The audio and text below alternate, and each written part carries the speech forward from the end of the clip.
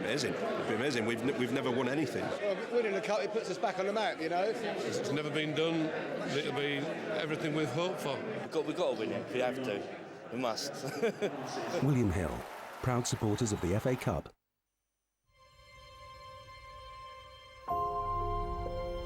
And a warm welcome again to the big match.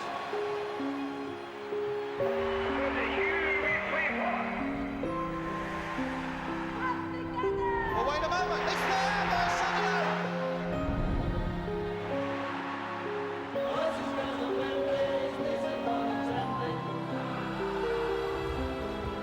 History, hysteria! George Eves! Where's he going? Bob Soko! Lampard! There is a new name on the old trophy, and that is Wigan Athletic!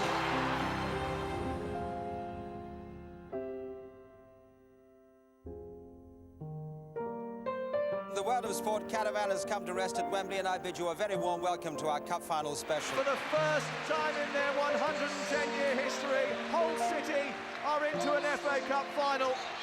Arsenal are Cup finalists again! Well, now we really know we've got a football game on our hands. We'll be enjoying all the traditional Wembley sights. The crescendo of sound will be almost unbelievable. It's always a great occasion here on Cup Final Day. Cup Final Day is when the sun always shone, the pitch always sparkled, and abide with me, always brought a tear to the eye. Nothing quite like Cup Final Day, is there? The 133rd FA Cup final will be between Arsenal and Hull City. Yes, it was a great Premier League season, and we have the Champions League final next weekend, and we can't wait for the World Cup after that.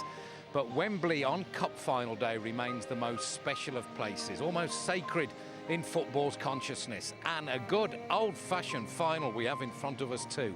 A team trying to win the FA Cup for a record-equalling 11th time, while their opponents are creating history simply by being here. In their first ever final, can Hull do to Arsenal what Wigan did to Man City 12 months ago?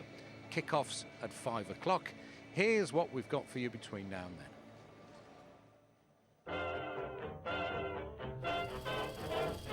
Never any doubt, the cup is Arsenal's. He hopes there'll be many more to come. Yes, it's been too long for the Gooners. You'd have thought somebody of Arsene Wenger's experience would have learnt to take triumph and defeat in his stride by now. Not a bit of it. Every defeat is a scar in your heart that remains for life. So how the last 9 years must have hurt. Hull have 110 trophyless years behind them. They've been down in the dumps, but soldiered on, and now they're hitting a few highs. Oh my God. Windass! I can't believe that's me doing that. Their skipper today, Curtis Davis, and Jake Livermore will take us through their teammates. Tom Huddleston, loofah. A toilet loofah. It's the only way I can describe that, I think. We've been through our FA Cup archives and turned up some tape that, in the interests of good taste, ought to have been destroyed a long time ago. It's bath time now. Go steady with the molten wax, lads. And to ease the pre-match tension a bit, we've got the king of the one-liners, Tim Vining, for his take on the FA Cup year gone by. Wigan beat Man City. Shall I recap? Wigan beat Man City.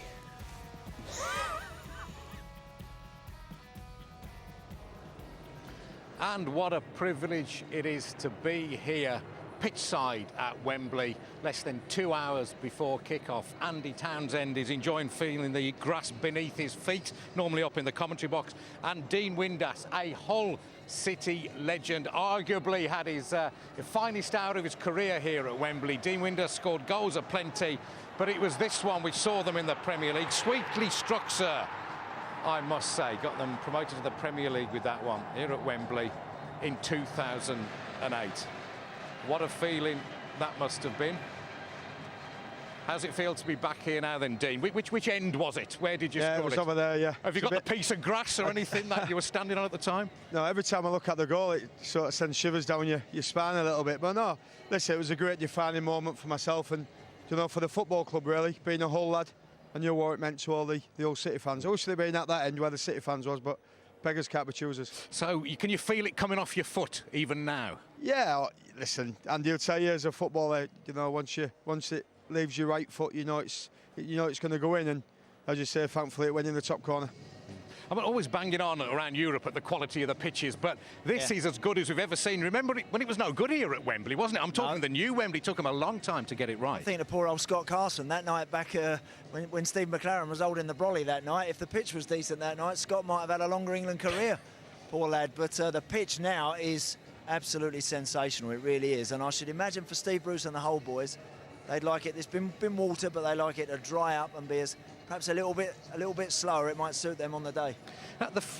It is said in sport, in football, that we were better off in the days when the semi-finals were at a neutral ground. I don't know, I can swing both ways on that one. But I just wonder if it's helped Hull on this occasion. They've had a feel of Wembley, not only in the playoffs, but in the semi-final this season. They're not going to be overawed by it. Do you think it'll work in their favour? Yeah, certainly. You know, when I played in the semi-final for Middlesbrough, was at Old Trafford against Arsenal, and unfortunately got beat 1-0. But yeah, certainly it'll stand them in good stead. They know what it's all about now. You know, the probably majority of all the players who played in that game will probably start today. So, yeah, it'll help them. But they know that they're going to be up against it. You know, that's the one thing, is that Arsenal are going to have a majority of the possession. Yep. You know, it's just like we've said to Andy, you've got to stay in the game as long as you can, and you never know what's going to happen. Can you imagine the pain of being called Yelovich or Long today, when you're part of the club, important part of their season, but you just got to sit and watch this? Yeah, that's just part of football. They come in, you know, late on in the season. You know, they've been cup tied by the both clubs. But whoever plays up front today, Fryatt, Aluko, you know, whoever, Boyd, you know, it's a great opportunity for them. And, you know, what a great stage to play in an FA Cup final. That feels like an FA Cup story, doesn't it? A striker only playing because the two main strikers are cup tied, and come on and be the hero. I think it feels like a classic FA Cup final to me, Aid. I think that with the fact that we've got Arsenal, with all the pressure they're under, all the expectancy around them, and we've got a team turning up here for the first time, as you say, missing some key players, but we've seen that time and time again on this pitch. We've seen it happen so many times in the past. Why can't it happen today? Of course it can. You've got a theory about the temperature playing a part on Cup final days. I just think on hot Cup final days, I think back to Southampton, 76 against Manchester United, and I think 78, you know, Ipswich against Arsenal, 88, even Wimbledon, Liverpool. All of those days, hot days, and the underdogs seem to come through. As I mentioned about the pitch, if that is slow, if it does slow right down, Arsenal will want it when it's playing very quick. That's when they're at their best. Maybe for Hull, if it slows down a bit today, Dean, it will suit them. It doesn't look slow to me, Andy. I tell you what, if I was on there, it'd be too quick for me at the minute. But no, like you said there, it'll suit the way they play. We're going to soak up a lot of pressure, Adrian. I think that, as you say, a defining moment of the game, a referee's decision. You know, you never know. And underdogs I've watched cup finals all my life, and underdogs have won the game, and let's hope that we can be that today. What was your first cup final? Do you remember? It was at school, I think. It's the only one I played in at school. Yeah.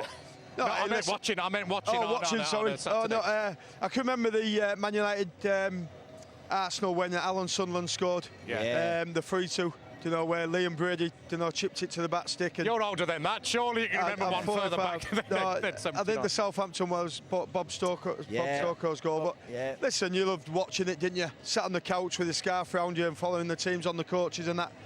But listen, what a great... I never thought that I'd ever play at Wembley with Hull City. I never thought I'd ever see Hull City play at Wembley again. And I've had the opportunity to do it in the semis. Yeah.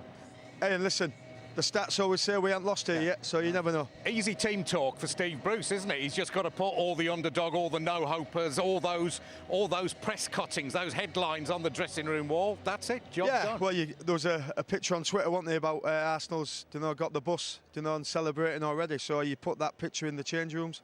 You know, listen, if you're not motivated for a game like this, you're never going to be. And Steve knows, you know, he's won here and he's lost here as a player. So the one thing about it is he'll be stressing to his players.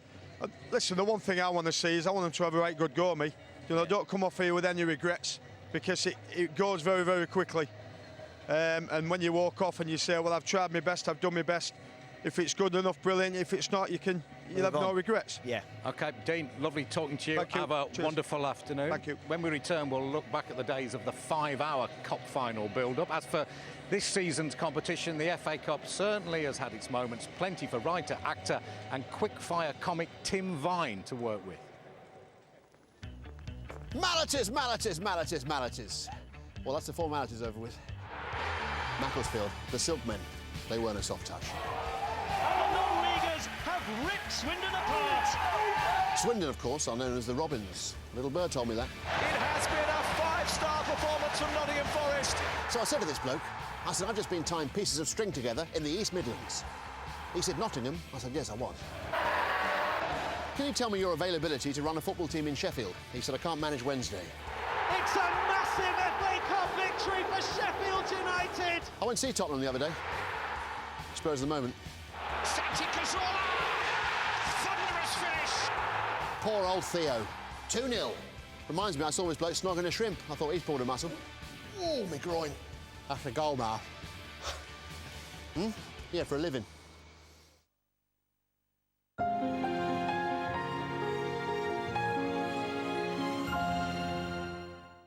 One word to describe the FA Cup: awesome. Passionate. Superb. The best. That's 2 words. William Hill, proud supporters of the FA Cup.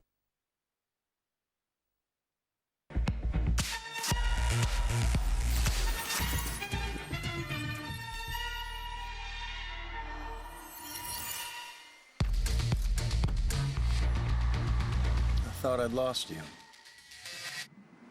Armani Code Ice, the new fragrance, Giorgio Armani.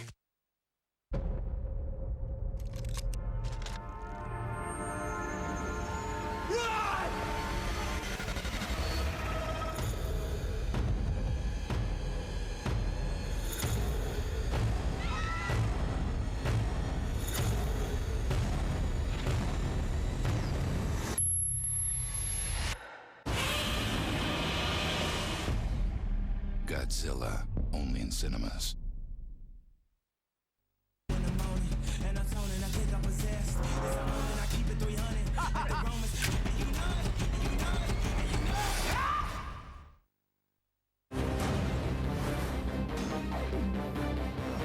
Quick, get me everything we have on the Winter Soldier. This is not the Winter Soldier. Cut! Cut! Oh, no. Block it. Block that website now. Oh, looks like you need Shield. No, not that Shield. Sky Broadband Shield. It helps defend your home against internet baddies and dodgy websites. So when that big bad internet wolf comes bang, bang, banging on your door, you can say, oh, no, dog, you ain't getting in here, because we got Sky Broadband Shield. Yeah! Demand more. Protect your home and family with the new Sky Broadband Shield. Free for all our customers. Sky, believe in better. To those who thought their garden may be cursed, or didn't know their pansies from their peonies, behold, Flower Magic from Miracle Grow. A unique mix of flower seed, feed, and coir. Just add water to make borders bloom. Believe in Flower Magic from Miracle Grow. Also believe in Patch Magic. Just sprinkle and water for guaranteed patch repair. Believe in Patch Magic from Miracle Grow. Royal London believe everyone deserves a pension tailored to them. Even screaming Pauline and her thriving turnip venture. It's really dark and deep and dangerous. And Flemmy Stew. Though he might not have the time to enjoy it. She might, though. Even if you live nowadays, Royal London will treat you with the values of the past. Ask your financial advisor about them. Or the internet. I know we're a little unorthodox. We're trying to make a name for ourselves. This is the greatest company in the world!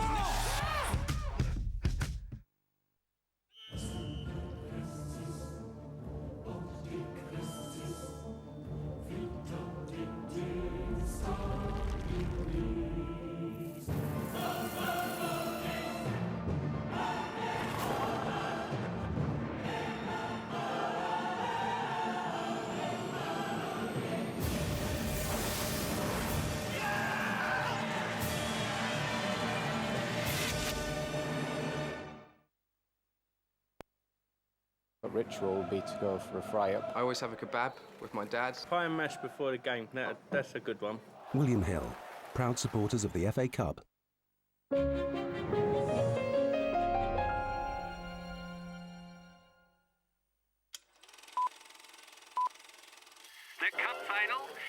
Fans from the Arsenal and Manchester arrive in Cardiff for the greatest match of them all. There's Captain Keane in his 7th Cup final and the lanky Vieira from Senegal. They kick off and the fans are wild with excitement. Manchester charge forward and the Flying Dutchman Van Nistelrooy is a whisker away. 2 yellows make a red for Reyes. Chin up, Wenger, it's not over yet. 0-0 after extra time and it's bite your nails time. Penalties. Scholes steps up. And it's saved. And the Arsenal fans are cock-a-hoop. Can Mr. Vieira seal it? It's hard to watch. Never any doubt, the cup is Arsenal's. He hopes there'll be many more to come. Thumbs up, Freddie. Yes, we had to dig deep into our archives for that. It's been so long since they won anything. They're playing Hull City today in the final. Arsenal hot favourites. Hull City, who knows? We know the underdogs can do it. We've got Andy Townsend still here alongside Tim Vine, who you saw just before the break there. How are you? I'm trying to get my microphone to work, but this bit works. Yeah. Can they hear me? Yes, you can. I've just been playing table football. It was an away match. It was an away match. Away match, yes. OK. I've got you. Viewers. We saw the piece you did before. We're a bit worried about you. It's like you're almost tortured by comedy. Andy was saying, is it possible for you to be serious? I'm not tortured by it, the audience. the audience is.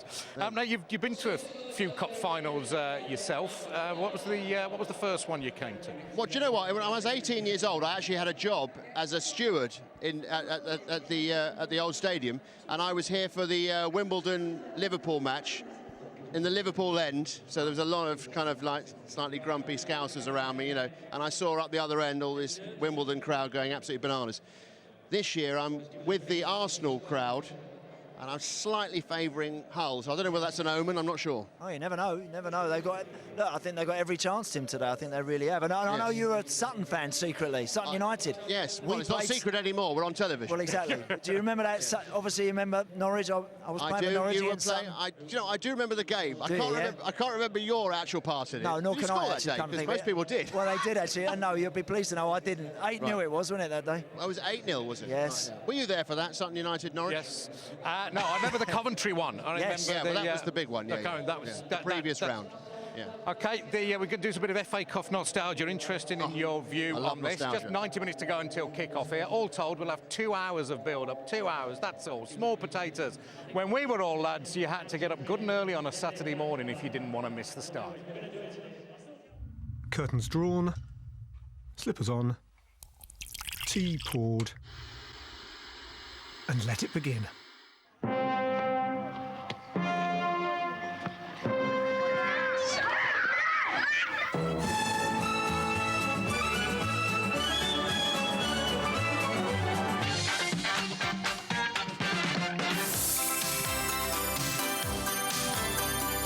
Good morning and welcome to World of Sports Cup Final Special. And a wet and windy welcome from Jimmy to what promises to be a unique football occasion. What a beautiful morning it is. Of course it was a beautiful morning, Brian. Cup final mornings always were. Now, 12 o'clock midday. Getting closer. Well, with just 3 hours to go, the officials are making their final preparations, and I gather that the referee is going to come out of the tunnel now to inspect the pitch. And with that, Dickie Davis ushered in a stream of light entertainment's finest practitioners to help us while away the long hours. And on the pitch too, a bewildering array of activities, none of which bore even the scantest relevance to the cup final. Winston, equal to 1-2, now could Daly finish. But all that was just the prawn cocktail before the steak and chips. What we really wanted was to meet the teams. And boy, did we meet them. This is where we tell you a little more about them as men. Yeah, Bobby Monk, dray skipper. He's just started a taxi business. David Peach. He's got a fishmongery just outside Southampton, and sometimes he comes in smelling of it, you know. Alec Lindsay, he likes things like shooting. That just about sums Alec up, really. He's just completely countrified. He's out-and-out Cockney Bob, and basically he is the king. Steve Coppell, he's at university in Liverpool. And as I say, he's a very, very intelligent lad. Frank Lampard has a small fleet of transport lorries. We've just brought out a new record. It's the worst record I've ever heard. There's Lou and Jerry David. From folk There are midfield too. Well, and wine to cabaret from Chicago to LA. to Frank Clark.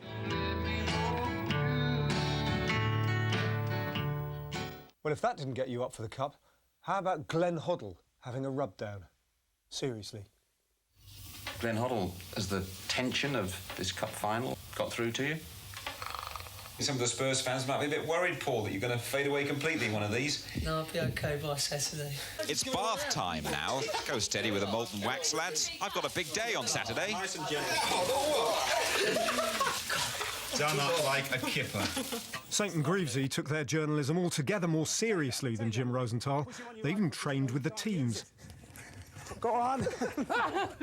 Did you ever score a goal outside the 6-yard box? No. Everton for the cup.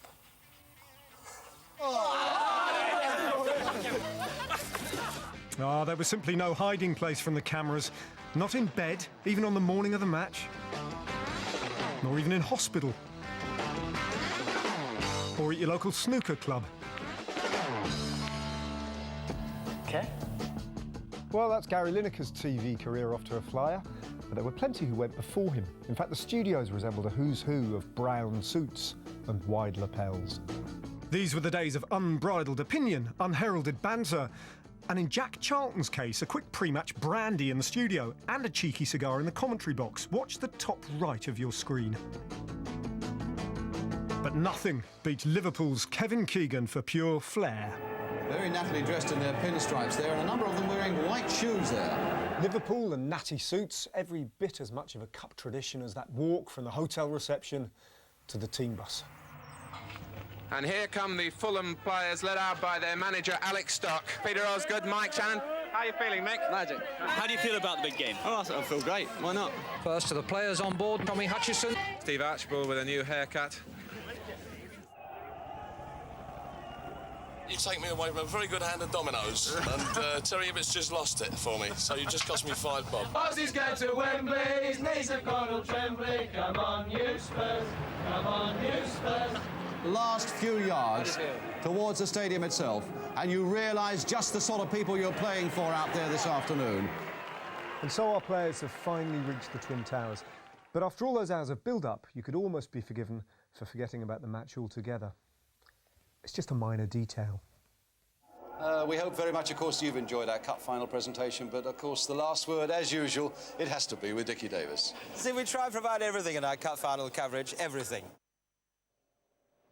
So I remember as a kid when you got supposed to have a short attention span, but there was absolutely not 1 minute of that. I wasn't just watching slack-jawed in wonder. It's great, isn't it? Remember those days, though? You used to watch them eating breakfast in the morning. I mean, you'd literally get up and they'd be coverage the whole day, wouldn't it? Yeah, I certainly couldn't get touched. One of the most exciting bits was the helicopter shots. Yeah. I mean, back in the day, helicopters had only just been invented at that time, and then we saw the coaches going through the streets.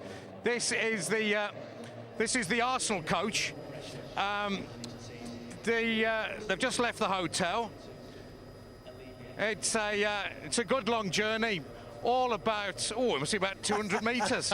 They could have walked. Going to go around the block. Not only that, they're driving in the opposite direction, aren't they? They're driving away from the stadium. And our helicopter's up there trying to find the whole city coach at the moment. It's somewhere between the Grove in Hertfordshire and Wembley, making their way here now. It strikes me, Arsenal aren't the traditional favourites, because even the neutral might almost want Arsenal to be put out of their misery here. It's not like you want to see them knocked off their perch, because, you know, they might keep finishing fourth, but it's been a struggle for them the last 9 years. Well, I always love it when I'm being asked to make sort of football comments here amongst the experts, but yeah, they could do with a win here as much as Hull in a way, couldn't they?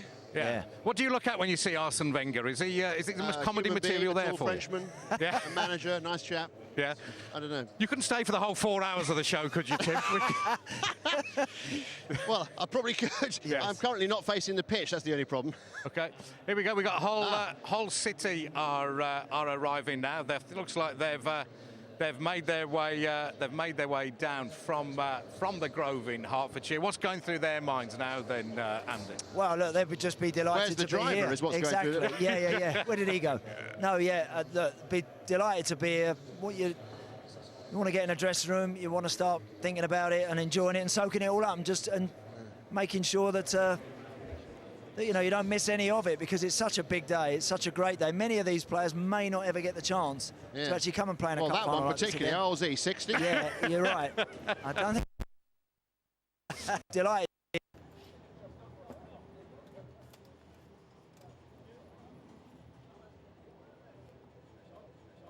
front of the coach. Is that right? Literally telling jokes all the way in, and in the end, we Whose had to idea say, was that? I think it was Big Ron's, but I think in the end we had to say, Stan, do us a favour, because he was still telling jokes 20 minutes before kick-off. Yeah. So we have got a game to play. So, but no, I think, look, you know, again, you'd like to think there's plenty of banter, and they're going to enjoy the day. Okay. Meanwhile, the Arsenal Odyssey is reaching its conclusion here. That 200-metre drive, they're taking it very slowly just to string it out a little bit as Hull's players come out, make their way into the dressing room. I suppose you don't quite hear the roar of the crowd just yet. Not yet. It's a bit later when you hear it gathering and you're coming out of that tunnel. Yeah, absolutely right. You know, and don't forget, some of these guys, you've seen a lot of those guys coming off there. Some of them will have had that news this morning that they're not involved, they're not playing. Always a massive disappointment on a big occasion. Yes, I got the call. Did you? Yes, I was very disappointed. Yes. So if you're with the Arsenal fans and Hull do score, can you possibly avoid celebrating? I think I can. What I'm going to do is concentrate just on my toes. Yeah. There's going to be a lot of movement from my toes. I'm going to celebrate just from the ankle down. Okay, but when, let's say, Arsenal put their 4th goal in and everyone celebrates, will you be able to celebrate with them? I'll tell you what, we are expecting a very high-scoring game, because if you look, there's actually 2 goals on each end of the pitch. So I mean, this could be 8-0. The game's evolving all the time, Tim. Coming up next, thanks, Tim. Lovely Pleasure. to have you here. Do enjoy the game. Coming up next, we'll have Curtis Davies and Jake Livermore getting into a bit of man love as they give us the lowdown on each other and their Hull teammates. I love this kid. So, yeah, he's just one of them people that I'd do a lot for.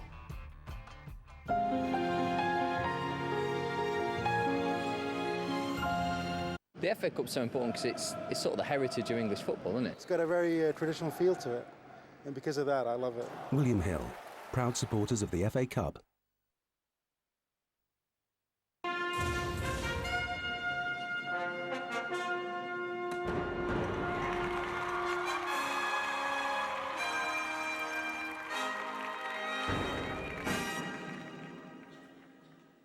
Lazy, jaded, lifeless. That was me. A fat cat sat on the mat, napping my life away.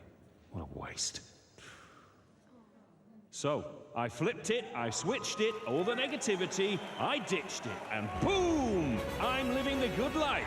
Gig tickets before general release? Yes, please. In camp with the England rugby team? That's how I roll. And when someone offers me lunch for £1, I take it. So what kind of life do you want? Sorry? You want the secret? It's in your pocket, people. Download Priority and start living the good life. I downloaded. I'm gonna forget. Offers, experiences and tickets. Be more dog. Download Priority in your app store. If you're losing your hair, you want facts, not sympathy. You want to know if there's anything you can really do about it. Most men's hair loss is hereditary. Regain's scientifically proven foam helps to stop hair loss and even start regrowing hair. Regain. Facts, not fiction. At Giacomo, men's style is understood. You want a rematch? We've got the gear that matches you perfectly. Plus, all the latest looks to keep you looking good this summer in sizes small to 5XL. You want the summer heat? We have the cool shirts you'll feel comfortable in. With big name brands in sizes exclusive to Giacomo and 10% off your first order right now, why wait? For the book, call 0800 980 1180 or go to giacomo.co.uk. Coming, baby.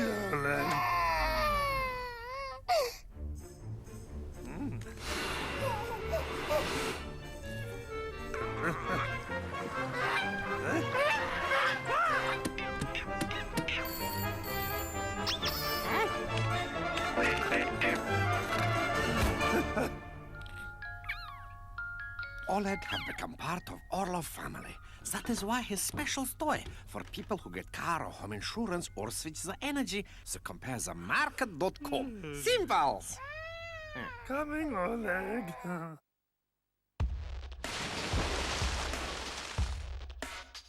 Hydration where you least expect it. From your razor. Wilkinson Sword Hydro. The hydrating gel works with patented skin guards, which smooth skin to reduce friction and irritation. Our best shave for your skin. Hydro from Wilkinson Sword. Now save a third. Wilkinson Sword. Free your skin. What should life be? Cherished. Memorable. Seized. So what should your current account be? Useful, rewarding, innovative. It should offer up to 3% cashback on your household bills and 3% interest on balances between £3,000 and £20,000. So that's what our 123 current account does. Simple, personal, fair. It's what a bank should be. Magical, mystical, fantastic. That's the FA Cup for you. William Hill, proud supporters of the FA Cup.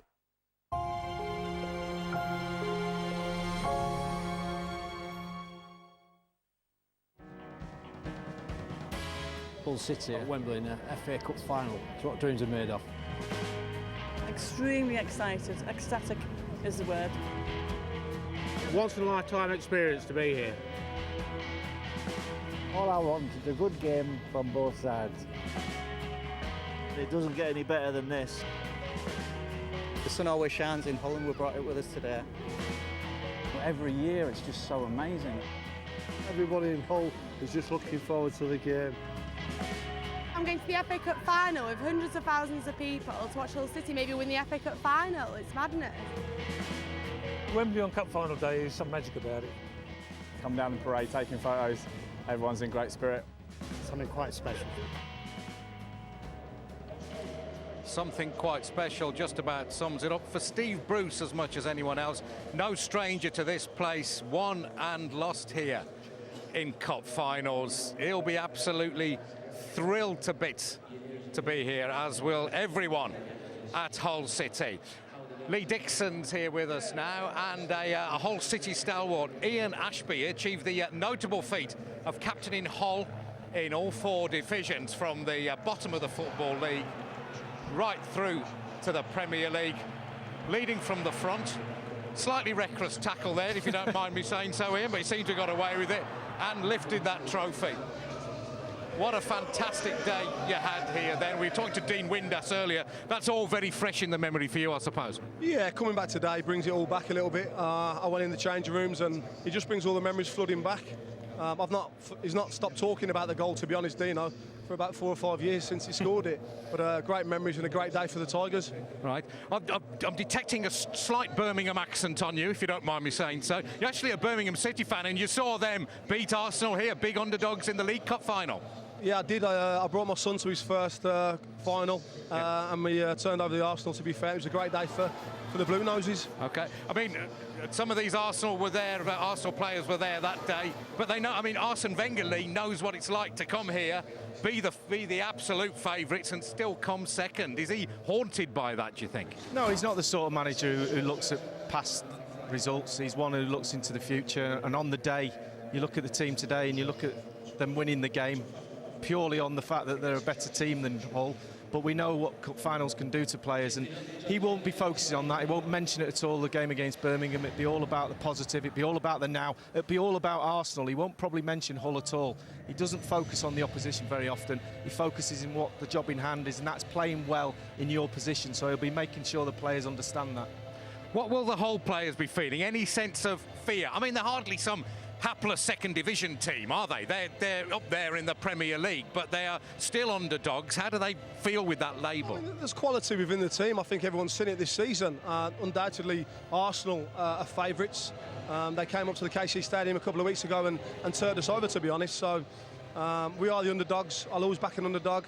I believe there's a turn in the game today, and there is quality throughout the side. I think if we can just settle down for the first 10-20 minutes and take it to them. OK, well, let's meet the underdogs, or under-tigers, as I suppose we should refer to them. I'm Jake Livermore. I'm Curtis Davis. So I'm wobbling a bit. These are my Hull City teammates. Describe them in one word. Just say what you see. Say what you see. Steve Harper, ancient. Been there, done it, bought the T-shirt twice. Next one.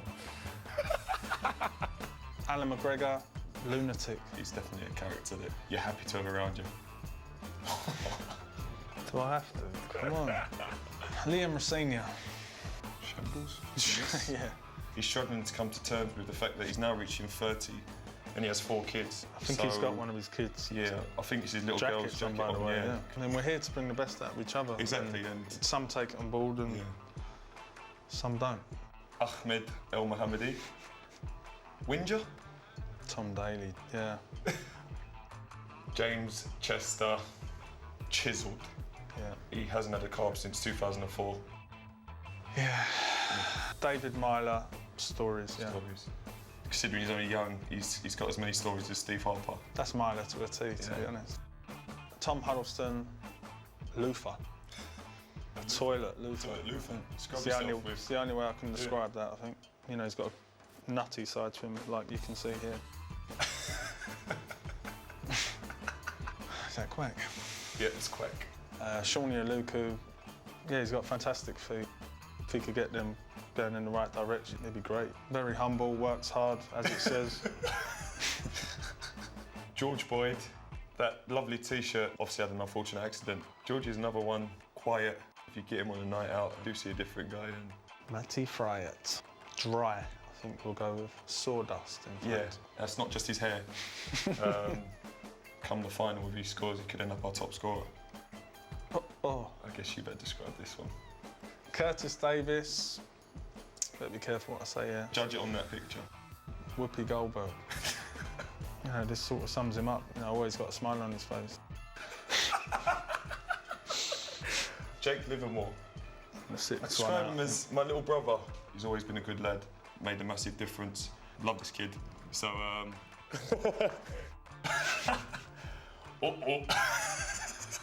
Stephen Bruce. He's not going to see this before he picks a side, is he? You know, he's still in touch with what it's like to be a young footballer, which is good. It's just actually quite funny as well. Yeah. You're already that side. Done. Let's go. Cheers, guys. So there are the players that tidied up a little bit from the pics on their Twitter feeds.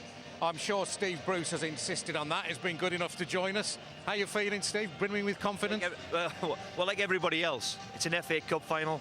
We've never been here before as a club. I've been here as a player, but it's not quite the same. So I'm here to hopefully see the team go and perform to the level we know we can, and let's hope it's a classic FA Cup tie. You've had some great times here and some sad times. You've won and you lost. But I think it was here you realised your career had actually finished. Not an injury, just not being selected for the final by Sir Alex. Well, it was a long time ago, but I'm thinking when he left me out the cup final, and of course I've had to leave 2-3 people out. So on this cup final, so it's not easy. But back then, all you think of as a player, you think of yourself. But it was a realisation afterwards that maybe now it's the time. I'm 36.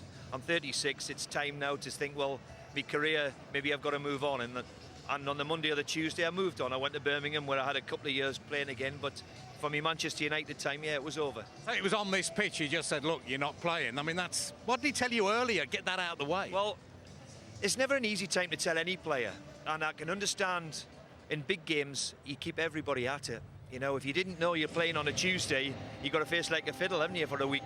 So I can understand in that reasoning too, and that was his time the way he did it back then. Do you mind answering a question from a former Arsenal player? On that point, on that point, Steve, when did you tell the players, the team? You don't have to tell us the team, obviously, but when? They knew yesterday. They knew yesterday. We obviously had a week to prepare. The biggest problem I've had, Lee, is that we've had 2 or 3 or 4 people suffering with injuries, and the big thing was, you know, it is a red-hot day as we're already standing here. You've got to be 100% fit to play against Arsenal, and I couldn't risk too many. So that was the big problem I was just debating all week, really. Any pressure from Janet to play, Alex? That's an unfair question. No. I told her he was playing last night, and she went into mass hysteria. So now he's look, when we've called upon and we've played him, it's never easy, never an easy situation. But when we've played, he played 30-odd times last year. He's played 20-odd this year. And as I said, we've been racked with injuries, so he's playing today. Steve, Andy Townsend says that when it's hot, upsets team to happen. I don't know whether you want to use that in your team talk. Might be useful. It upsets. If it's hot, it upsets happen. I'll keep him to that, Andy. I hope you're right. All the best. I better let you get on. You don't want to forward with Matty Fryatt, do you? Matty, come on in. Now, I don't know whether we can reveal the teams, but you might not want to choose to answer whether you're playing or not, but I think you are, aren't you?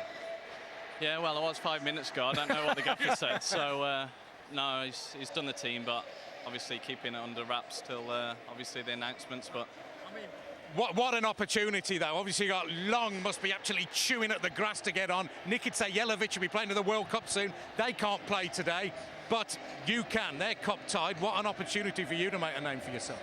Yeah, it's special. Obviously, we're fully aware of the occasion, and we've just come here, and everyone doesn't give us a hope, but we've got a game plan. Hopefully, it goes according to that, and we can cause an upset. But tactically, you've got a game plan, but emotionally, the team talk's done, isn't it? You've been almost written off in the press, and I suppose by the likes of us all week. What more inspiration can we possibly give you? Yeah, we've got nothing to lose, have we? So it's all on to Arsenal, and hopefully we do our bit and we can come away with the cup today. Okay, Matty, I better let you get on. Have a great game. Lovely to meet you. Do well. See you, mate. So let's make a case for Hull then. It's probably hard for you to do as an Arsenal man, but Lee, go on. You tell us, and we'll see what Ian makes of that. Well, there's two ways of looking at this. We're just talking to Ian. If it's a one-off game, sometimes you've just got to go for it. But I think Steve will be quite cautious in that.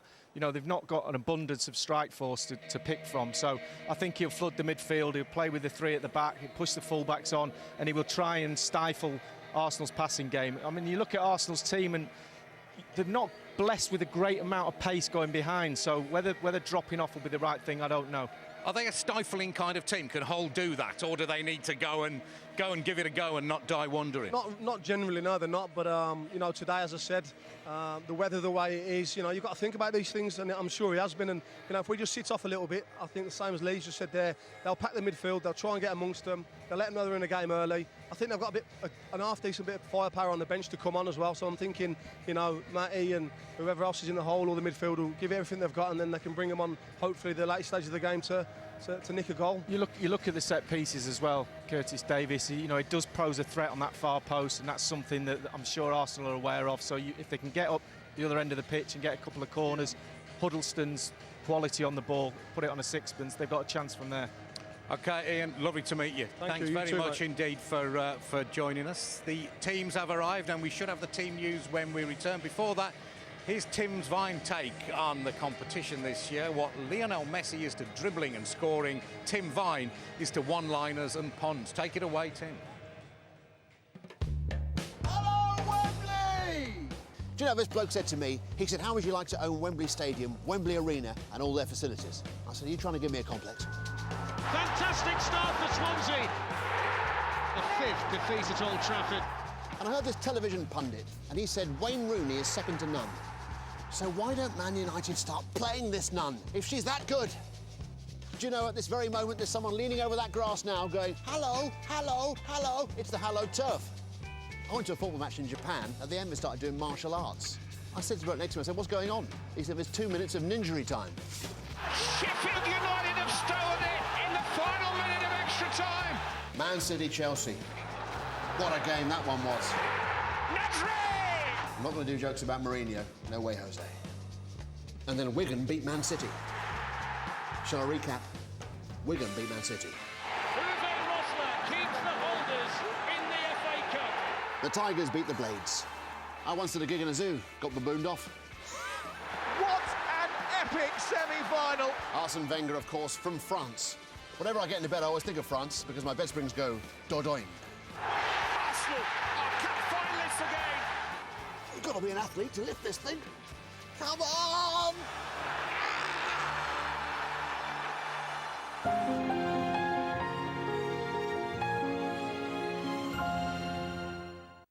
I'd go on that pitch and I'd shoot and I'd score, and that's what they should do. William Hill, proud supporters of the FA Cup.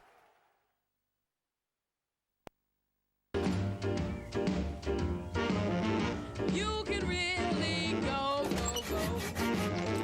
Jumping fast or rocket slow. I will see when the man blow. Now hold it, don't move it. At HSBC, we have unmissable mortgage rates. Like a daddy. Yes, One reason we're the home buyer's best friend. You can be beat. Have you ever noticed how in Hollywood movies all the villains are played by Brits? Maybe we just sound right. Good evening, sir. Thank you, Mary.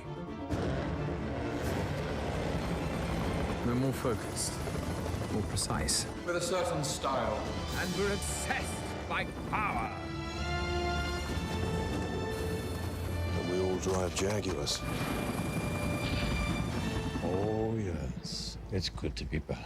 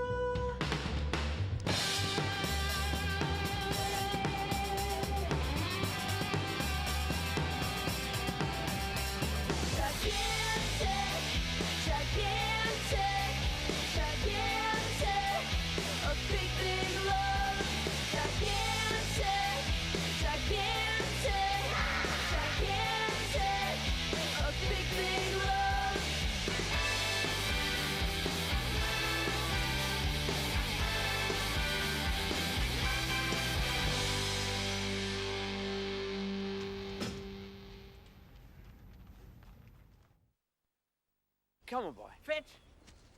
Go on, boy. Fetch. All right, I'll do it then. Lady Brassick's the brains behind the operation. I trawled through all those comparison what's-its, for car insurance, but came up trumps by going direct to Aviva. We call her a Lady Geek now, don't we, Hickson? You're not blessed with a sense of humour, are you, darling? No. 5-star car insurance from just £192 direct from Aviva. Little things matter. This guy, let's call him Guy, is having a Maplin moment when his tech know-how is run dry and he needs a helping adapter. Slightly tense Maplin moment. Reversing camera kit might help. Third date Maplin moment. Romantic dinner. Remote dimmer. Your hair looks nice. Thank you. Maplin moment. Maplin. What a waste! I always get my 5 a day! Pepperami. It's a bit of an animal. Virgin Media with Netflix. The greatest moment on TV since... Democracy is so overrated. Netflix through your TiVo box. Included with all Virgin Media collections for 6 months. But hurry, this offer won't be around for long. So choose your collection pronto and watch Netflix through TiVo. Buy online today. As fans, we all think this is the year. Just please don't get complacent. We've waited a long time, you know. William Hill, proud supporters of the FA Cup.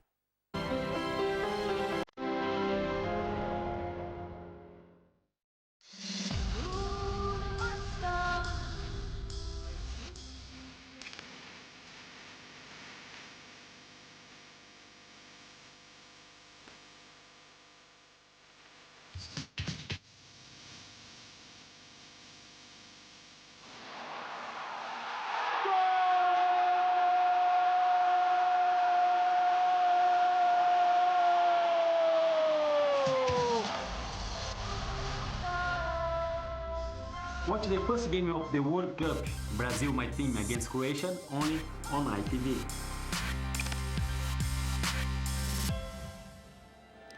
It's that opening match of the World Cup finals live on ITV just under 4 weeks' time. We can't wait for it to start. Fabio Cannavaro will be with us. Skipper when Italy won the thing in 2006. Patrick Vieira will be with us that day, and Lee Dixon too. Lee's brought one of his mates along. Ian Poulter, Ryder Cup winner. Come in, you're so keen. Come in from where? Florida first thing this morning? Landing from Orlando first thing this morning. Tried to get a little bit of sleep round the corner and I couldn't. I'm absolutely buzzing. Absolutely buzzing. All right, we'll talk to you very shortly. You'll be as interested as Lee in the team news. Gabriel's got it for us.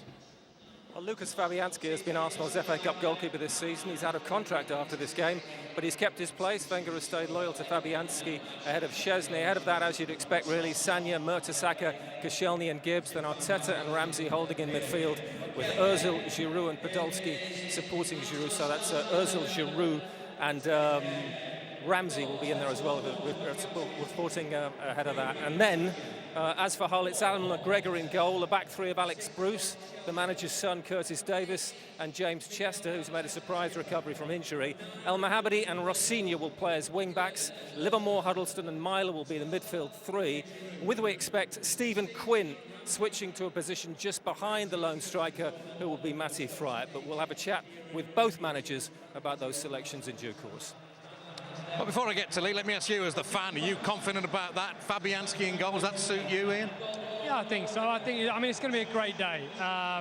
You know, Arsenal in great form. I think some of the players are back, and obviously it's a big day for Wenger. I think 9 years is a long wait, and I think today's going to be the day. Right, but don't you feel, underdog, the sunny weather, cup final, they've been playing like a drain of Hull. So Arsenal have been doing all right, qualified, it could all go wrong very quickly. That's what you're thinking, yes, Adrian. Well, I always think like that. I wonder if do you? It's a banana skin. Obviously, Arsenal are supposed to come here today, end that 9-year run.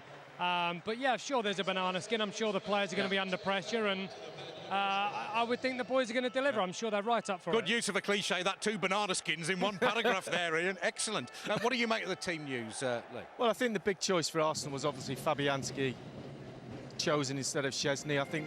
I think personally that's the right thing to do. I really do. I think, you know, Fabianski's not going to be here much longer, it would seem. So I think Wenger's been loyal and he's giving him the cup final, maybe as a farewell. I think from as far as Hull's concerned, they're going to flood the midfield. They're going to play 3 at the back. They're going to make it very difficult for Arsenal to pass through them. That's going to be their key. And try and hit them on the break. They haven't got an awful lot of pace going forward, but they've got to frustrate Arsenal in the first 20 minutes and then maybe go for a set piece. But I still think Hull can make a game of this. It's not a foregone conclusion by any means. This 9-year drought, have you felt it very painfully? Because most of us support clubs who haven't won anything in 90 years, let alone 9 years. We don't feel that sorry for you, Ian. But how painful has it been for you? It's been painful. I mean, I've been across the other side of the pond for the last 5 years, and this is the first game that I've witnessed Arsenal play in 5 years. So it's lovely to be back, but obviously viewing it from America, it's been painful. I'm an Arsenal fan. I remember when Lee was celebrating, you know, early 2000s and all those wins. FA Cup is something that Arsenal have prided themselves on, and, you know, it's time to turn that table. The club hasn't been the same since he retired, hasn't it? It's sort of been going south ever since. I think we all remember when he was peeling off around the back of the goal there a few years ago, celebrating when he couldn't get on the pitch. I couldn't get on, so I had a lot of energy left. So when Freddie spent that one in the top corner, I was off.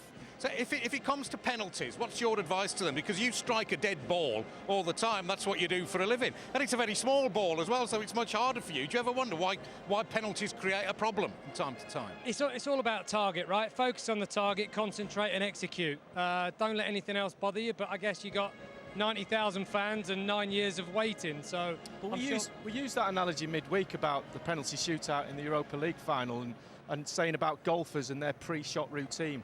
If you've got a pre-shot routine with football, then it does eliminate some of the outside influences, and that's what Ian does every single shot, not just the big pressure shot.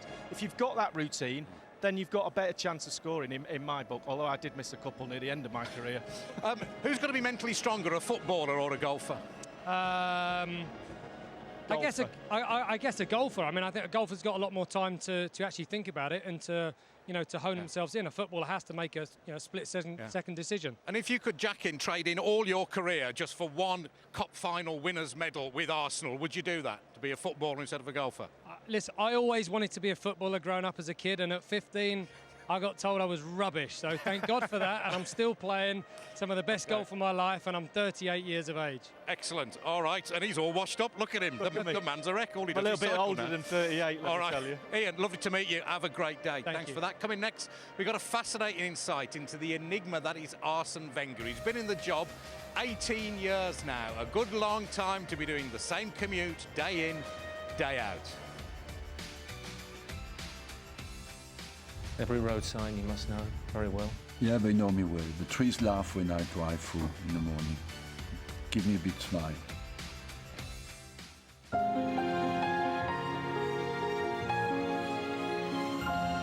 Don't take anything for granted and respect the opposition. Stay focused, and we need a trophy. William Hill, proud supporters of the FA Cup. Fly over the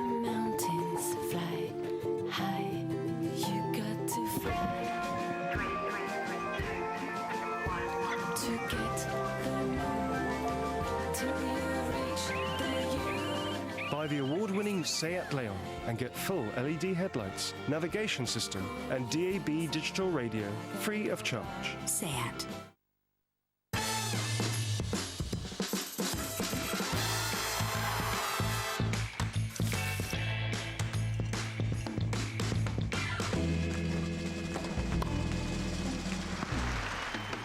With Betway, you can now bet in-play on a massive range of sports via your mobile, tablet, Mac and PC. And with a free bet of up to £50 to get you started, wherever you are, you've never been so close to the action. Betway.com. Slow-cooked pulled chicken, loaded with slaw and fresh salad, wrapped in a toasted tortilla. The pulled chicken twister, new from KFC. The screen on the Sony Xperia Z2 uses Sony TV technologies, so you can enjoy sharper images and more vivid colours. The Sony Xperia Z2, our best ever smartphone.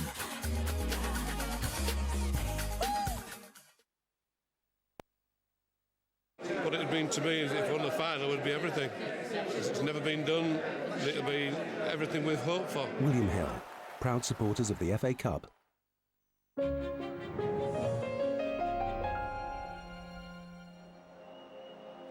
Welcome back to Wembley, where Arsenal and Hull City will be kicking off in the FA Cup final in barely an hour now. The band of the Welsh Cards are in full voice just behind us. It's a beautiful day. All feels well with the world. Let's hear from Arsene Wenger. He's been with us for that long that you do wonder what more there is to say about the man. In fact, what more there is for him to say. But we needn't have worried on that score, because when Gabriel Clark's asking the questions, fresh material invariably emerges. Football means the heart of my life. In people's life, it can bring the unexpected happiness, the unexpected beauty, something that can be close to art. Daily life can drag you down. Football can be a fantastic experience for people. A fanaticism is one qualification for greatness. Arsene Wenger has dedicated himself to Arsenal. But this season has taken him closer to the edge than ever. Are you ready? Happy? Every defeat is a scar in your heart that remains for life. And it's a moment where you suffer, really. Is he a normal guy? I think normality is boring, isn't it? I remember him saying, I don't think Nicolas Anelka loves the game as much as he should love the game. I know that Wenger absolutely loves the game. It's a 25-minute drive, accompanied by Classic FM, from Wenger's home in North London to Arsenal's training base. Every road sign you must know very well. Yeah, they know me well. The trees laugh when I drive through in the morning. Give me a big smile. But as soon as it becomes experience with human beings, it's every day different. Into his 60s, Sir Alex Ferguson delegated. Wenger still takes every session. Yeah. Every day? Yeah. And the core of the build-up of a training is done by me. I wouldn't be in this job if it was just to sit behind a desk in an office. I'm even ready to take youth team sessions. I love to. Come on, you Arsenal! Somebody said to me, you chose Arsene Wenger, he was unknown. What made you sure that he was the right man? Well, after he won the double in his first full season, that was a pretty good clue. It was 1998. So began an era of success built on a new ideology. Need a coffin on my shoulder, it'll be all right. Wenger's cup final suit still fits. Is it true you still eat the diet of a player? Yeah. I prepare myself as well as I can, and certainly better than many players. I never go out 48 hours before a game for dinner or anything. I just prepare for the game. You have to sacrifice your life for this job. Because if you want to do it like I did until now for 30 years, without stopping ever, you have to prepare to work 7 days a week, and the whole year.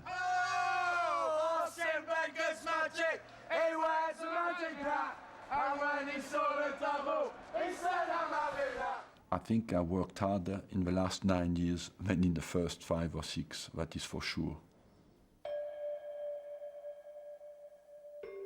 In trophy terms, his has been a reign of two halves.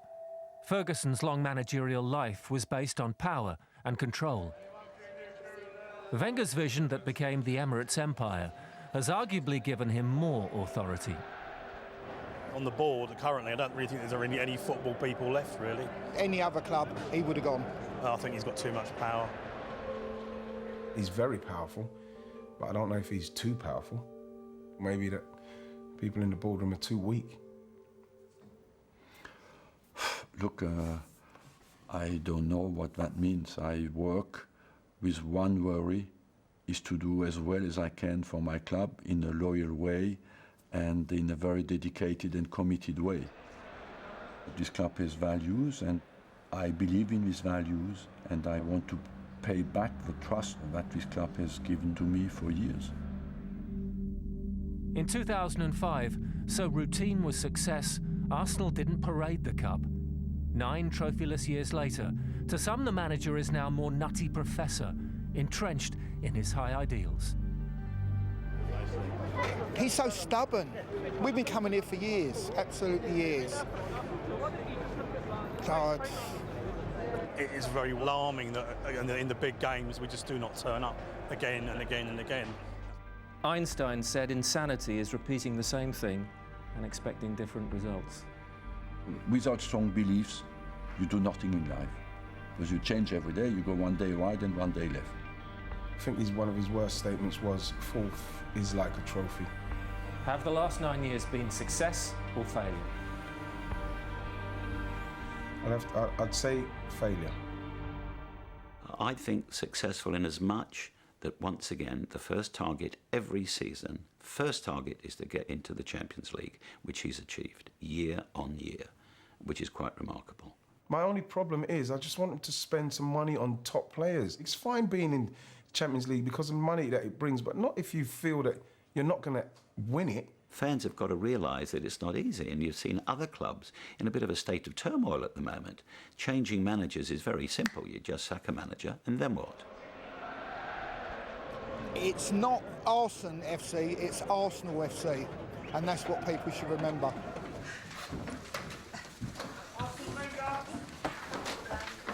We'll get rid of me one day, don't worry. It appears Britain's longest-serving manager will continue to make that drive past the same trees. There's talk of major spending, by which time an actual trophy parade might just have broken out. If there's one thing you want to achieve now, in these next few years, what is it? Win the Premiership, win the Champions League, but first, win the FA Cup. He's 65 this year. What is keeping him at Arsenal? He loves that club. It might have been his project before when he started, the way he wanted to change it, and he has changed it. But now it's like it's a child, it's a part of him now. His love for Arsenal is deep. He loves it now. Arsene will not be a difficult act to follow. He'll be an impossible act to follow.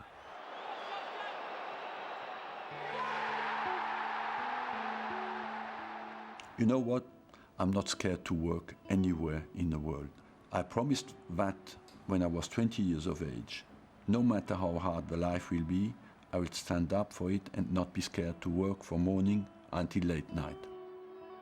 I grew up with the game, and I think I will die like that.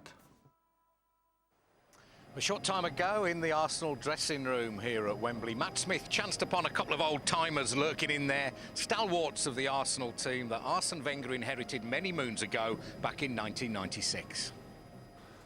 Yes, Adrian, what better place to ponder the past, present and future than the inner sanctum, with two Arsenal heroes in David Seaman and Lee Dixon. Let's start at the beginning, if we can, because I think the arrival of this unknown manager must have been a change for everybody. How big a change was it for you players? It was massive, wasn't it? You know, because the fans were saying Arsene who, and we were saying Arsene who. You know, it was nobody had heard of him. But when he came in, he certainly made his mark, and he changed absolutely everything. You know, the way that we played, the way we trained, the way we exercised, the way we ate. You know, and it was a massive step for him. You know, I think the best thing about it is that he had a good mixture of English players with the foreign players, and the foreign players are all already on the diet. You know, so the English players could see that it actually did work. So you bought into what he brought, did you?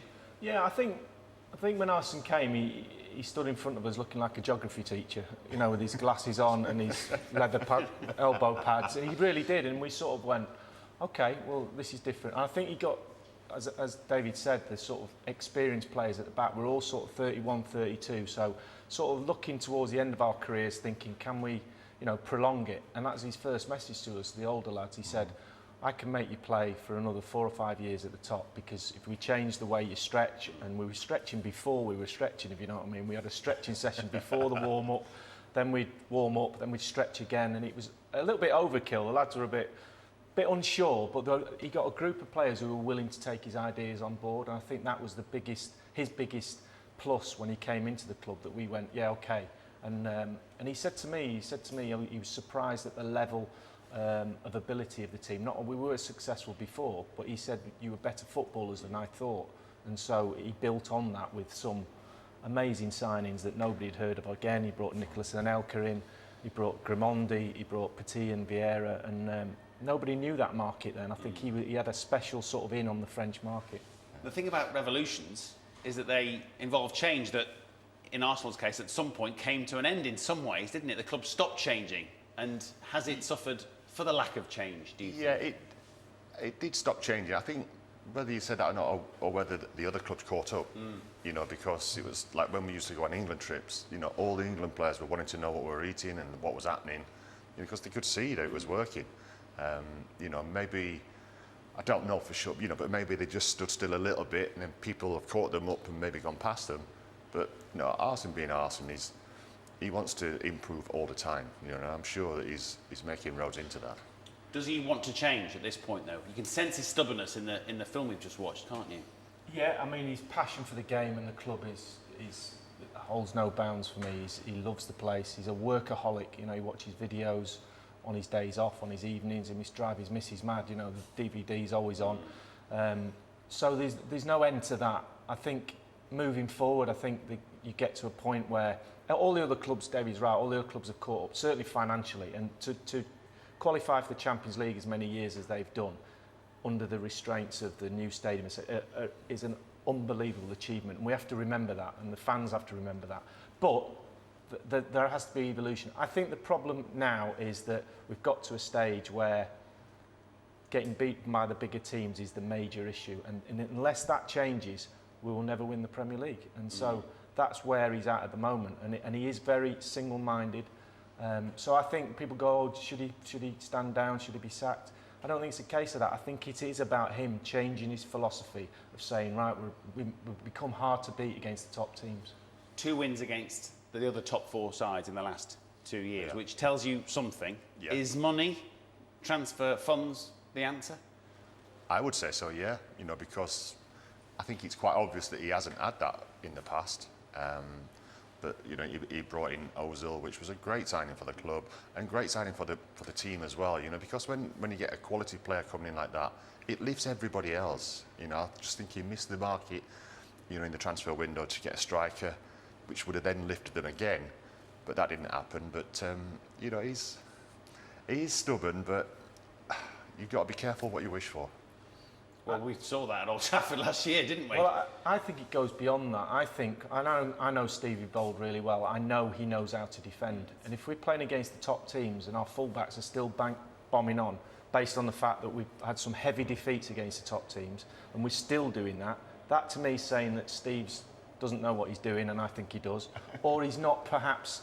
The style of play won't change because of Arsene's philosophy. In which case, you know, you have to adapt. You do have to. You can't go away from home and get beat like we have done over the last few years. You can't do it. And you can't play the same sort of football, you know, because as great and as pretty as it looks, it's not effective. You know, we're getting beat with some heavy defeats as well. We have lost. We had big injuries, by the way, with Walcott All and Ramsey. right, too many excuses. The trophy helps, of course, but as you'll know full well, it takes two teams to dance an FA Cup final tango. It's a glorious day for Yorkshire football.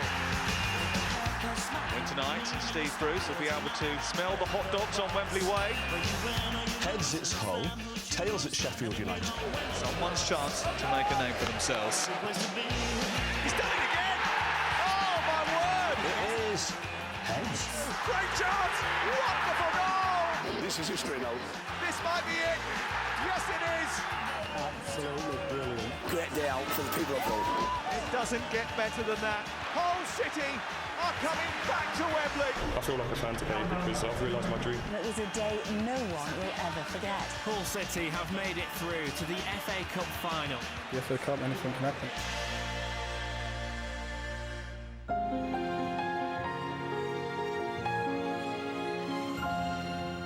Putting the club down in history, to be in the history books. You can't take that away. William Hill, proud supporters of the FA Cup. Me and you just singing on the train. Me and you listening to the rain. Me and you, we are the same. Me and you have all the fame we need. Indeed, you and me are we. Me and you singing in the park. Me and you, we're waiting for the dark we need. Indeed, me and you are we. Look up ambition in the dictionary and you'll find this face screaming back at you. He's a man with a 10-team accumulator. That's why he backed Coventry to win away this weekend and thinks nothing of risking his collarbone. Idiot. On shots like this. Respect. Who wants to score a tap-in anyway? Join in with the new Ladbrokes app.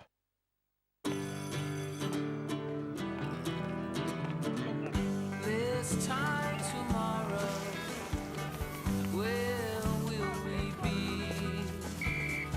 On a spaceship somewhere, sailing across an empty sea. This time tomorrow, what will we know? Will we still be here?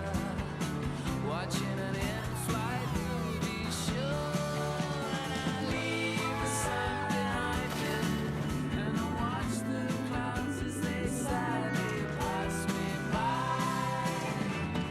This time tomorrow, where will we be?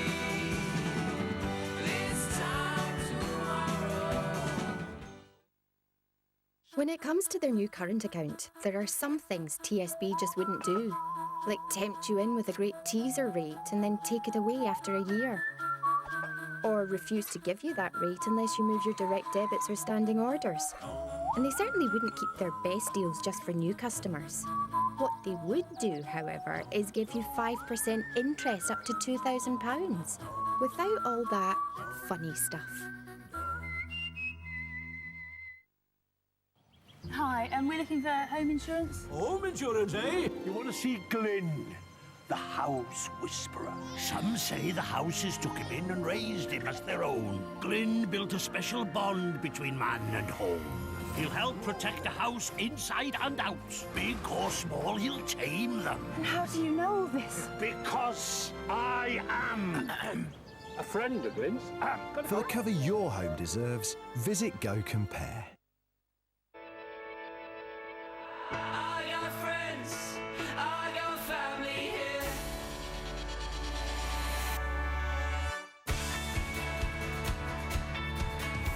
I got friends, I got family here.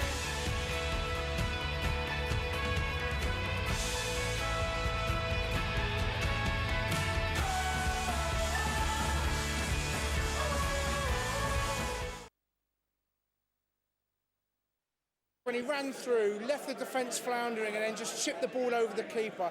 Absolutely unbelievable. William Hill, proud supporters of the FA Cup.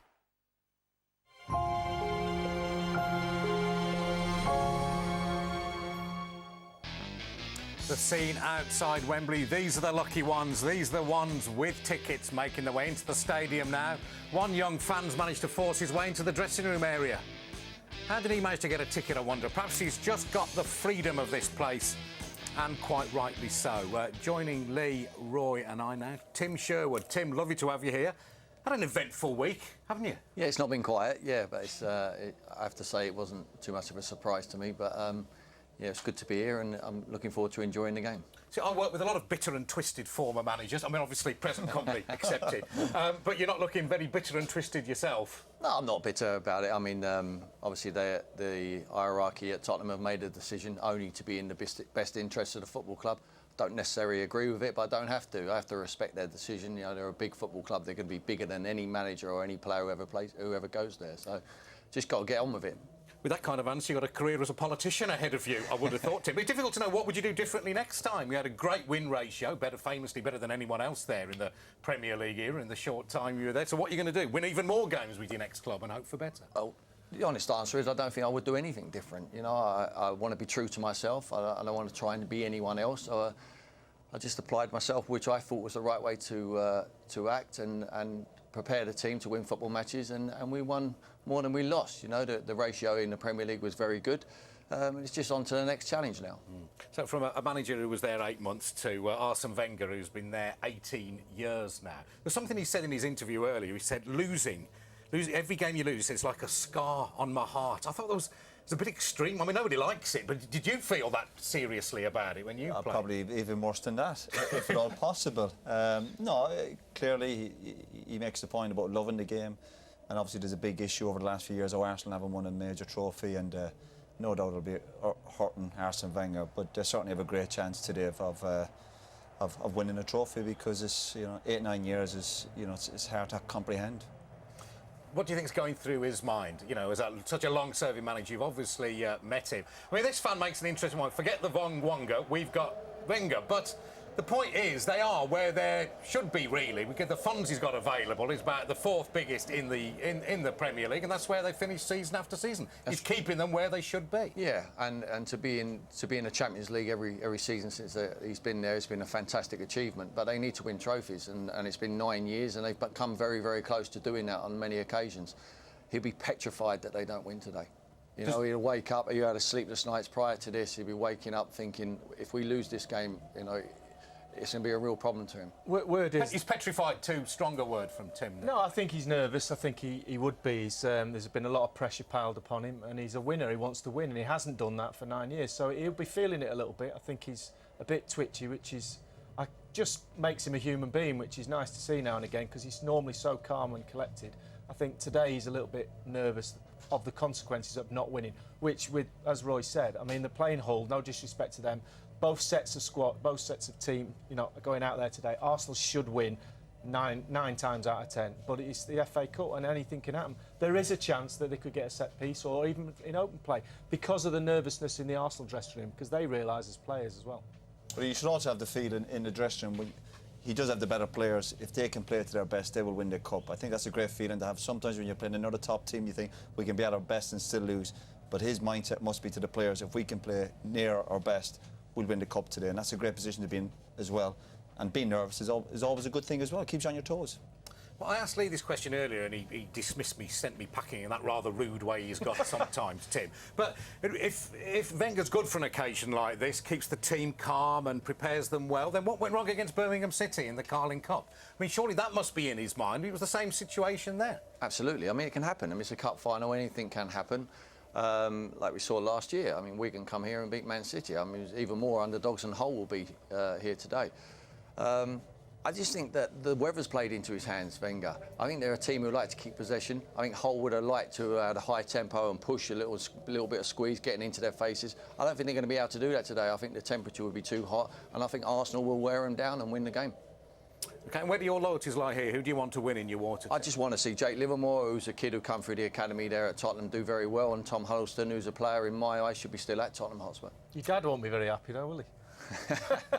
That's true. As much as Arsenal's history is replete with greatness, Hull's, well, isn't, but it's a proud club going places now. It's from a great city with a big following that stuck with them through thick and thin, and certainly more of the latter than the former.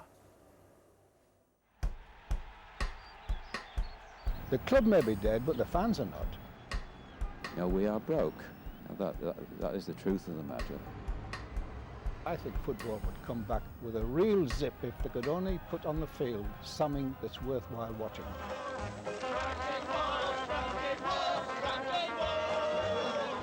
Sometimes when history has been unkind, the best way out is to make it up. Such had been Hull City's endless frustrations that in 1986 a film was made featuring a fictional run to a fictional FA Cup semi-final. It's the story of a Hull City fan who is getting married and he looks at the fixture list to find the perfect day on which to get married. Yep. The wedding is on the 14th. Nothing in the world can change that. Not even Hull City. That day turns out to be Cup semi-final, which they've reached against all the odds. Oh, Malcolm, you brat. His friends have got a big dilemma because they don't know whether to be loyal to him or loyal to the team. 57 years since we last got to the semis. Mark Herman's Oscar-winning short film kick-started a career in movies, all of which have a concealed Hull City message buried within. What's the Hull City reference in this? There's a violent psychopath in that film called Gary Brabin, and that's based on a violent psychopath called Gary Brabin. Brassed off. Where's the Hull City reference? Band leader Pete Postlethwaite's called Ormondroyd, after Ian Ormondroyd, lanky centre forward. Little Voice? Little Voice was tricky because it was a stage play and that I invented a pigeon called Dwayne, after Dwayne Darby.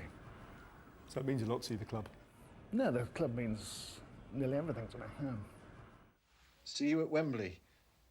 Frankie Walsh. Frankie Walsh never existed. If he had existed, though, what would he have looked like? Well, he looks like Gareth Roberts.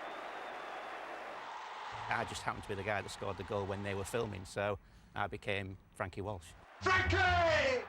The Hull City fans with a decent memory remember your team with a lot of fondness, don't they? They obviously had a lot of character about it. They would need a decent memory, yeah. Gareth Roberts never tasted top-flight football. The decades at Boothbury Park came and went in perennial struggle. Something had to give, and in the end, the old ground made way.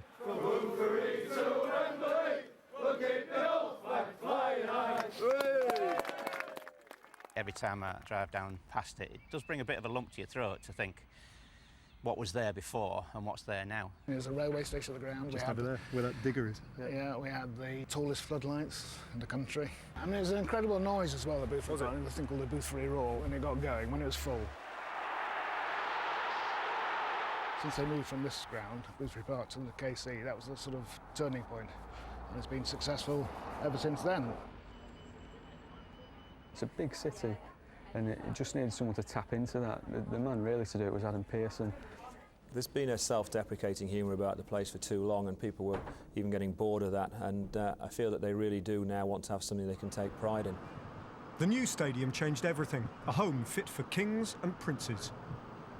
How many times did he go to Boothbury Park, do you think? I don't think he's been there at all, but he's welcome here. And from one royal to another, no less famous in Hull.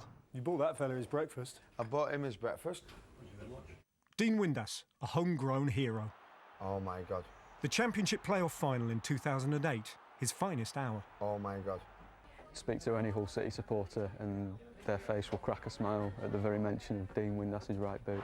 Dean Windass! What a moment! I can't believe that's me doing that.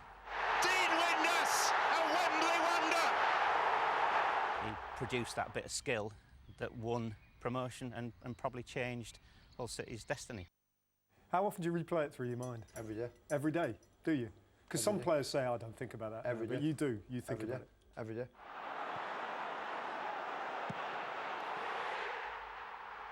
It's just... Sorry.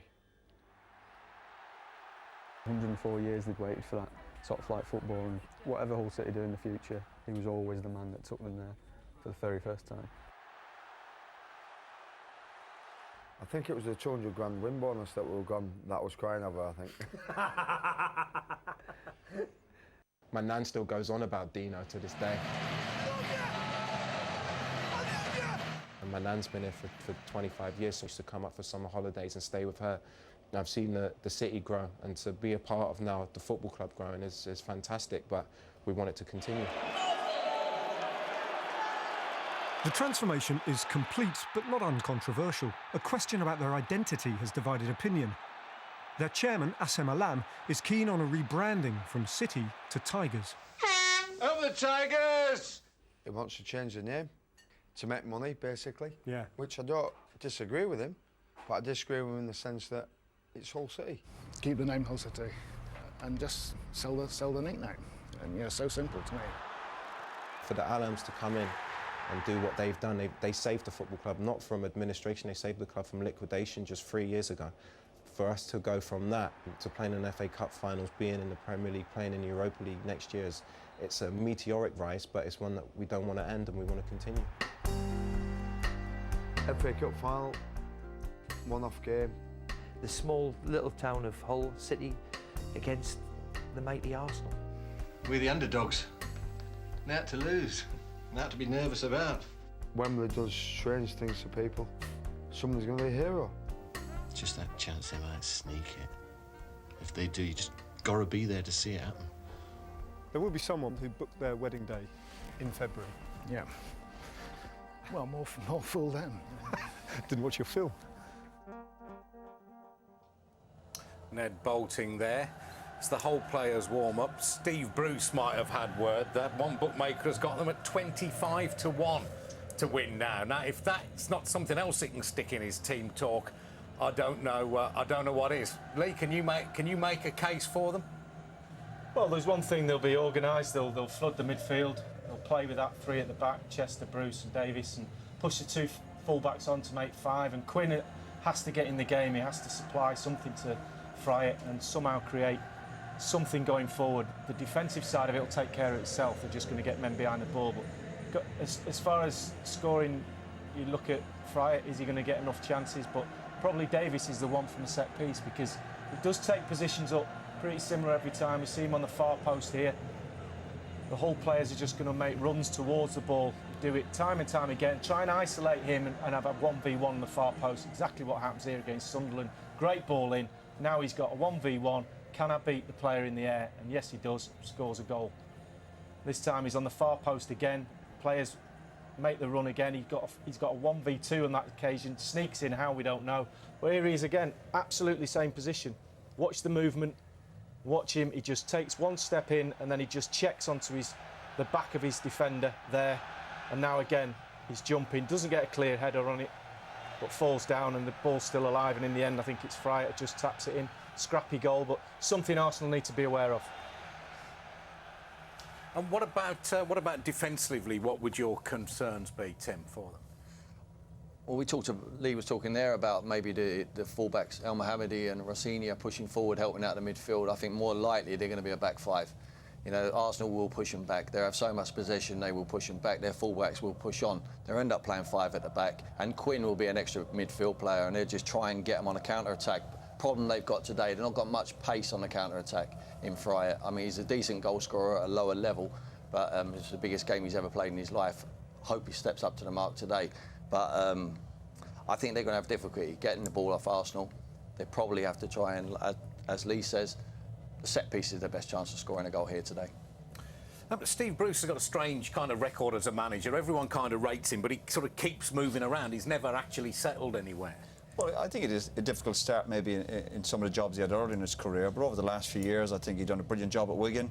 I think done very well at Sunderland, despite the criticism he had there obviously from the Sunderland fans, and he's done a brilliant job at Hull. So now Brucey's one of the good guys in the game, and we're talking about Arsene Wenger. I think it'd be great to see Brucey, you know, win the FA Cup today if at all possible. But you're looking at the team today, I think whatever you say about Brucey's team, they'll have a go, full of effort, but I think going through the team there, they probably just don't have the quality, I think, today. Despite, yeah, they cause Arsenal problems with set pieces, but it's just how many set pieces they get and how many corners they get in the attacking position. So I think it's just a game too far from today. But if the game is played between the ears, then you've got to say it's in Hull's favour. They've got less to lose. Arsenal will get the fear, won't they, if things aren't going? The longer the game goes on, you know, the better chance Hull are going to have if they can stay on level terms, because Arsenal will panic, you know, they will start thinking they get edgy. The crowd will get edgy here today as well. They're expecting to come and see a goal fest here today. It won't be like that. I think it'll be very tight, but I think Arsenal will just nick it in the end. OK, kick-off is less than half an hour away. Coming next, the final thoughts of both managers.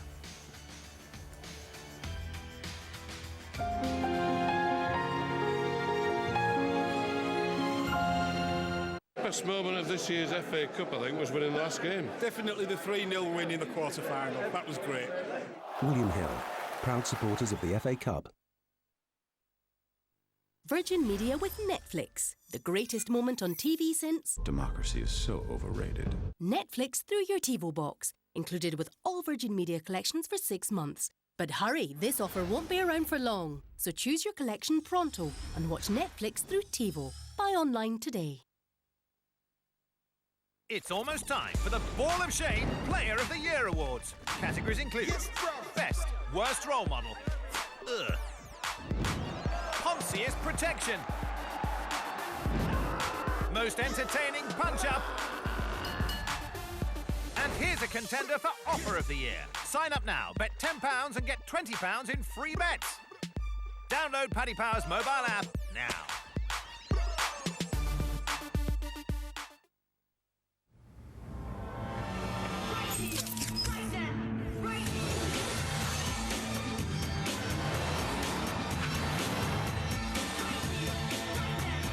This is how driving should feel. The all-new Nissan Qashqai. The ultimate urban experience. Nissan. Innovation that excites. And now experience the ultimate adventure. The all-new Nissan X-Trail. We all have a place that means something to us. Somewhere close to our hearts that we call home. At Clydesdale Bank, we understand this. That's why we're now offering no arrangement fee and £500 cash back on our selected range of mortgages. All to help you live in the place you love. To find out more, call us, go online, or pop in for a chat.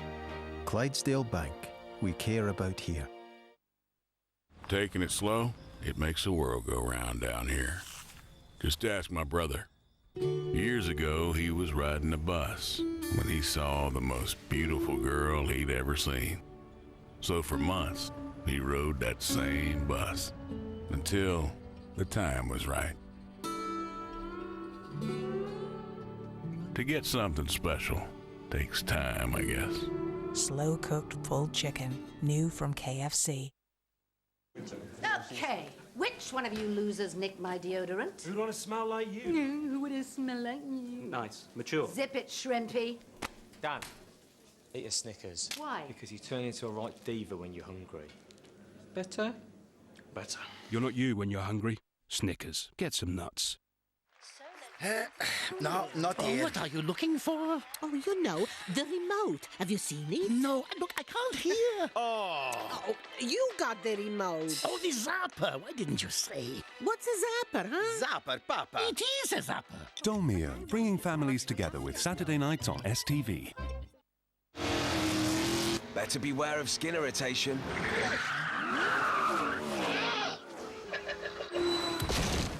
Many men suffer from it. But you don't have to. Don't let sensitive skin irritate you. Try the new Nivea Men Sensitive Moisturiser with 0% alcohol. It works against reddening and skin irritation. Nivea Men. It starts with you.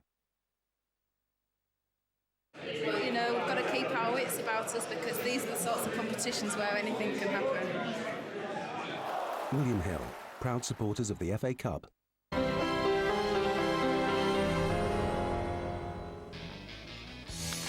Welcome back to Wembley, where kick-off is 25 minutes away now. Arsenal fans well up for it, as are Hull. Hull haven't had a trophy in all their 110 years. Arsenal are bleating that they haven't won anything in 9 years, but they are Arsenal, I suppose. About time we heard from both managers. Here's what Messrs Bruce and Wenger had to say to Gabriel a moment ago. Arsene, Cup selections are always difficult. Was it a difficult selection between Fabianski and Szczesny for you? Yeah, it's always. In the end, the decision has to be made at some stage, and Fabianski has gone through the whole competition very well, in a very convincing way. Well, Steve, you've gone back to your preferred shape, your preferred lineup. It's in the DNA of this team to work like that, isn't it? Well, we've done fantastically well with it. You know, we've played it a lot in the Championship last year. We've done it a lot in the Premier League this year. We've been able to rotate a bit, but with the injuries and few knocks we've gotten, we think that's the best way of going. Now, Arsenal clearly are overwhelming favourites today. You carry that burden again of being favourites. How certain are you your players won't be frozen by the big occasion? Well, you know, a game is a football game, and it's down to us to produce a performance. And favourites means only, do you turn up is a strong performance, you have a good chance to win the game. That's all it means. So let's turn up is a strong performance. Huge job for your wide men, isn't it, defensively and offensively, and that it's a huge job. You know, it's a huge job for us, but it's what the FA Cup final's all about. You know, we've got to make sure that we're in amongst them and we stay in the game and we compete against them, and when we've got it, pose a threat to them and take them on in an FA Cup final the way it should be. And what's the last thing you emphasise to your players on Cup final day? Look, I keep that for myself. Good luck today. Thank you. Got his cards very close to his chest. What do you think his last words were, Lee? Well, go and win the game and take the pressure off me, because that's what he must have something more. I could have told him that. He must have had something more than that, surely. No, he'd be very focused on the players doing that. He won't mention Hull at all. I've said that before. He won't mention who they're playing against. He just said, go out and do your jobs. And he relies on the players to do that. You have to say, from Hull's point of view, they're looking at it and saying, Arsenal generally in the big games against the big teams have let themselves down over the last 2 or 3 years. So they'll be looking at that saying, this is a big game. It's not against so-called big team, but maybe the pressure of that, because they haven't. That's what's let them down over the last few years. So they might be looking at that saying, this could be our day. It was an interesting point this week, Roy, that Jack Wilshere heard Paul Scholes criticising him on the television, and so he rang him up.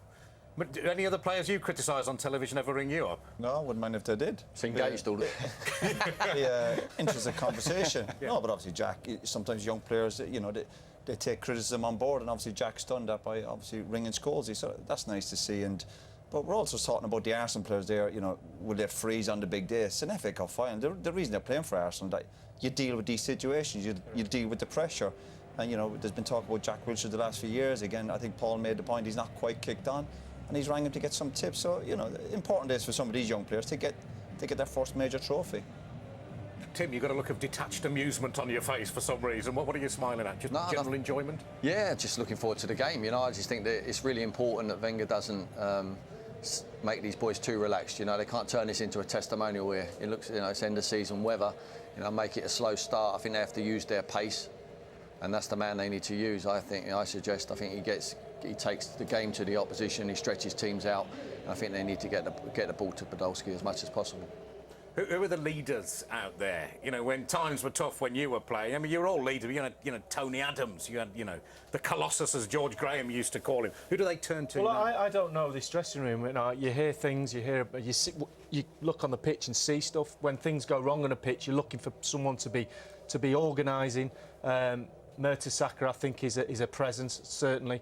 But I look around the team, I think that's been a problem over the years for Arsenal. They haven't got any natural organisers who can forget what Arsene says and say, we need 5 minutes of organising and do that on the pitch. That's what I think they've missed over the last couple of years. We've said before about the Arsenal players, they've got loads of quality. We've seen that over the years. They're as good as any team on their day, and they're great to watch. But what they've not done over the years is win the ugly games or roll their sleeves up when things are going against them. We need to see that today. Talking is just about over. We'll be back shortly with Abide With Me.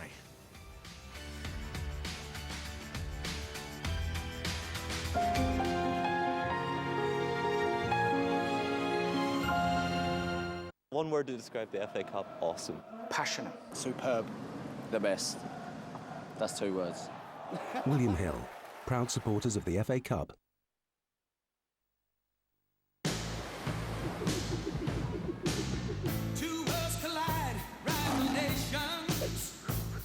It's a primitive clash, winning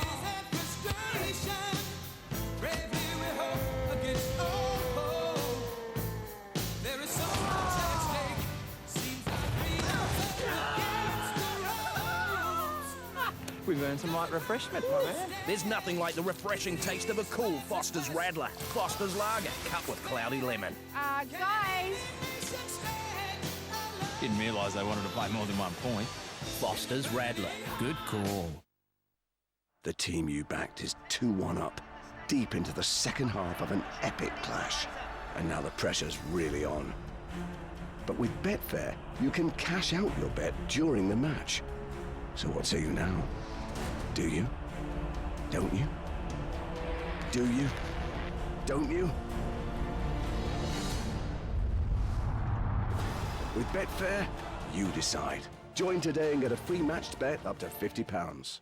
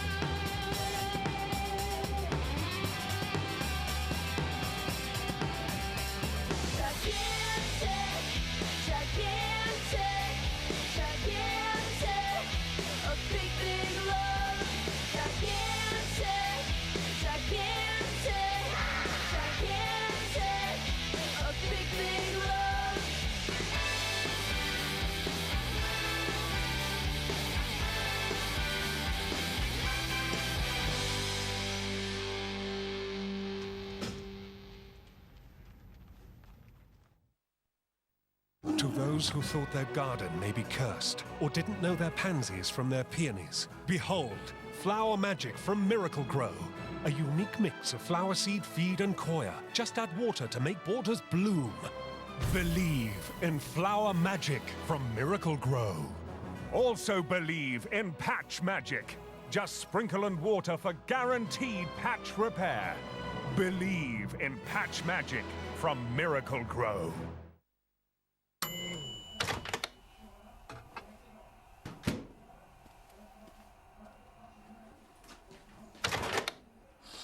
Dad! Love chicken tikka masala.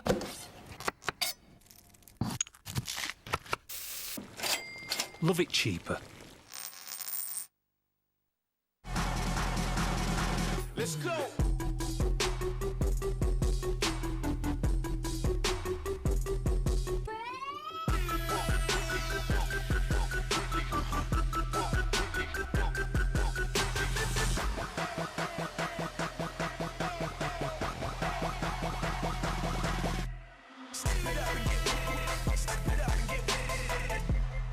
The new Lexus IS, amazing in motion. Ritual would be to go for a fry-up. I always have a kebab with my dad. Pie and mash before the game, that's a good one. William Hill, proud supporters of the FA Cup.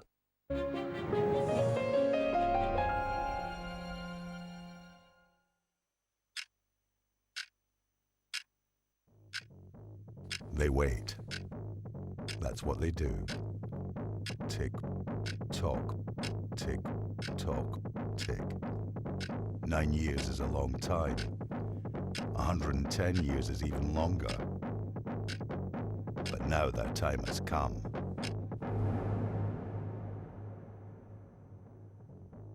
It's been a long journey getting here, defeating every opponent that stood in their way. 7 rounds down, just 1 game left. The crowd pours down Wembley Way. The moment they have all been waiting for has arrived. Arsenal versus Hull City in the FA Cup final. It's Wenger versus Bruce. The Gunners versus the Tigers. But only one will lift the FA Cup. The wait is finally over. All exciting stuff, Tim. I wonder, from a manager's point of view, whether it's different for a game like this. A lot of games, I assume it's about struggling to get them up for the game. But here, you don't need to do that. Is there a sense of having to calm them down? Yeah, I think there is, yeah. Well, there should be, certainly. I mean, it's a cup final. They should be up for it. This is one of the biggest games they're ever going to play in. Certainly for the whole players, you need to be calming them down. Some of these Arsenal guys have played in some big big games previously, but not winning nothing for 9 years. They will feel the expectancy of this big Arsenal contingent here, and the pressure is all on them. I think Hull can be nice and relaxed, you know, because the pressure certainly is on Arsenal.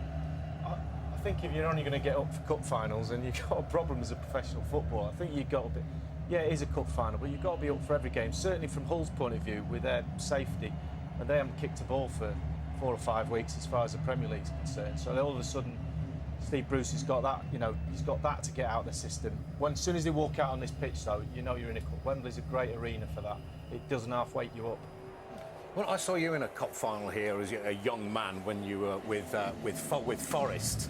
And what are those first few moments like out there? Does it game sort of pass you by? Is it like a whirl? It can do, Adrian. I think what's important. I think that the distraction for a lot of particularly the younger players or for the Hull players, is what we're watching here, the sideshow. You almost get distracted by that and you lose focus what you're there for. And people say it's a great day at Wembley. It's only a great day if you win. So it's important for the players to focus on what they're there for, to win the game, and obviously you win a lot more when you enjoy it. That's where the senior pros come in, and you've got in the dressing room, the ones who can see the youngsters going, you know, getting all wrapped up in it, taking pictures of the inside of the dressing room on the pitch. Just have a little word with them or give them a little look and say, look, we've got a job to do first. The big problem for Hull, again, I've watched them recently, and since they stayed up, they have switched off. Their form has been poor. They don't have great quality anyway, and it's very hard to switch it on and off, and that's why I think they'll suffer today for it. Perhaps they've saved themselves for today. Let's get to one of the great FA Cup final traditions. Abide With Me, performed by Leona Lewis alongside the band of the Welsh Guards.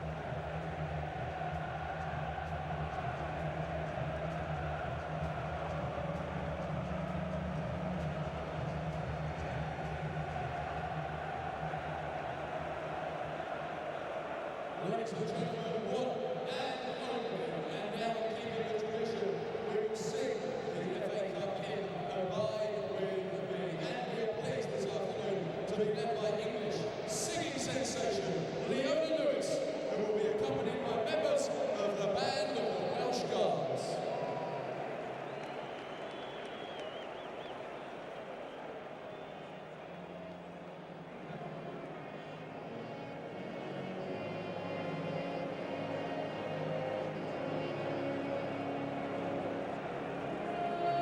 Abide with me, fast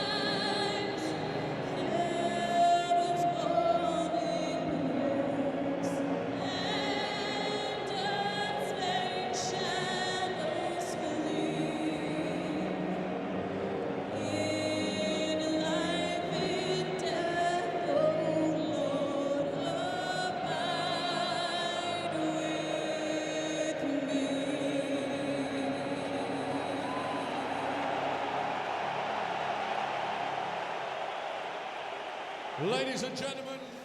So what's it like to be in that tunnel, Lee, waiting to come out, having heard Abide With Me? Well, it's one of the special times of being a footballer, and very few players I was lucky enough to be in. And Roy, again, played in the final, and it's one of those moments you'll never forget. As again, you want to win it, but standing there, goosebumps on the back of your neck. I'm getting them now just looking at it. It is a very emotional day. But looking at you, Roy, when you used to be in the tunnel, I mean, you seem to be excluding everything else out of your mind. You just stand there with a 20-mile stare and a vein pulsating on your temple. No, to be honest, I think sometimes you're glad again. The nonsense is over with, and you're focused on the game. Remember what you're there for, and again, that's to win the game, win it for your teammates, for your supporters, your family, and that's all you should be focused on. Not getting distracted by the lovely music in the background. Remember what you're there for. Tim, remember this moment when you come back as an FA Cup final manager. I'm quite sure it will happen to you. Yeah, I think you're right. Fighting talk. Your commentators for the FA Cup final with Budweiser are Andy Townsend and Clive Tilsley. Well, just like last year, Groundhog Day. Two teams from opposite ends of the Premier League table playing for this. A brand new FA Cup. I don't know what they've been doing with it in Wigan, but the cup that they lifted here last year has been retired due to wear and tear. The Royal Silversmiths were commissioned to produce an identical trophy for the Duke of Cambridge, Prince William, to present to today's winning captain.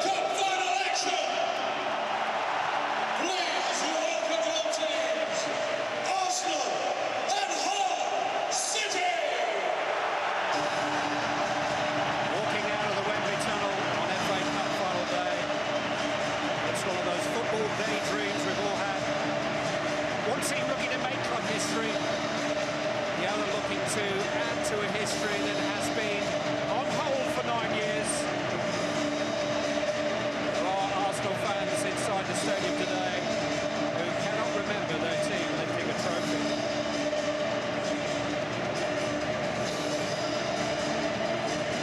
The FA Cup's all about writing football stories, and a quick flick through the morning papers will have told you that today's story is, can Arsenal handle the expectancy? Can they avoid thinking about the cost of defeat and close out a landmark victory? It's been too long for Arsenal fans. Prince William, the Duke of Cambridge, is president of the Football Association. He leads the presentation party.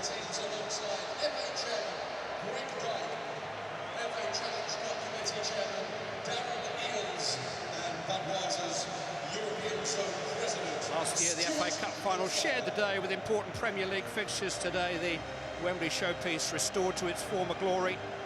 The climax of the domestic football season. We've even got cup final weather. Players may be grateful for the early evening kickoff.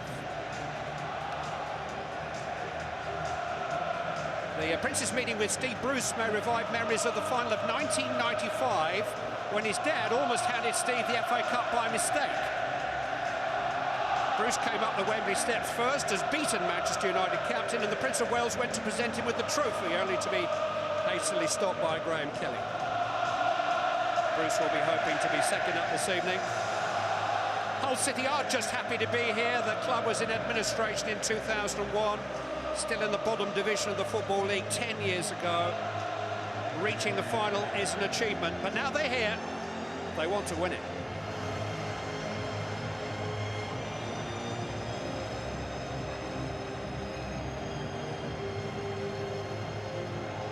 But teams have sold out their allocation. A lot has been said about the perennial problem of FA Cup final allocations. Ladies and gentlemen, please now be upstanding for the national anthem will be sung by Arsenal fan Leona Lewis to the accompaniment of the Band of the Welsh Guards.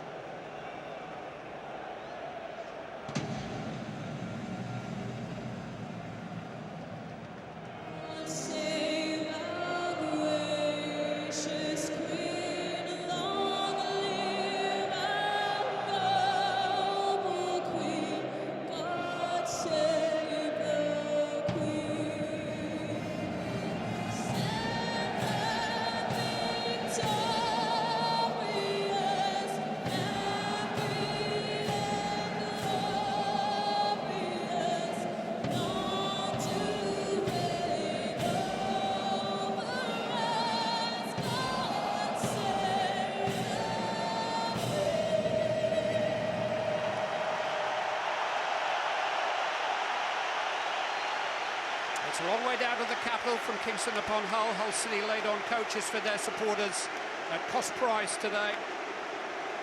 But since the semi-finals were brought to Wembley, some of the novelty, maybe some of the nerves disappeared from the underdog camp. Both Arsenal and Hull City trailed in their semi-finals. Both came through. Arsenal did win 3-0 at Hull in the Premier League the following weekend.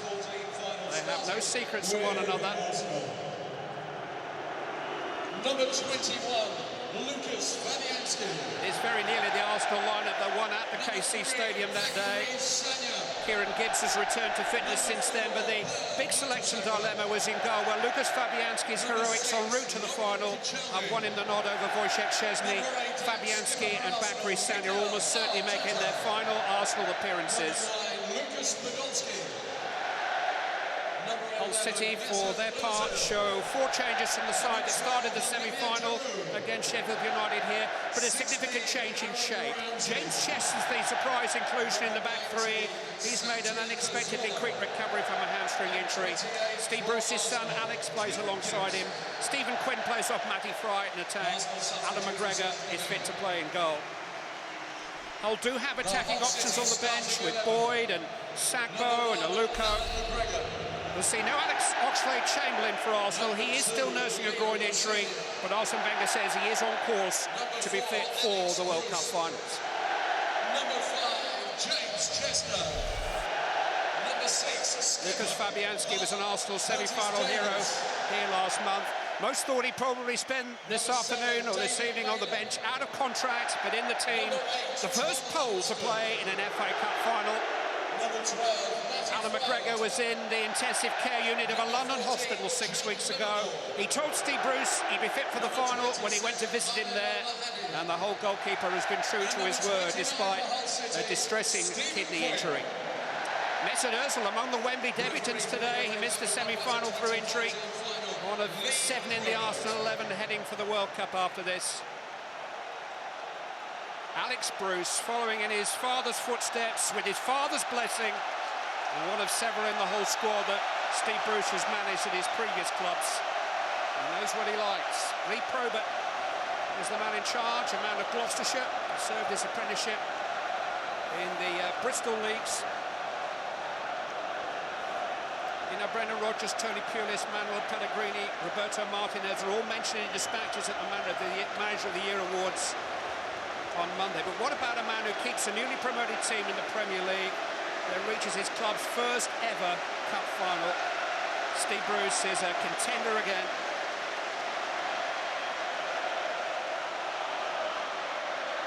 Arsene Wenger has championed his team's consistency again in recent days, but their consistent failings on the last laps of their trophy hunts in recent years is a habit they have simply got to break here.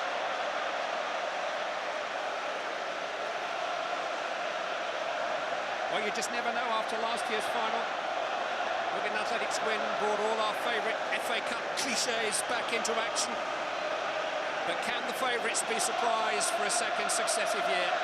Andy Townsend, can lightning strike twice in this year's final? Yes, it can, Clive. Of course it can. This old trophy never lets us down in respects of shocks and upsets and drama right to the last moments, as it did 12 months ago. So, yes, of course it can. They don't have the likes of a Callum McManaman who was electric on the day against City.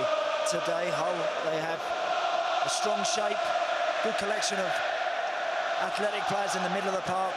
They're going to need to keep it very tight. Going to make sure that they don't concede early on in this game, otherwise this pitch becomes massive. So, yes, they have a chance, but everything's got to go right for them today. A year ago, 18th in the Premier League, beat 2nd in the Premier League. This time it's 16th versus 4th. Not quite the same gap to bridge.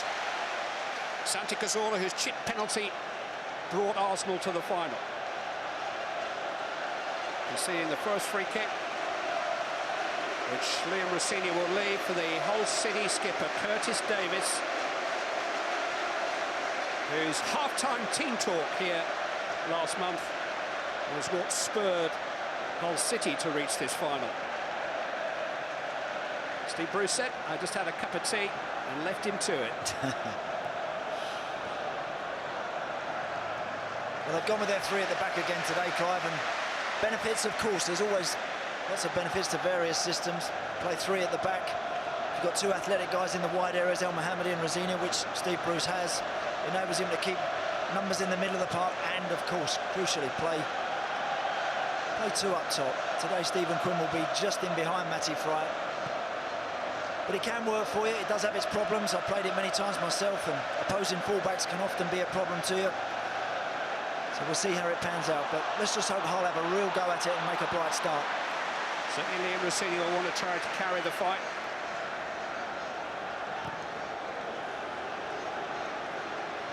Livermore. There's Chester. Right wing back is the first Egyptian to play in an FA Cup final. This man, Ahmed El Mohammadi.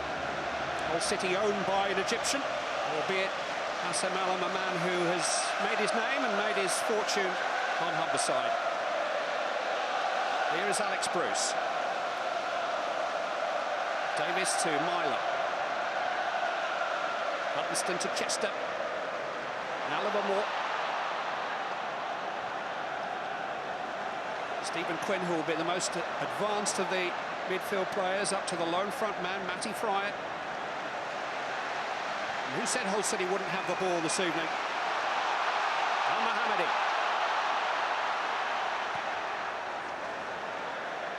The cross did just bend out of play. But he's got a little bit of speed about him on this on that flank. He'll be the outball for Hull City today. He has the energy and the capacity to continue to make those runs from the halfway line towards the 18-yard box. He does it with real intent. Of course, he can play wide right as well as a wing back, so not a problem to him. He'll want that. He'll want to keep getting the ball and want to look to keep running at Gibbs. All three of the centre-backs have come forward for the corner, which El Mohammadi won.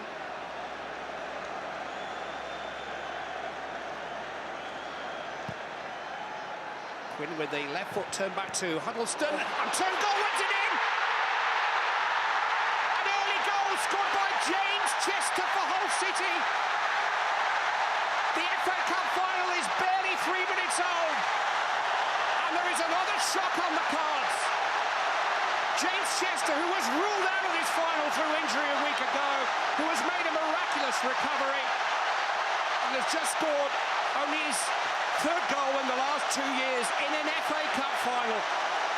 Told you, this trophy doesn't let you down, does it? It's a set play that they've worked out clearly. It's a ping-driven ball out from Quinn to Huddleston, but from there on in, there's nothing really that they've rehearsed about that. He doesn't strike it, Huddleston, but James Chester just puts something on it. Just get something on it and try and send it towards the goal, and Fabianski going from far post, back across his goal to the near. He then can't get it. The pace on that strike from Huddleston just made Chester just put something on it. Just get it on target, and it's wriggled in the corner of that net. What a start. Well, he poached a few important goals as a centre-back, but not quite as important as that one may turn out to be. He knows, Clive, the importance of that goal, getting in front in this game. With the way that they've set up, with the players that he has at his disposal today, it didn't bear thinking about for Hull to come here and concede early on and go behind and chase Arsenal. Now they have something. Now they've got something to protect, to fall back behind the ball when Arsenal have it and ask all the questions of a team that's going to be under a lot of pressure if they don't respond soon. It's the first goal that Arsenal have conceded in over a month, 414 minutes of football. And they did trail for 20 minutes of the semi-final and found an equaliser. Ramsey. Cazorla. Ozil. Samuel with the cross, which is slightly deflected and gobbled up by Alan McGregor. Well, 5 minutes in and a goal down. That's the first time Arsenal have got themselves up towards the 18-yard box. They do arrive here at Wembley in good form. They finished the season very strong. When the questions were being asked about whether or not they'd finish fourth or would they get to a cup final, they answered all them emphatically. But they've got something to do now. They won't panic, of course not. It's very, very early in the game, but it just unsettles you. It just unnerves you. It just makes you that a little bit more desperate as the clock ticks down.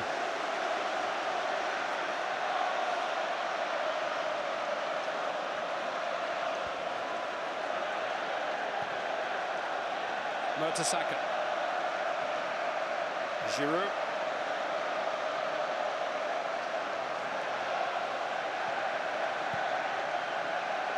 Samia to Ozil.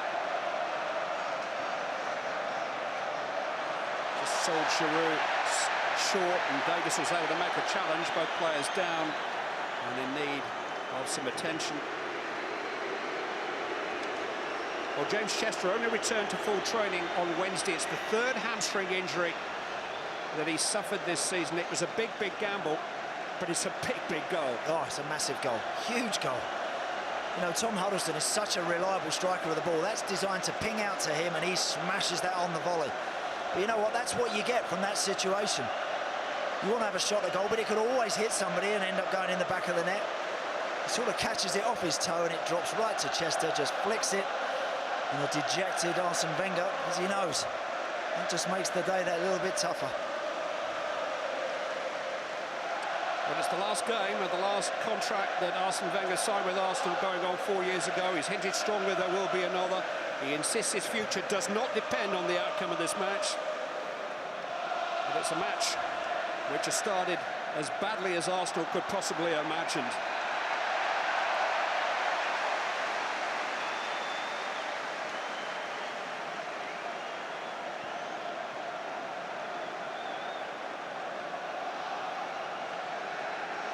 Amazing how many times you go into a game. Start well, start bright, be on the front foot, let's play in their half, and then bang, concede a goal in 3 minutes, and already you've handed the opponent a big advantage. And after 7 minutes, another set piece for Arsenal to defend.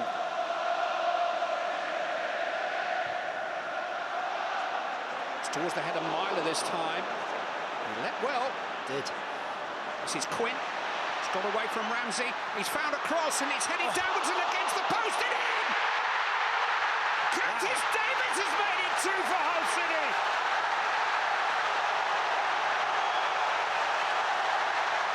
Amber Nectar.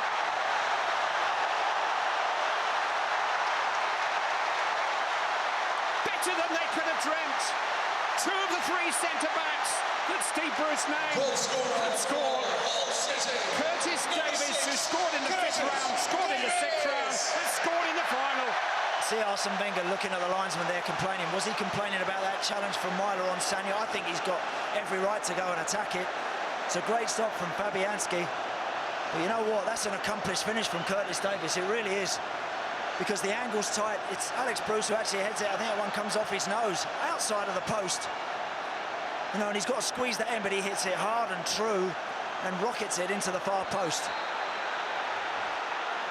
Free kick to Arsenal. Last team to come from 2 down in a Wembley FA Cup final, 1966. Liverpool were 2 down against West Ham at Cardiff in 2006, drew and won on penalties. But that's the measure of the task now facing Arsenal.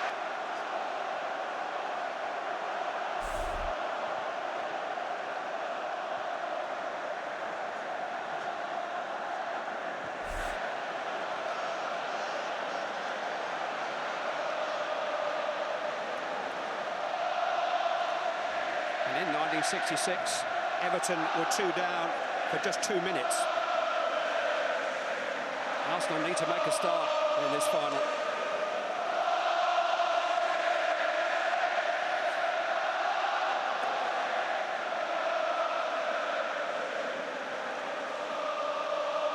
Ozil.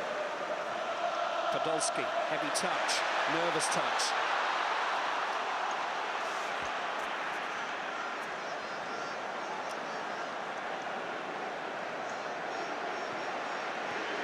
Santi Cazorla, Mikel Arteta. These Arsenal players have got to show some courage now to want the ball and influence this game. They must be shell-shocked. Oh.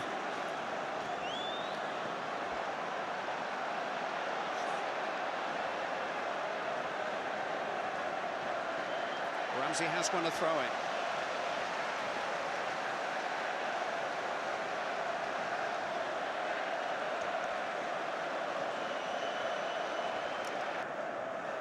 Sanya.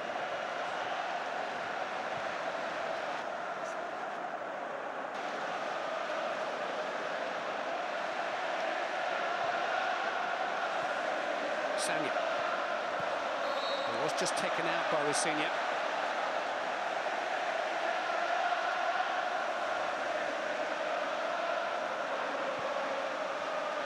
Giroud just unable to hold it up under pressure from Davies. Here's Myler. He ran into trouble when he was just clipped by Ozil. The Arsenal complaints are about the position from which the free kick was taken. Well, clearly they've moved the ball a fair way forward. Could be as much as maybe 7 or 8 yards further forward than where the offence occurred. That's what he's probably complaining about, because he knows you move a ball forward that far, then all of a sudden the angle is so much easier to whip it in towards that penalty spot and create some problems. El Mohammadi. Header away by Koscielny. It's something we will take a closer look at half-time, but our videotape experts confirmed that the free kick was taken 8 yards further forward than the initial offence was committed. Corner to Hull City. They've had 2 set pieces so far and they've scored from them. Can't move this one forward.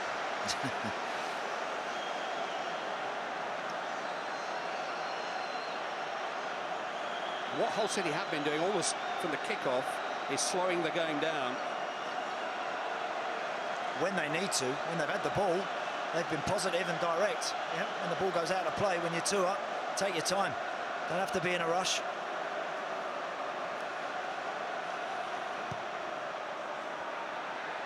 Towards the head of Alex Bruce. Oh, he's hit it off the line by Kieran Gibbs. Well, Chester and Davis have scored, and Bruce, the other centre-back, nearly added his name to complete a centre-back hat-trick.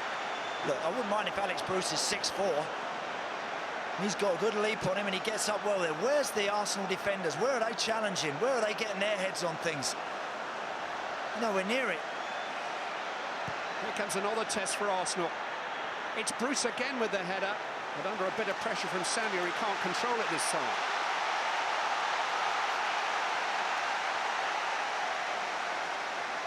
Well, this was the free kick which led to the second goal.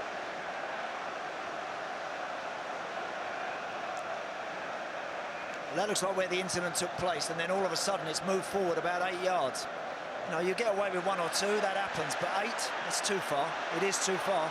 But still, defend the set play. Someone get a head on it. Mertesacker is a giant. He should be in there. Him and Koscielny organising that, making sure that it's a red shirt on the end of some of those crosses that are coming in.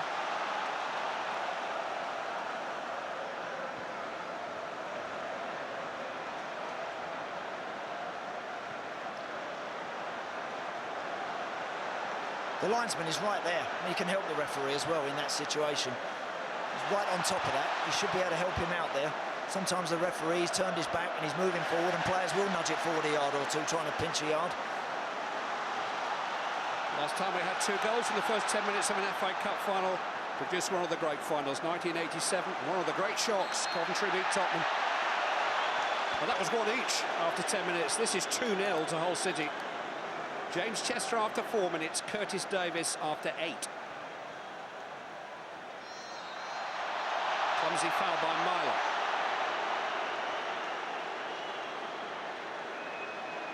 Ramsey, Ozil.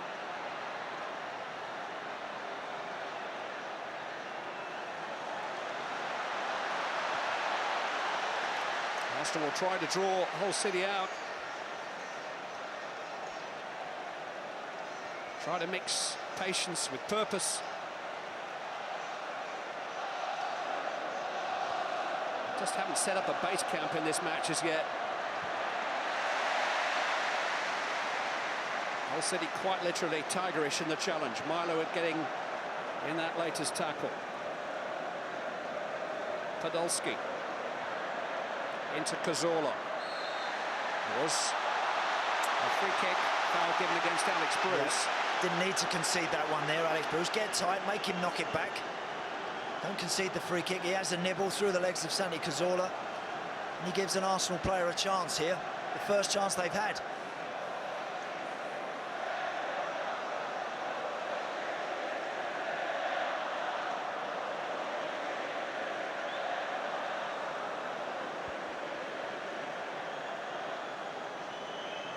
Cazorla and Podolski are the two favourites here. Podolski, number 9, standing over the ball.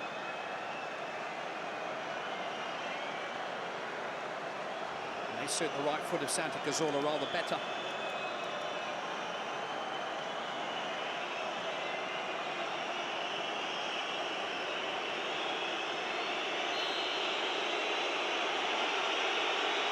Here's Cazorla. Oh, 2-1. what a goal.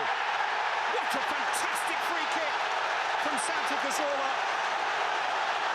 The quality was excellent. The timing even better. Boy, did Arsenal need that. What a goal. They finally started the game, unfortunately 16 minutes late. They've just arrived at Wembley. What a great goal that is. I wondered about that free kick from Alex Bruce. It was an unnecessary one to concede. Goalkeeper went with a top hand to try and touch that one over. Could he have gone with his left arm first? Maybe. Maybe he could have, should have. But the one definite about that free kick is a beautifully struck shot from Santi Cazorla, and how they needed that. Well, it was a cheeky chip down the middle, the penalty which rounded off the shootout in the semi-final from Santi Cazorla. He scored the first of this FA Cup campaign back in January against Tottenham Hotspur, and he scored the latest for Arsenal. We've got a fantastic final on our hands.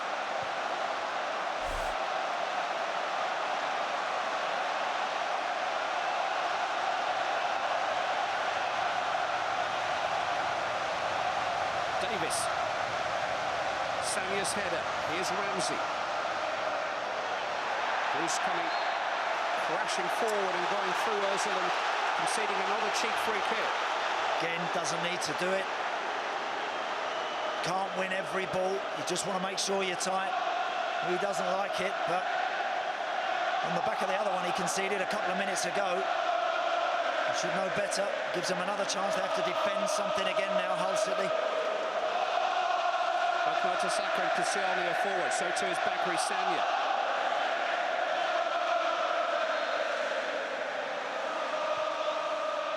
It's towards the head of Per Mertesacker.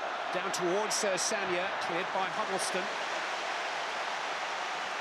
Al Mohammadi did just enough back inside his own penalty area, but he's hurt. Hull City requesting a stoppage in play so that Ahmed Al Mohammadi can receive some treatment.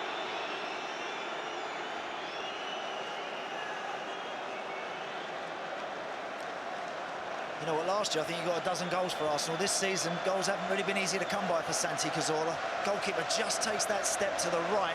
He goes with that right hand. He goes to try and tip that one over the top, maybe because he's gone to the right and now he can't launch himself back to the left and use his left hand. Great strike, though. First rule then, when you're taking a free kick, you've got to hit the target. Make sure you give him something to handle. And he pops that one in the top corner. Hull 2 up in 8 minutes. Arsenal back in the game after 17 minutes. Al Mohammadi is still prostrate. They need him. They need him right as well. Not exactly sure what the problem is for Al Mohammadi, but he's an important component in this Hull City team today, the way they're set up. Arsene Wenger not happy. He wants the game to get going. His team have got back into it. Now we'll see exactly what happens here. He just catches one right on the top of the foot, doesn't he? He tries to hoof that one away and ends up inadvertently kicking Bakary Sagna's foot. And they can hurt. They can be sore.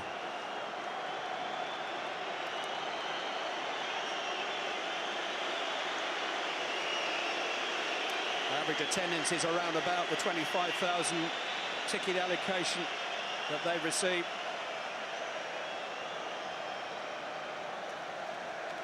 A club that was in the bottom division of the Football League 10 years ago.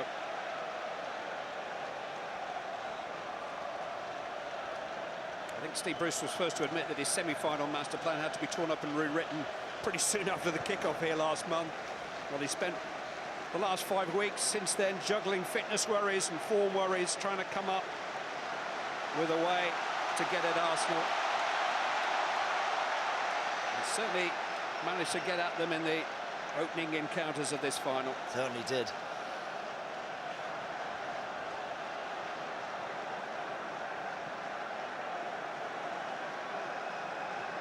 But Arsenal will feel now as if they have steadied a rocking boat. They'll feel a million times better than they did. They'll just keep knocking it around. They'll just keep waiting, passing and moving, and hoping that a little bit of space appears, an opportunity for somebody. It's a terrific pass from Giroud to Podolski, and it's driven into Ozil, and he didn't make any kind of meaningful contact. Great chance. Terrific movement from Ozil, but wasn't matched by the finish. Al-Mohammadi restored. Livermore to Myler. Rosinha.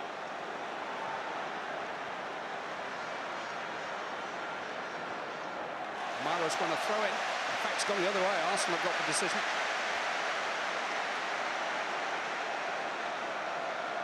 What a chance this was for Mesut Ozil. Great ball from Giroud, clipped out to Podolski. Has a little look, cuts it back. Ozil gets across the front of Alex Bruce and misses it. Just puts anything on that. It's on his stronger side. That's a real chance for him. Hasn't scored an Arsenal goal away from the Emirates as yet. Chester somehow smuggling the ball forward to Quinn. Anderson just trying to restore some order.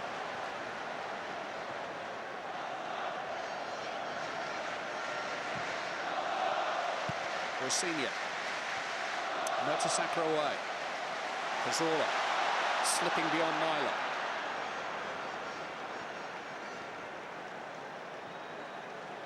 Ramsey, whose return for the Arsenal team has made such a difference.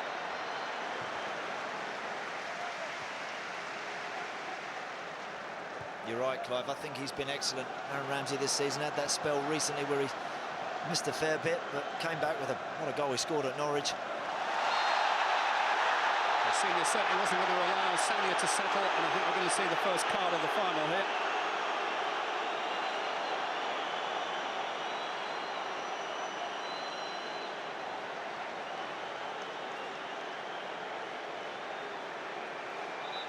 The referee is waving his arm to call on the Arsenal physiotherapist to treat Sanya. He's given himself some thinking time here, quite sensibly, Lee Probert. Well, it's one that Liam Rosenior feels he can get. I don't think there's any doubt that he intended to try and pinch the ball. Look, it's just a split second, just a fraction slow, and Sanya gets the first touch on it. It always looks a lot worse, I think, than it is. And I think that's well done from the referee, I do. I think that was a genuine attempt to try and win the ball. It wasn't studs up, he's stretching in yet, but it's just a foul. Let's get on with the game. No card.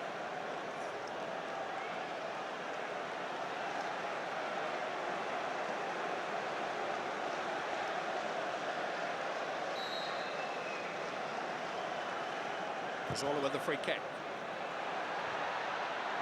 Volleyed by Ozil, headed away by Davies. I'm not quite sure that it was goal bound, but the Hull City skipper couldn't take any chances. That was an awkward one. On the back of that, I think a bit of a sitter that he missed a few moments ago.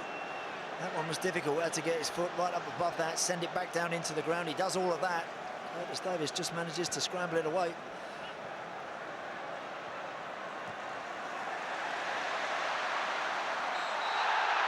Fright's got a free kick, and he's going to have to plough the proverbial lone furrow this evening, Matty Fryer. Win what he can.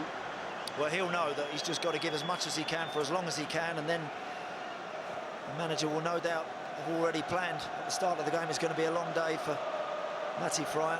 This is that chance. Again, it's a decent ball whipped in. It's a hard one to get over the top of and hit that. He does it very well. I think you're right, Clive. It might have been going just wide of the post, but Curtis Davies does the right thing. You're not sure, just put something on it.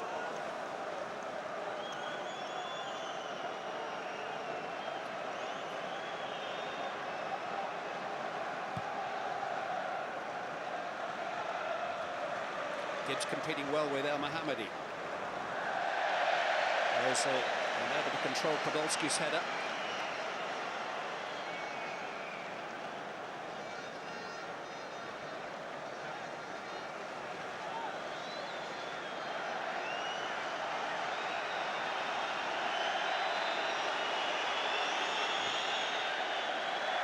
This time Arsenal get the decision.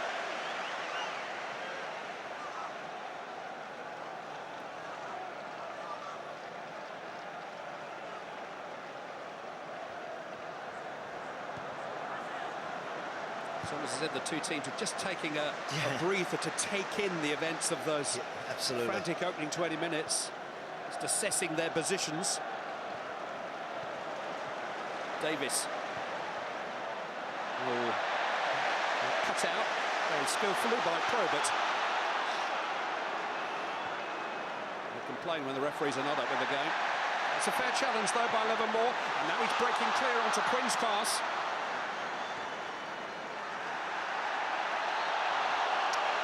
Decision has gone against Jake Livermore, who is not only a former Tottenham player, but is a boyhood Tottenham fan. I don't think that either he nor Tom Huddleston will lack for any incentive in the face of the red shirts of Arsenal.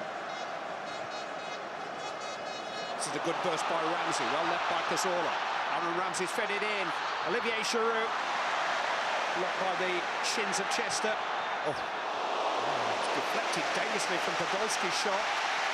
He's hit with some gusto.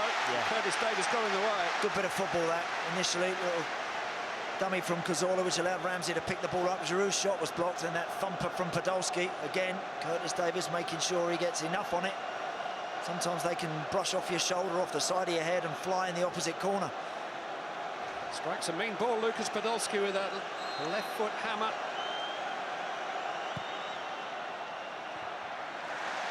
Held up with by Bruce. Very good header that.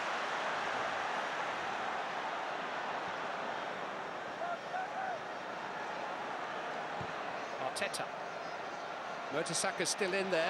The header from Chester hasn't cleared goal lines, but Giroud is unable to wrap his left foot around that one sufficiently well. He actually had time there, Olivier Giroud, to maybe take a touch and knock it back for somebody else. Probably thought he'd be under a lot of pressure. He wasn't. Could have maybe just turned it around, but hasn't seen a lot of the ball in the opening 28 minutes. Hasn't seen a lot of the FA Cup. This is the first cup tie he started this season.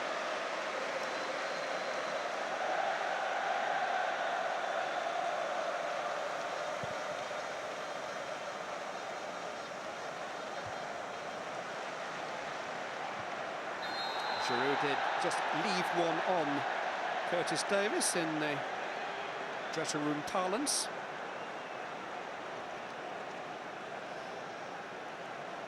Curtis Davis just feeling the effects of that there. Olivier Giroud has the run on him.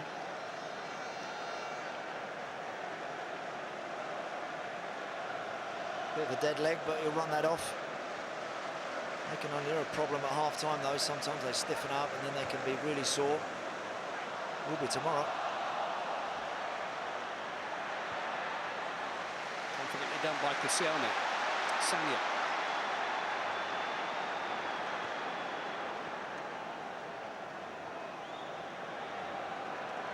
Ramsey on the move. Ozil is clipped by Huddleston.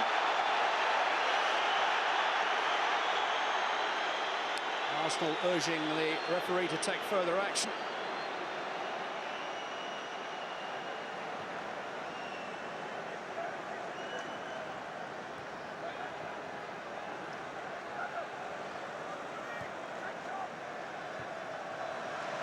Huddleston coming to meet Ramsey.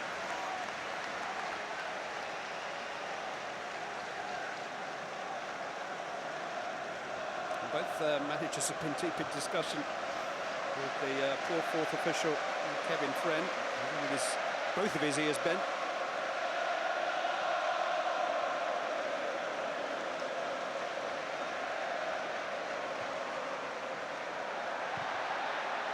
Senior away. Giroud looking for something from his tangle with Davis.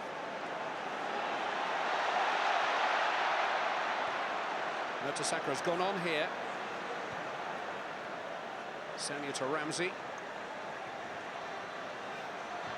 Bakary Sanya is seen off at the expense of a corner kick by Liam Rosenior. It's amazing, we're only half an hour into the game, and yet it feels like almost as if it's the last 10 minutes. We've got Hull City dropping further and further and further back, unable to really retain any possession in the Arsenal half, and all the Arsenal players, whether it be Mertesacker, Sagna, Gibbs, they're all flying forward from all angles.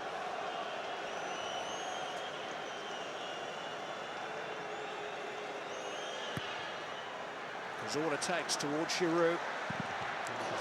On the volley by Ramsey. He seemed to strike that very cleanly, but full marks to Curtis Davis for getting out with the charge. He's already blocked 2 or 3 very, very important efforts, Curtis Davis, this afternoon. Aaron Ramsey absolutely nailed that one. So all the Player of the Year awards at Hull City, Curtis Davis, he has been touted, certainly from that part of the world, for the England World Cup squad, but despite the fact he was in Fabio Capello's first ever England squad, he's never been capped at full international level. It's a little anxious from Bruce. He had a lot of time there.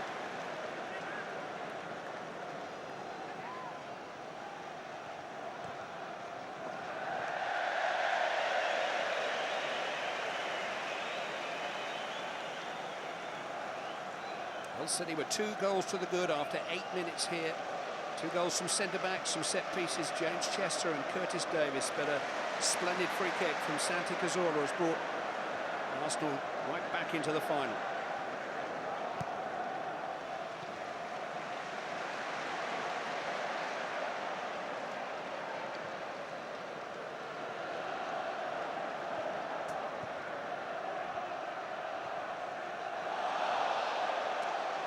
Throw in rather than handball given.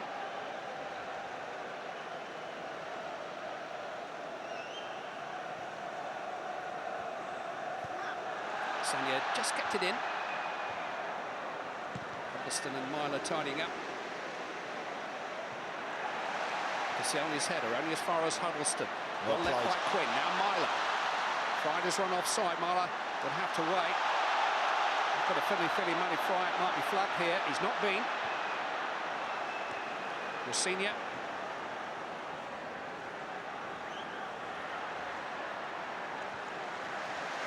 Dispossessed by Sagna. One back by Huddleston. He is such a great technician, Tom Huddleston. Alex Bruce. Now Jake Livermore. Here's El Mohammadi. Quinn roving. Chester. Good in possession by Giroud, but Hull City survived that moment. It's better little spell of possession. Probably the best they've had since Arsenal scored.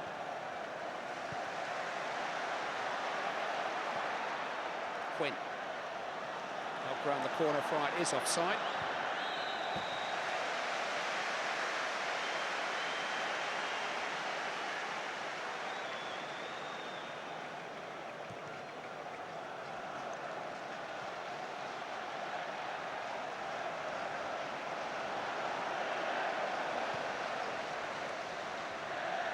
Giroud just unable to bring that under his spell, turned away by Davis. And back by Livermore this time, wrestled to the ground by a frustrated Mesut Ozil.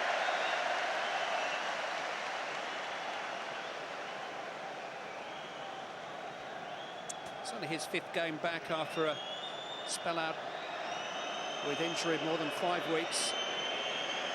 He's still working his way through the gears.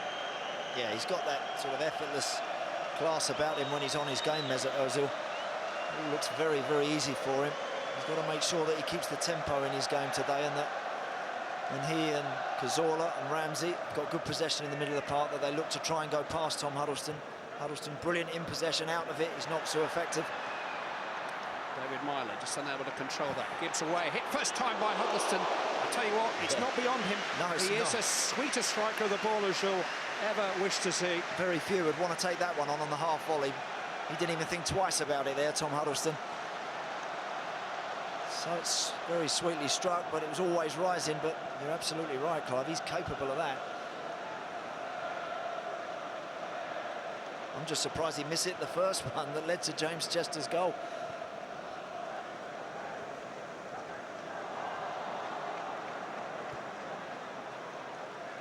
Price, the goal line clearance that Kieran Gibbs made at 2-0 now. Yeah. Davis to Quinn. Here's Fry, all alone for now. It's held off Arteta, though. Linked up with Myler. Quinn. Myler. Quinn again.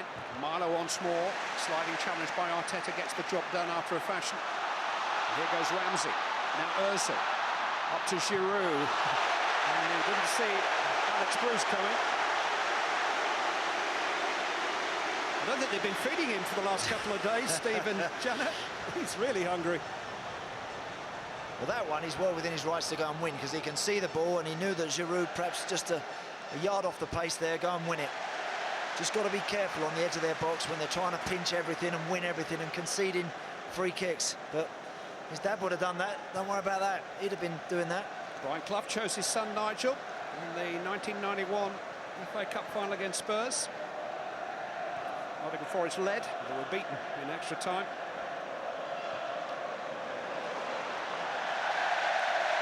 Steve often stays with his son and his family when he's overnight in Hull, but Alex will tell you that he's already got more international caps than his dad.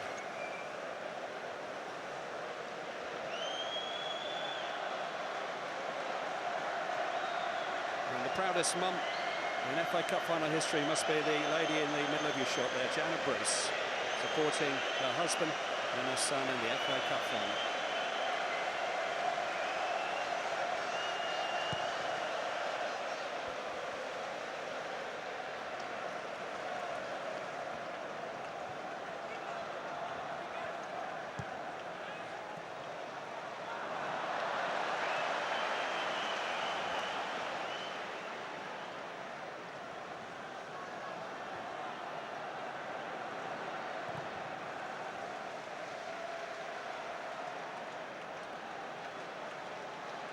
Gibbs. Cassiani.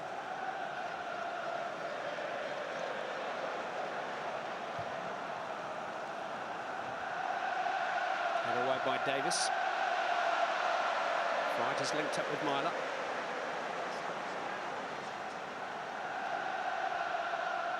Quinn.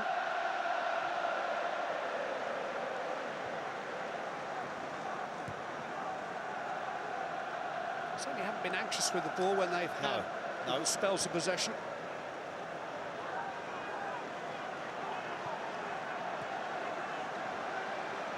Livermore. Fry it. Well played. Mohammedi. Sharp challenge that by Cassiani on Quinn. Arsenal can counter. 5 in the break here. This was misplaced from the Frenchman, Davis away. Fighters fought off Mertesacker, no free kick. Liam Rossigna. David Myler to Jake Livermore. Tom Huddleston. Mohammedi, well aware of Livermore's run. He's onside here. Livermore's crossed just slightly over here. The position that for Hull City. Was. Good run that from Jake Livermore. It's not one that he's accustomed to making. It's not what his game's all about, really, but he times it very well. I just think put it in now. Put it straight in. Just flash it across the 6-yard box. He has a look. He's trying to pick somebody out. Just thinking in that particular situation, he's got him behind them. Just flash it across the 6-yard box. Make somebody bust a gut to get on the end of it.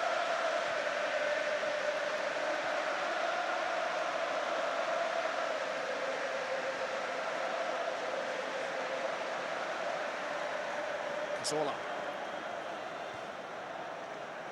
Sending it to Ozil. Giroud. He's outnumbered. Hull City survived the handball shouts.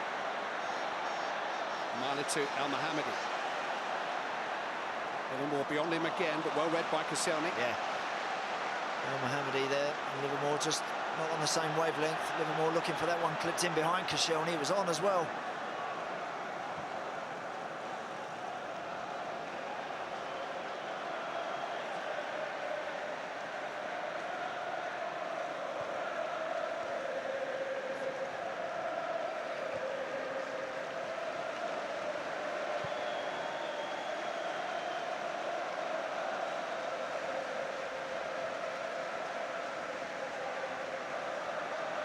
Ozil. Senior. Blocked by Huddleston. Kindly for Livermore. Friat has support from Al Mohammadi. He wants to go it alone. He wants to run Laurent Koscielny, who's having none of it. Yeah. You have to be clever, Matty Friat there. He's unlucky, but Koscielny is very, very quick and athletic.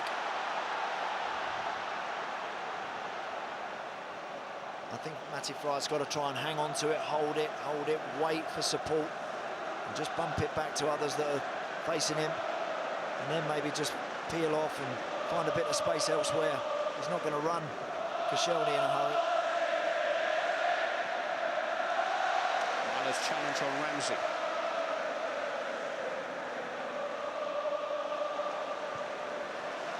Huddleston to Livermore.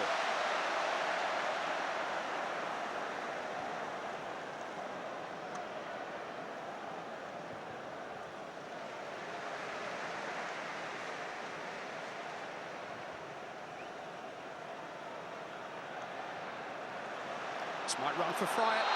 No free kick, is there? Yes, there is. Referee has pulled it back. Yeah, I was looking at the linesman. He was very well placed on the far side, and he didn't move a muscle. Didn't. Tell you what, I mean, unless Matty Friat does a little bit more from another angle, we'll see it better maybe from here. Look at the linesman. He doesn't give it. He doesn't give it at all. Just leans on Koscielny, and he goes down in the end, knowing perhaps that the ball's just skipped past him a little bit. Just about got away with that.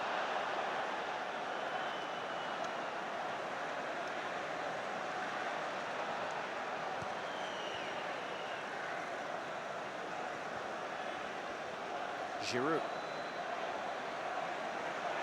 Tackled by Davis. Hull City skipper has enhanced his reputation on the big stage, but Quinn's been caught in possession, and Giroud squares, and it's knocked away very well by Al Mohammadi under pressure from Podolski. This is Gibbs. Ozil. And the header clear is by that man, Curtis Davis. Yeah, that can't happen. Stephen Quinn there. Tried a couple of drag backs. He's looking for an out, but he wants to keep it. Sometimes you've got to let it go. He got away with it once, and then Giroud read it the second time. El Mohammadi, because he is so quick, he does really well to come from the wrong side and get in front of Lucas Podolski.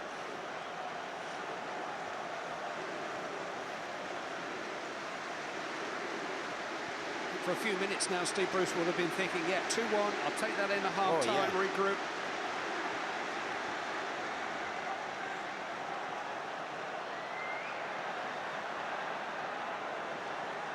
They've got to remain very disciplined, Hull. Not diving in, not selling themselves and getting pulled out of position. Situations like this, they must stay compact, very tight, frustrate Arsenal. This is Gibbs. Ozil, Cazorla. Driven into Podolski, always came for Ramsey. Podolski has got it back. Santi Cazorla played down the side for Kieran Gibbs. Side netting, goal kick. I think for Arsenal, Clive, 2 down before they even realised where they were. Such a blistering start, wasn't it, from Hull? Incredible this, the ping corner out from Quinn to Huddleston. Chester just put something on it. They're 1 up after 3. And then Curtis Davis knocking that one in. Wow, we thought, what on earth is happening? Great response from Arsenal. Santi Cazorla, real class on that. To leave this tie beautifully poised.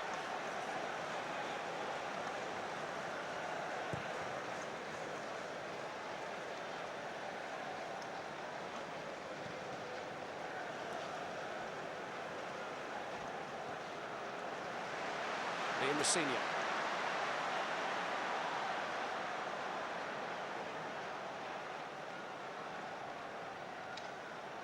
It's a little bit tight with Quinn. Ramsey winning the throw in.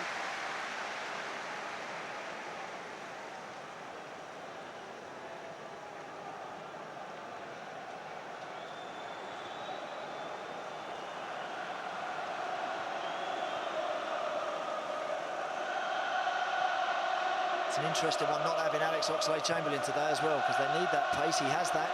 This is Gibbs, though, providing some thrust from an unlikely source. Good run. Excellent pass as well. He salutes it. Good spot from Cazorla. He's run a long way there, Gibbs, but he's actually on the end of that perfectly. But in the end, again, El Mohammadi does enough. Third of the 3 added minutes. Just to recap, Oxlade-Chamberlain is not on the bench because of a groin injury, but Arsene Wenger has reassuringly said that he's well on course to be fully fit to take his place with England at the World Cup finals. He just goes past people with the ball, doesn't he, Oxlade-Chamberlain? He missed that today, Arsenal. Got good technicians in there, but how many are running beyond people, past people when in possession? Well, Ramsey will try. This is Ozil. Gibbs, who almost did that a moment ago.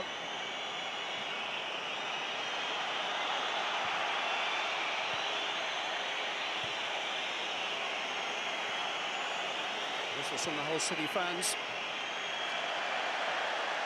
It's a fair challenge by Livermore. Right into the path of El Mohammadi. He can certainly run El Mohammadi. His cross was a hopeful one.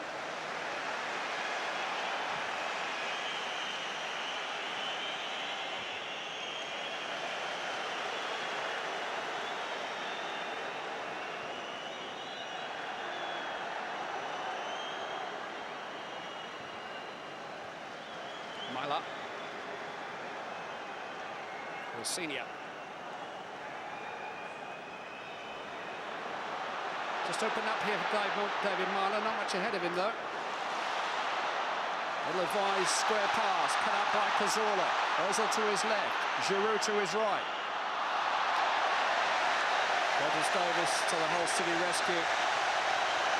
Well, if you've been silly enough to ask me what kind of a final this might be, I'd have said tight, not many goals. Well, there were 3 in the first 17 minutes. Hull City scored the first of them. James Chester, then Curtis Davis scored the second.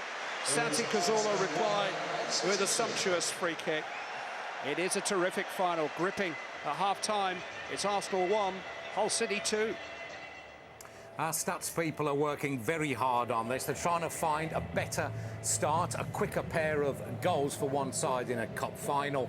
They got back as far as 1894 and have turned nothing up yet. So that 2-0, a very quick start. Somehow, you still feel it's kind of advantage Arsenal having pulled one back, although I just suggested that to Tim Sherwood, Roy Keane and Lee Dixon, and they told me I was talking rubbish. So we'll hear from them straight after this break. This could go either way. Fascinating final. Can't wait for the second half and can't wait to talk about that one now.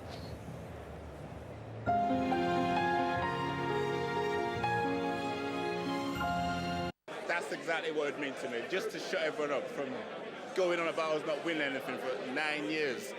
William Hill, proud supporters of the FA Cup. Well, Ray, got me head, son.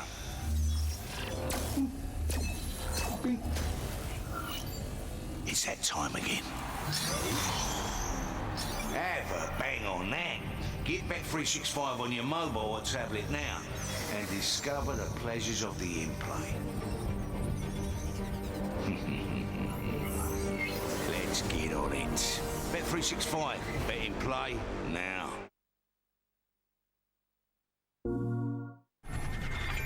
I hack the city to make him my weapon.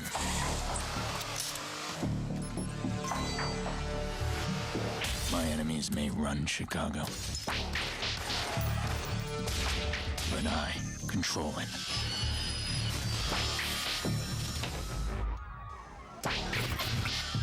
Watch Dogs. Hacking is our weapon. Includes 60 minutes of exclusive gameplay only on PlayStation. Tomorrow's invasion will fail. We lose everything. You hijacked their power. What are you expecting from me? You have to die every day until the enemy's destroyed. I'm not a soldier. Come here every day and I'll train you. Edge of Tomorrow. Only in cinemas.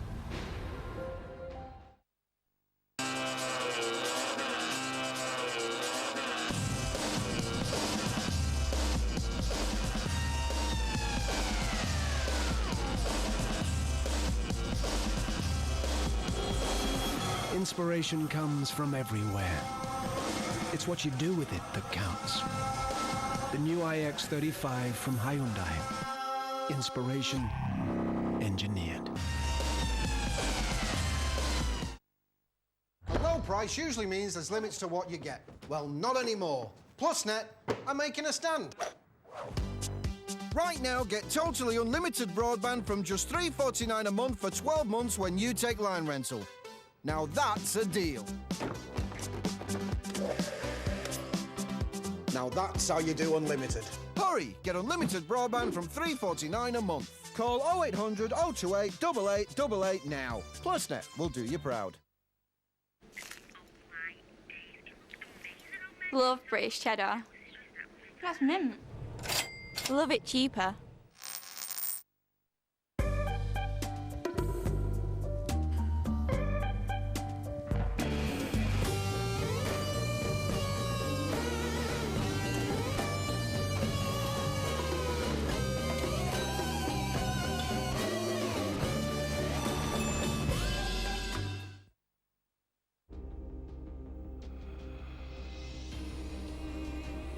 It could be England, it could be France, it could be Bosnia.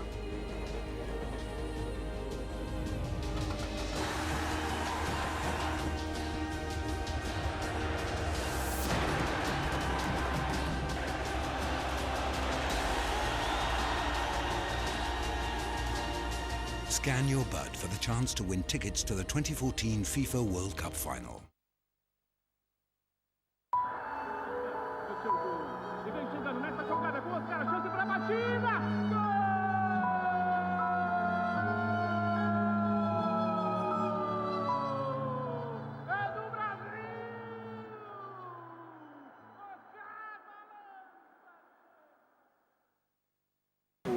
Mystical, fantastic.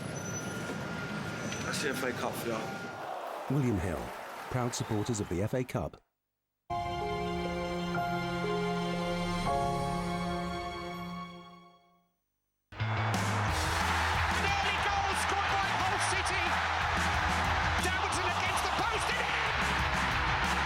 Here's Cazorla. What a fantastic free kick. We've got a fantastic final on our hands.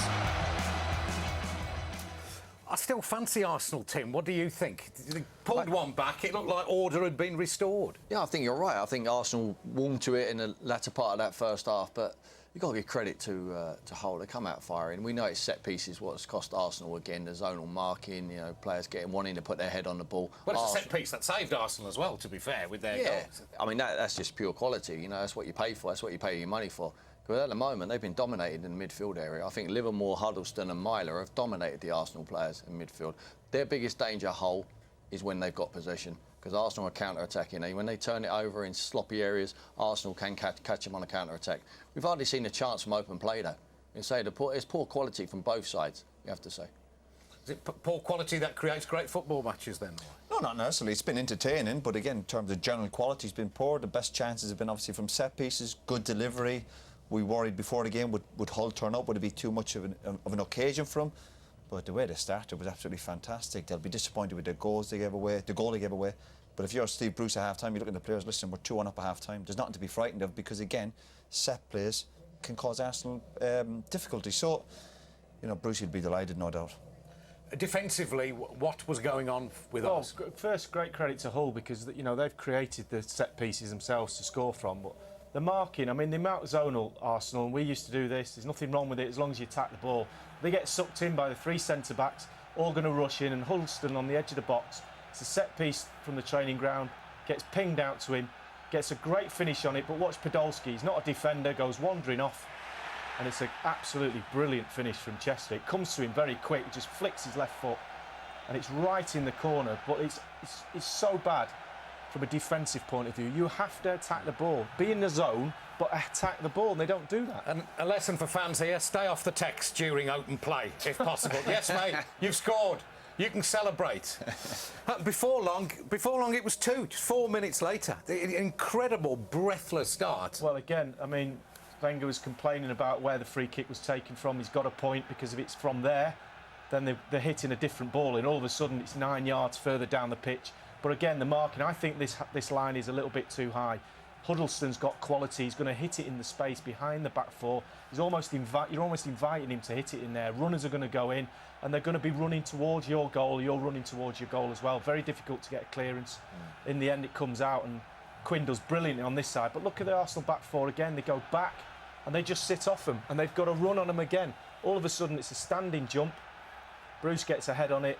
Decent save, comes off the post as well, and that's a brilliant finish, you have to say, from Davies, because he's not a lot of angle to go for, keeps his composure. 2-0, and we thought, we've got a shock on our hands. But you're on about the top defenders, sorry, you're on about the top defenders. It's about body language, smelling danger, and they've had the warning signs, and credit to Bruce, Davis and Chester, they all tacked the ball well. That could have been 3-0. Yeah. It's just schoolboy defending, really. Shocking. It's desire, though, Roy, isn't it? It's wanting to head it. They want to head it, and Arsenal players don't want to head it. You know, if you don't want to head it, you don't win cup finals. But at this point, it's about character. Can Arsenal get back in? Well, you couldn't see them working their way back in. It needed a moment of magic, as you've said, from Cazorla to bring it about. I think McGregor's going to be very, very disappointed that he hasn't saved it. He takes a step to the wrong side, just at the wrong time. There's a step to the right. Great quality, but he gets his fingers on it. Also, he's very, very disappointed. You see his reaction after. He knows he should have saved that, but you have to give him credit. Porzolo, he has got that quality, and it's had to come from a dead ball situation for Arsenal. But we see so many keepers doing that. I can't get my head around it. They always take that gamble. If it goes over the wall and goes in, you don't really blame the goalkeeper. That's his side. He's got to protect it. But it just, again, he obviously didn't fancy himself to get across, and it's cheating, really, in a sense. But despite everything we've said, you wouldn't bet against Arsenal, would you? Lifting this trophy at the end of the afternoon. Absolutely not. No, they're back in the game. But as I said, again, if you were looking from Hull's point of view, there's nothing to be frightened of. But obviously, Arsenal have got that quality. Of course they have. Yeah, I think they need to step it up. They need to do something. Giroud has been very, very poor. And I think Matty Frye has been excellent. I've done him a disservice before the game. If he can continue that, Hull would have a chance. OK, well, the expectation here was that it would be a one-sided affair. Then we thought maybe the underdog could do it. None of us predicted 2 goals right at the outset. Despair from Arsenal, then celebration as they got back into it. Anything could happen. Second half coming up shortly.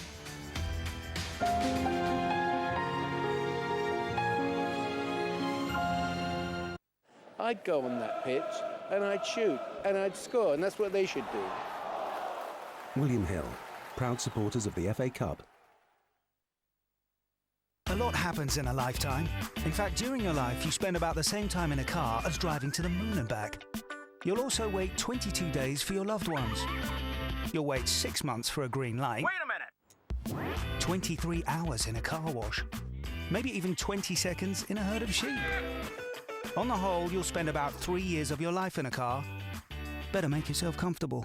The Skoda Superb. Comfort like no other. Skoda, simply clever.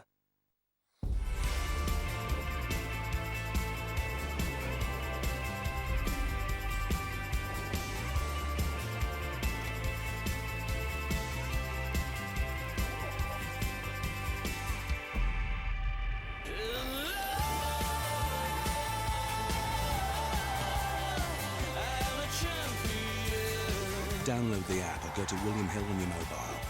William Hill, the home of betting. Apparently, it's all about blue this season. Well, this door's going to be all about blue for longer than that, because I'm using Ronseal 10-year weatherproof paint. It does exactly what it says on the tin, keeps its looks, and I won't need to do this again for another 10 years. From Seth MacFarlane, the guy that brought you Ted. Welcome to our awesome town. Somebody is going to die. Please don't shoot us on sex night. Welcome everybody to the Wild Wild West. What the? I could teach you how to shoot.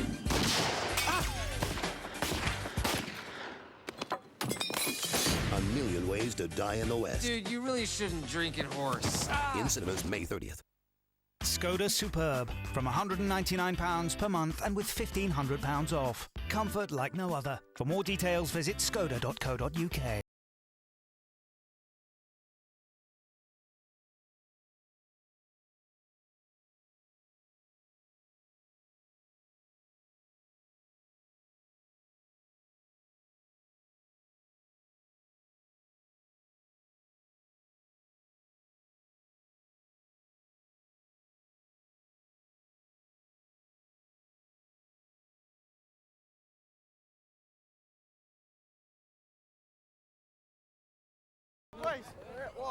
When it stays on.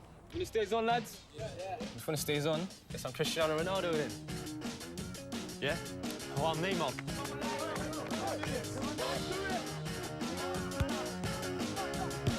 Rooney. You know I try so hard. As fans, we all think this is the year. Just please don't get complacent. We've waited a long time, you know. William Hill, proud supporters of the FA Cup.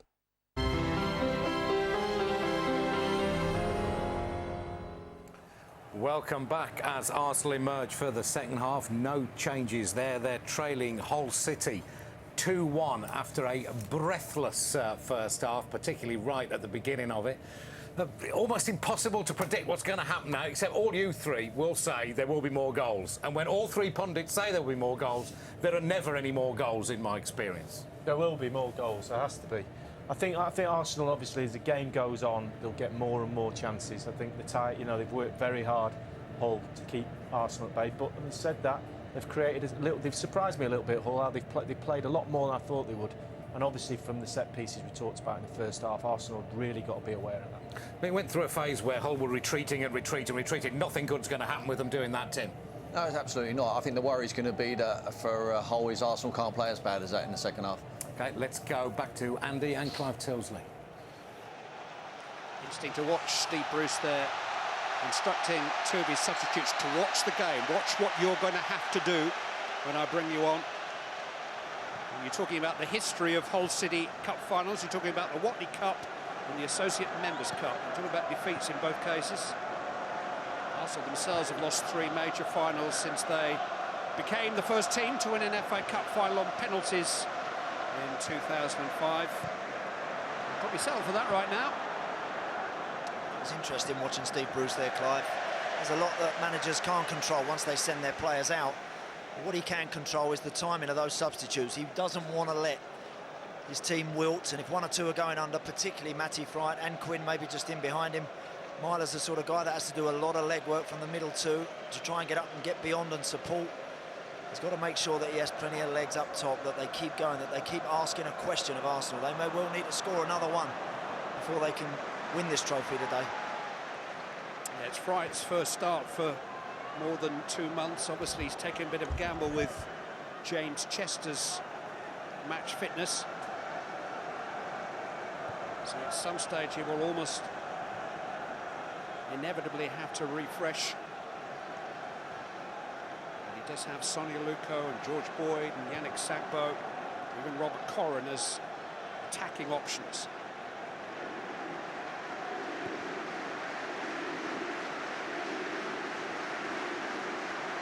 Ramsey. Cazorla.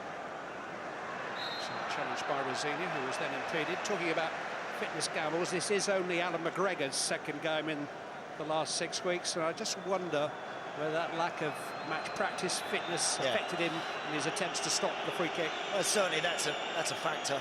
Just like outfield players, you don't really get your sharpness back until you've played 5 or 6 if you've been out for a long time, and his was a particularly serious injury.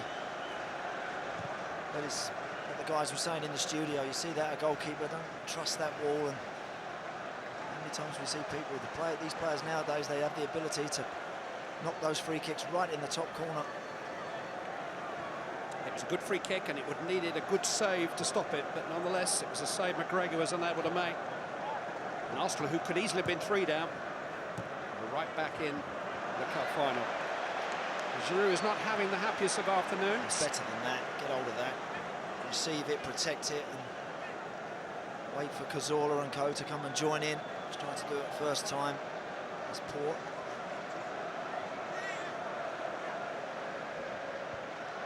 Forgive me when I say afternoons. I'm from the 3 o'clock kickoff generation.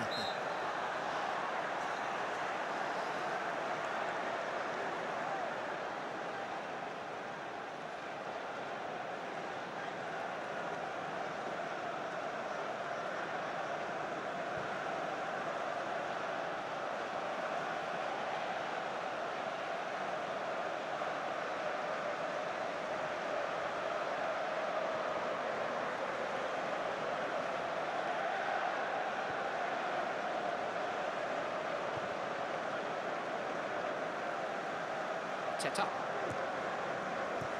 Ozil, a little lazy with the layoff.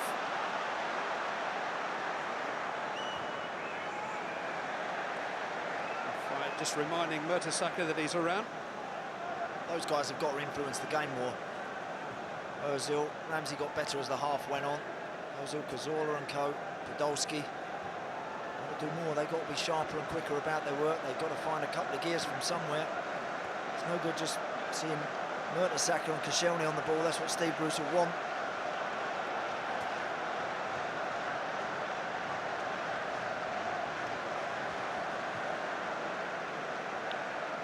There is Aaron Ramsey.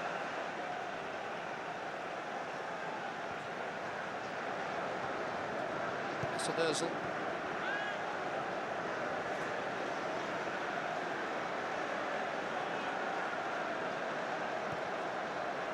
Up to Lucas Podolski. Ramsey drifting the ball into the path of Ozil. It's a good ball too. Leroy Rossignol first to the point of danger. Lucky, that's better. Mesut Ozil making a run there to the byline, runs beyond his front men, offers something else. It's much better. Could have been cleaned out, that one, I think, by Alex Bruce. It wasn't, it was cut back, and in the end they just don't get the bodies in the box.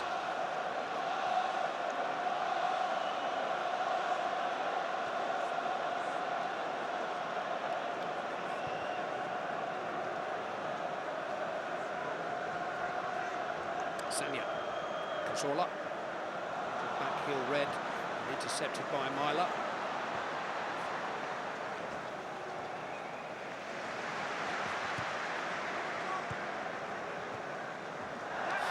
That's careless from Cazorla.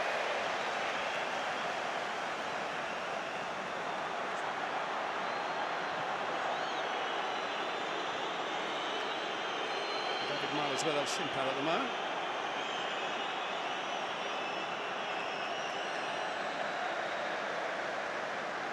Instructions there for Liam Rossignol. I think I said Leroy a moment ago. His dad did play here in a cup final, League Cup final, Queen's Park Rangers, 1986. Seems like yesterday. Just on the losing side.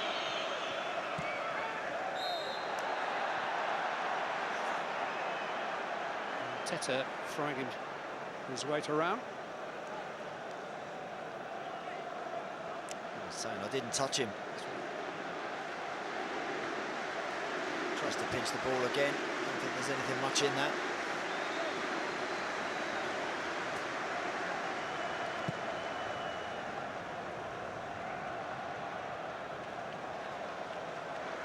Arsenal throw.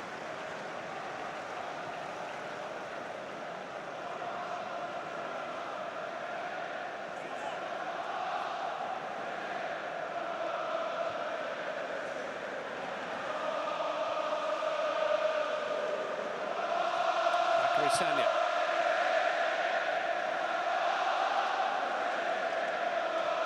Arsenal certainly taking their time. Ramsey into Giroud. That's well done by Bruce, who's down and injured.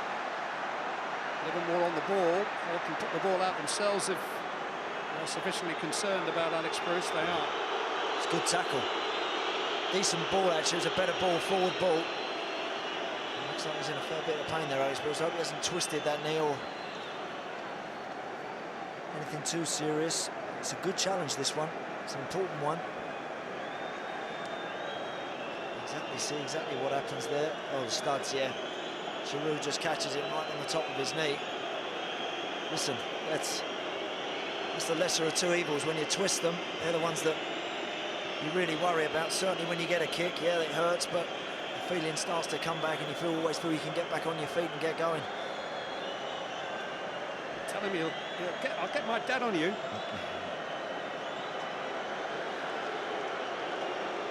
going to need to.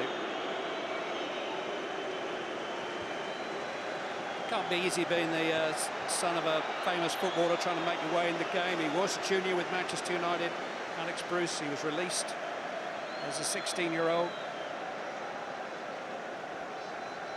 This is certainly the highlight of his playing career. Took a sore one there from Olivier Giroud.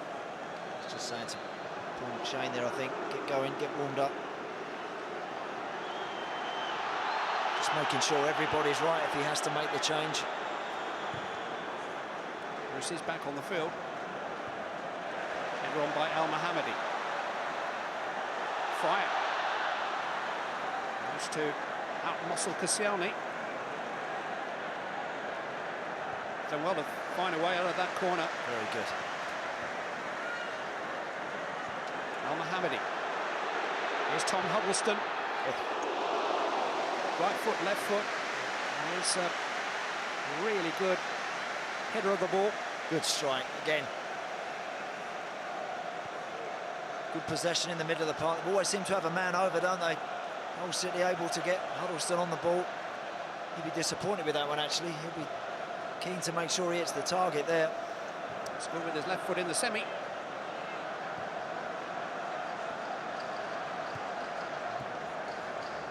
Ramsey up to Cazorla. Ramsey in towards Giroud. 10 minutes into the second half, Clive, and I'm still to see Arsenal have a spell where you feel that inevitably they're going to find a way through, that a goal is coming. They have 2 or 3 passes and then the ball breaks down and then Hull are able to get it. And they always seem to be able to get out reasonably comfortably, I think, Hull today. Now, there's 2 sides to this game. We know that Arsenal haven't really got it going with the ball, but without it, they're not doing enough to upset Hull either.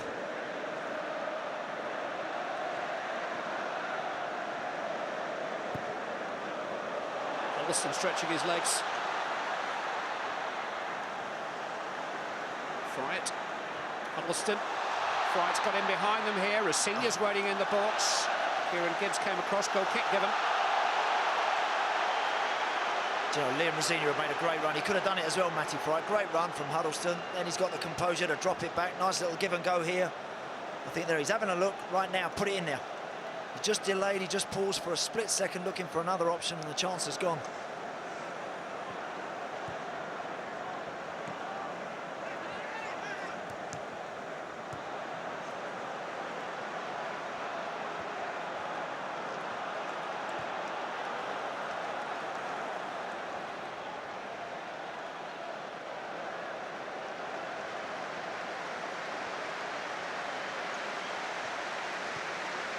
Applause ringing round Wembley Stadium, and that's a wonderful gesture by the fans of Arsenal and Hull City who've been requested to remember at this moment the 56 who lost their lives in Valley Parade.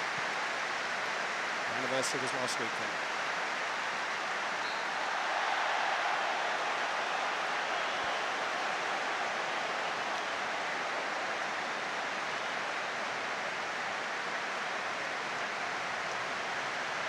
Got a little bit of the ball there, didn't he, Jake Livermore? A little bit of it, but not enough. Never forgotten.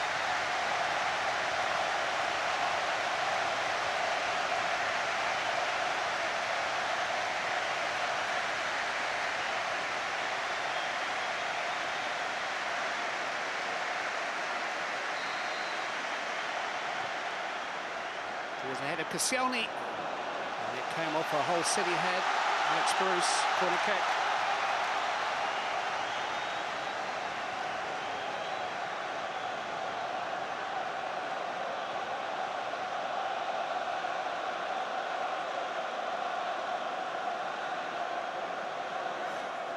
It's only hiding behind Giroud. Taken out there by Bruce.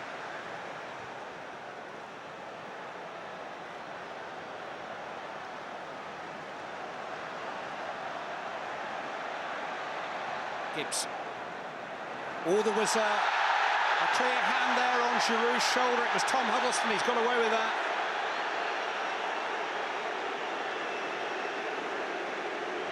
Just lost the flight of the ball and lost the man there, didn't he, Tom Huddleston? You know what, you put your hand across anybody's face, across anybody's shoulder in the box, you always run the risk of conceding a penalty. Whether or not Giroud would actually have got on the end of it is irrelevant. Put your arm up like this, across his face, across his throat.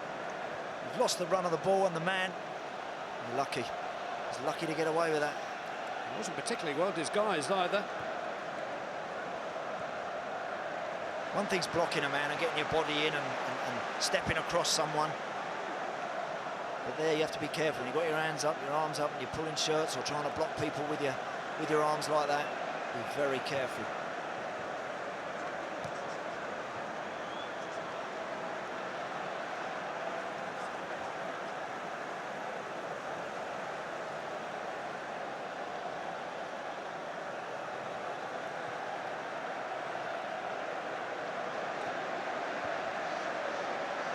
Ozil.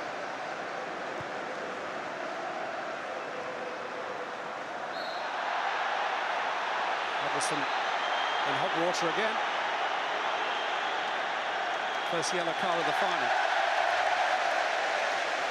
Probably a small price to pay, considering what he did a minute ago. Yep. I think it's right that Lee Probert should do that. I think there's been a few challenges from Hull. They've been competitive, of course they have.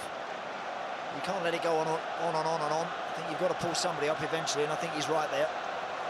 3 goals, all from set pieces so far.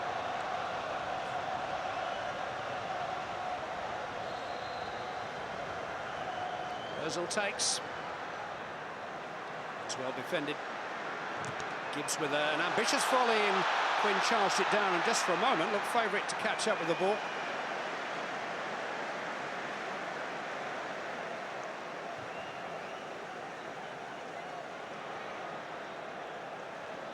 They're on by Giroud. Ramsey.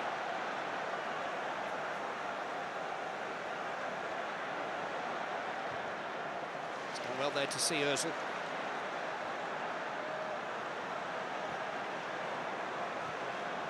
Ramsey once more.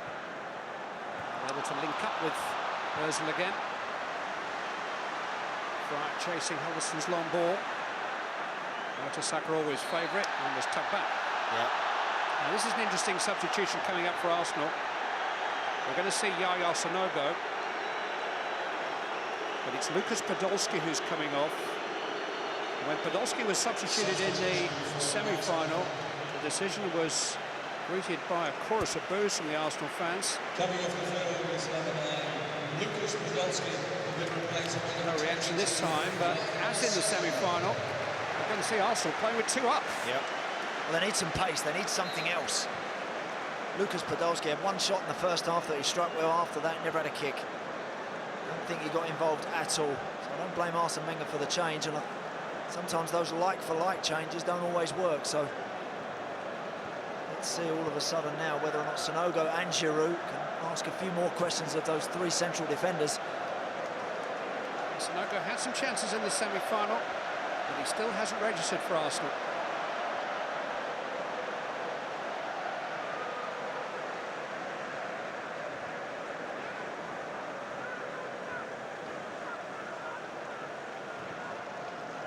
Arteta fed into Giroud. Sanya. It's well seen by Livermore. Win to Bryant. It's a rather tight ball from Matty Bryant. Giroud fed into Cazorla. Sanogo's little back heel. Ozil. Here's Yaya Sanogo. Forced wide to Gibbs. Ball's out of play. Goal kick's been given. That's better from Arsenal though, isn't it? More speed, more intensity about the attack. A bit more one-touch. Pass and move. These little interplay here is much, much better. That little flick from Sanogo just unfortunately put Aaron Ramsey out of the game, and then all of a sudden the Tigers are able to smother it.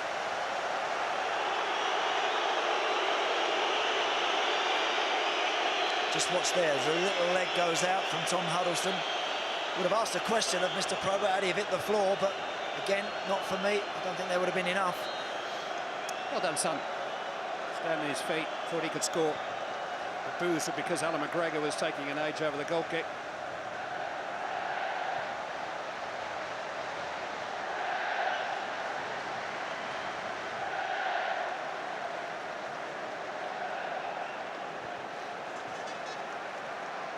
Cazorla. Ozil. Ramsey striding forward. It's a delicious pass. Well met though by Alex Bruce. Corner kick. Well done, Alex Bruce again. He's put his head on some decent looking crosses this afternoon. Makes a good challenge there as well. Ozil takes into Sanogo. Sanya's there with a header, and so too is David Myler. That is a chance, Clive, for Sanogo, because he just gets a run, he just gets half a yard across the front of the defender. Just doesn't put enough on it. Down in front of the travelling Arsenal fans, they haven't travelled that far.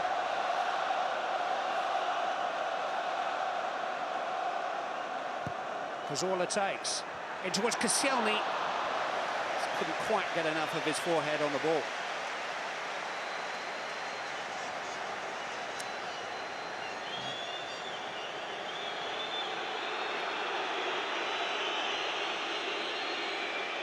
Ooh, Jake Livermore's hands are up there, aren't they? Looks like it. Looks like it's because Sanogo misses it. He actually missed it. Look, with the header, he tries to flick it, he misses it. And that hits Jake Livermore right on the hands. Of course, he doesn't intend to do it, but when they're up there in the position that they were, I've seen them given all season. It just happened very, very quickly. It wasn't massive appeals, I don't think. It wasn't the normal or natural position which the referees are asked to adjudicate on in those matters, but the first consideration for the man in charge was, is it deliberate? Alex Bruce, I think his race is run here. Certainly going to need some more treatment. And here comes Paul McShane, who had an hour last Sunday after 3 months out following an ankle operation in February.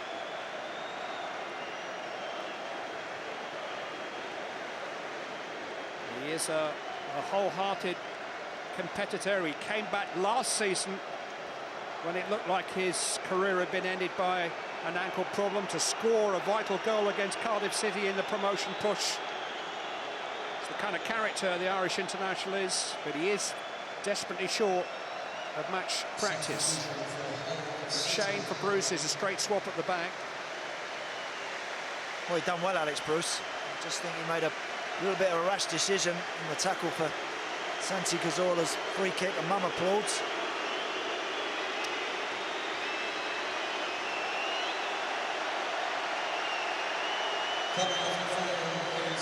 Terrific ovation. He came to Wembley as an 11-year-old to watch his dad play in the 1996 FA Cup final, and his dad didn't make the Manchester United bench. He got his head onto some good crosses, Alex Bruce, this afternoon. Now McShane's got to do the same. They've got to make sure that they're nice and solid, that they don't lose anything from that change. Nice moment. That's my boy. James Chester's just gone infield. He's just gone on the central one of the three at the back. McShane a little bit more at home on the outside. Those three central defenders.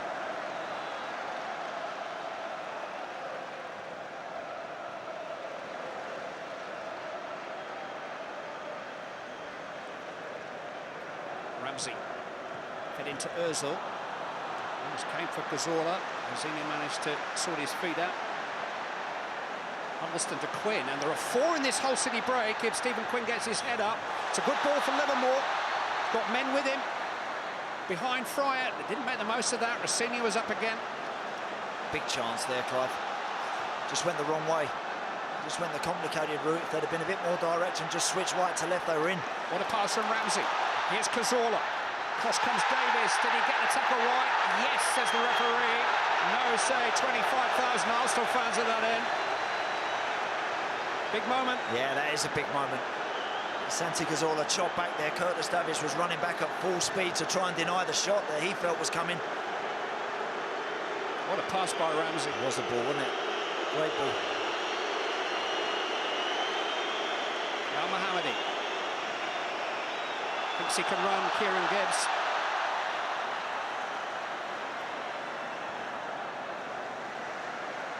Quinn. Livermore. It's Jake Livermore. Oh, that's a bit wild. Might go for a throw-in. Yeah.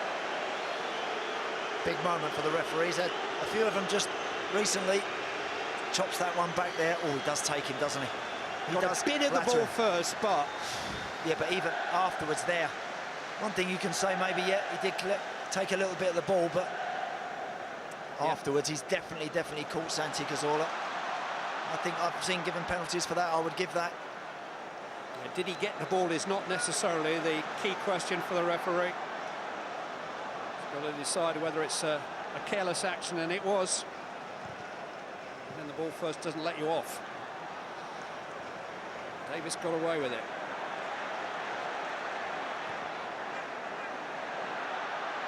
Shane taking a chance. I'm sure El Mohammadi desperately wanted that. Ooh, almost a mix-up between Koscielny and Mertesacker. And Koscielny caught by Myler. Another card coming out, David Myler booked.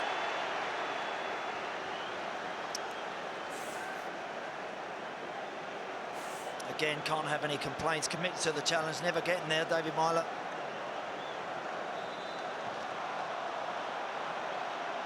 Of course, it's not only the free kick, it's the momentum you deny the opposition. Getting to 20 minutes plus stoppage to go. Every time a free kick is given, Arsenal frustrated by that because Hull City can get back and regroup and get back behind the ball. It's not free-flowing Arsenal pressure, but it's Arsenal pressure. And it's building.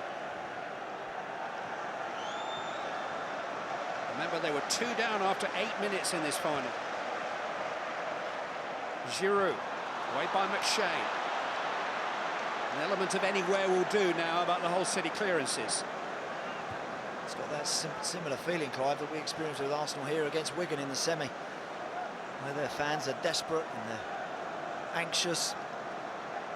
Every misplaced pass is greeted with boos. They're only behind for 20 minutes in that game. Giroud's got away from McShane.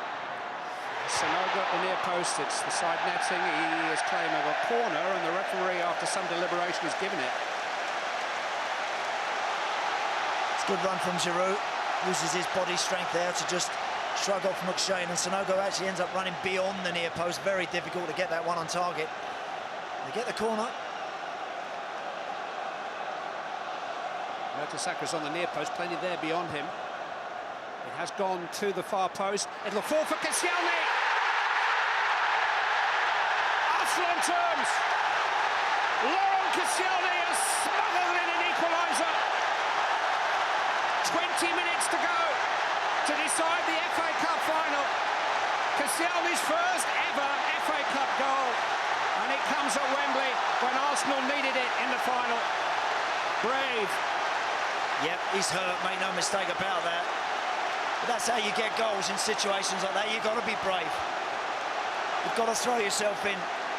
Hull City didn't win that all-important first ball because Koscielny took a chance. And he ends up somehow turning it in the goal. First header is actually one of the back posts by Sagna. McGregor comes out, Koscielny's in front of him. Look, he just spins off of his man, James Chester, just puts himself down the line of the ball. Gets a bit of luck, it comes to him. Just gets the merest of touches, but it's enough to put it through McGregor's legs and in. It's a rather freakish deflection. Sagna heads it, I think, against Giroud. But you know what? He put himself in a good area, Clive. He just walked into the 6-yard box. Realised to Chester, in actual fact. Yeah, realised he couldn't win the first header, and then just thought, will something fall for me? And it has. You make your own luck.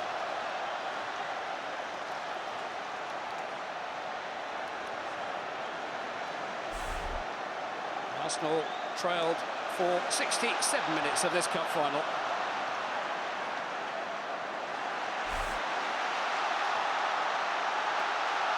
Ozil.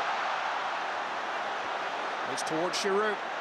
Sanogo's there, his foot's high, and Hull have a free kick.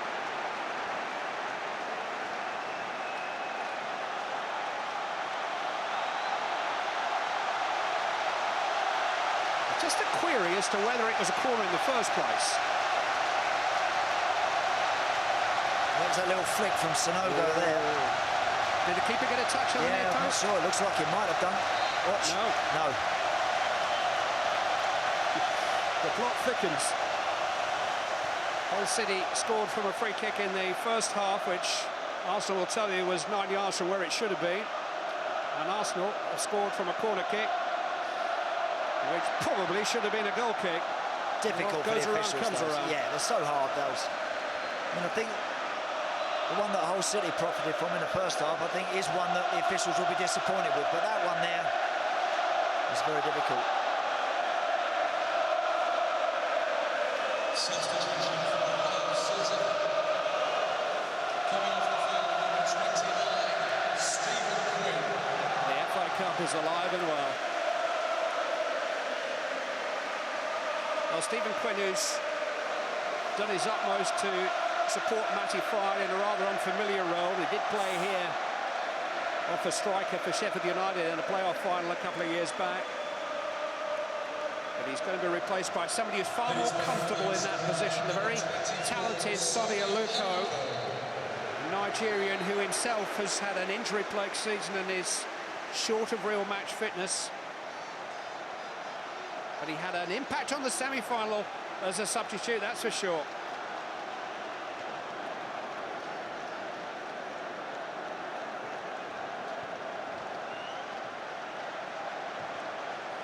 Koscielny seems okay.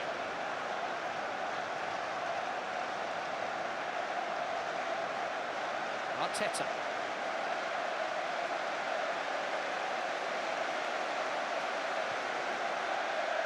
Towards Giroud. He's done well to keep it in. Shane only as far as Ramsey. Now Ozil. Ramsey, but Shane cut it out. Strong play from Huddleston. Here's Aluko. Taken out by Arteta.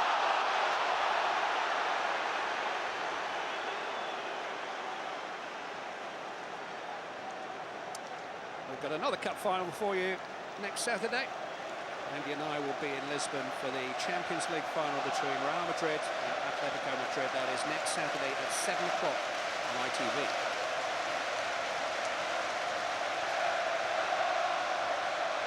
Again, frustration from the manager because every free kick that's conceded and allows Hull to have a breather. He feels it's an opportunity lost to, whilst they're on the rack, to keep them backs to the wall. Fright prevented the goal kick.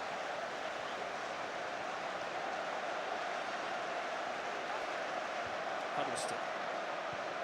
Away by Koscielny. Huddleston again. Arteta managing to find Ramsey.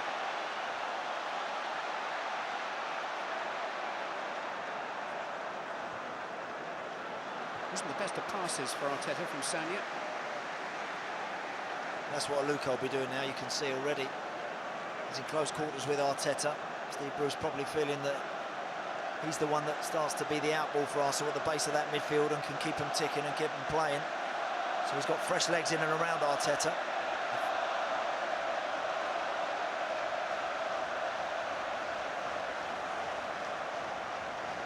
James Chester after 4 minutes. Curtis Davis after 8 minutes. Hull City 2 up in no time. Denied a third goal by Kieran Gibbs' goal line clearance. Santi Cazorla's free kick after 17 minutes. Eventually added to by Laurent Koscielny. The 2014 final with Budweiser is in the balance. Oh, that's poor from Huddleston. This is Giroud. Sonogo trying to get there, helped on by Ozil. Almost got in each other's way there. Ramsey was surging forward too.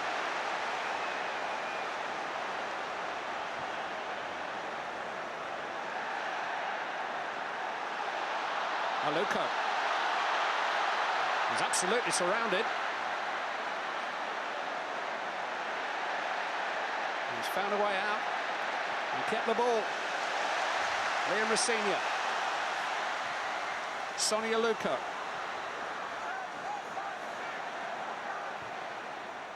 Just came off Aluko and Ramsey was able to adjust and clear.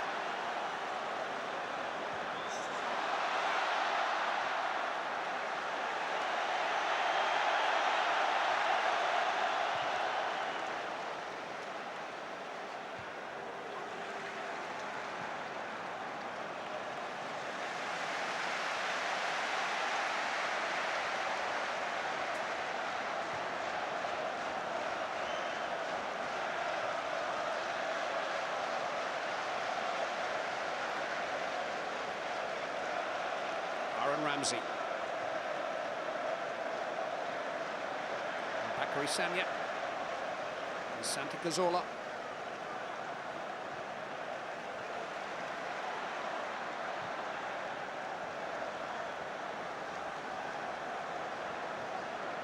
Rolled into Giroud. He's tried to play Sanogo in round the corner. Good block by Davis. Sanogo isn't finished yet. It's a chance for Kieran Gibbs. What a chance. Snatched it, blazed it over the bar. Do you know, he did everything right in taking the touch. I think the wrong thing to do would have been to hit it with his right foot first time. Many would have. He takes the touch, he opens his body up, and then he just loses his cool. Maybe gets a bit excited, a bit ahead of himself, but look, just make sure you hit the target there. What a chance for Kieran Gibbs. He scored 1 goal all season, and that was back in August, but he had a really good header in the semi-final, really well saved. He can't quite believe.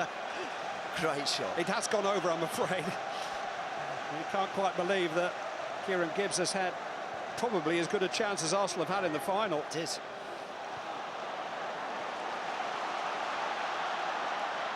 Cazorla. Ramsey. Played into Cazorla. Was that a push? No, says the referee. David Marler got away with it. Cazorla's down. Again, he's wrong side, Marler. It looks like it. Now Luco chasing Rosinia's pass. Koscielny is there. Marler's on the yellow card too. Certainly looked like he came from the other side of Santi Cazorla. He was coming onto it on his left side, looking like he was going to hit it first time. Cazorla trudging back, bewildered.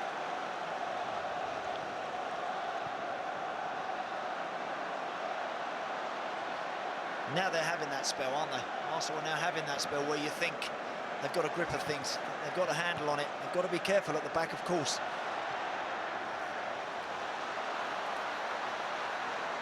Luco in pursuit of Sanya and the ball.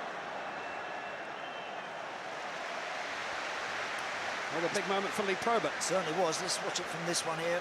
It's the ball across the 6-yard box. Again, there's a nudge from David Miley, you know, does catch him. See it again there. It's a penalty. That is a penalty. You know, he's the wrong side and he's trying to affect it. He's trying to get the ball. He can't get it. He can't make that challenge. Not without bumping the player first. That's a pen. And if he gives it, he would probably have had to give Myler a second yellow. Didn't give it.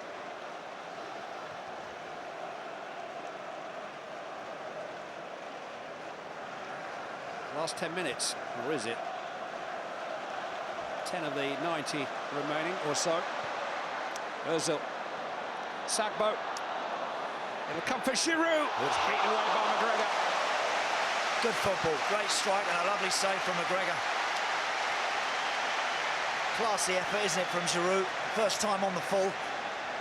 Again, making sure he hits it down into the ground through a pair of legs as well. For good measure, and the goalkeeper makes a good save. Three of the back four have joined Giroud and Sanogo.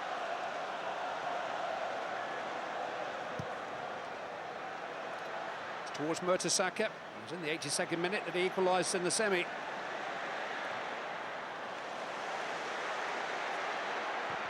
Ramsey, brave header by Davis.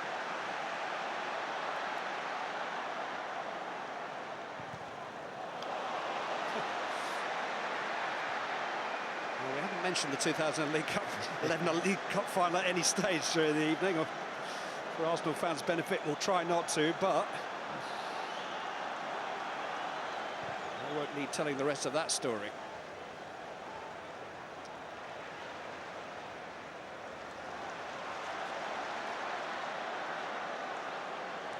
Laurent Koscielny might just have made up for that now.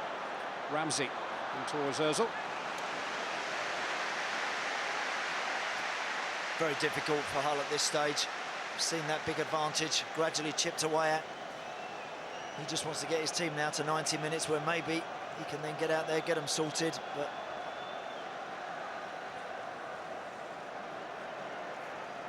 it's tough because Arsenal having good possession. And naturally, of course, Hull are just dropping back onto the edge of that 18-yard box, and then it's dangerous from there. Any little mistake, any little bobble, as what happened with the Koscielny goal, something drops down in the 6-yard box, people can score. Davis. Senior. Maluka. Run it back for a senior.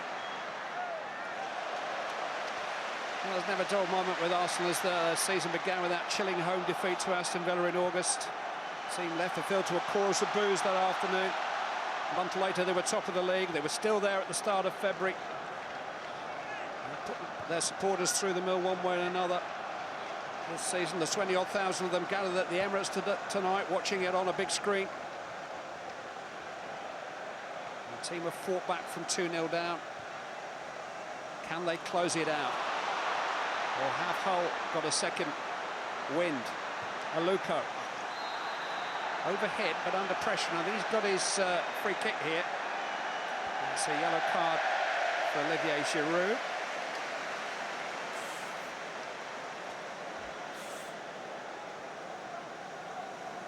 Good skill from Aluko again. He actually overhit the pass far too much, but Giroud's clattered into him. His team get the free kick and a welcome breather.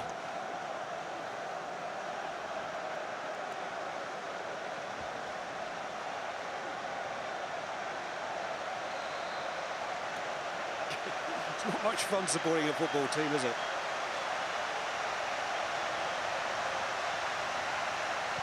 Upperson with the free kick. Towards the head of McShane. Al-Mohammadi. It's a tempting ball for Davis, and he's claiming a corner. It is a goal kick. It's a good ball in, actually, from Al-Mohammadi. Difficult one sometimes, those. You have to just sort of clip it in on the half volley. Stadium is 89,345. Thank you for your incredible support. It's the official attendance, just over 89,000 with every ticket sold. Arsenal have got about 40,000 season ticket holders. Their allocation was 25,000. Twice as many for the semi-final. Giroud's done well there. He's been hauled down by Davis, and that's going to be another card. Good skill, that, from Olivier Giroud. Again, that one's a yellow card. First touch was perfect. Just felt Davis there, didn't he? Close to him, and then good outside of the boot first touch. Rolled him. He gets away. I think he's enjoyed having Yaya Sanogo up alongside him. It's an unusual combination, really, for Arsenal.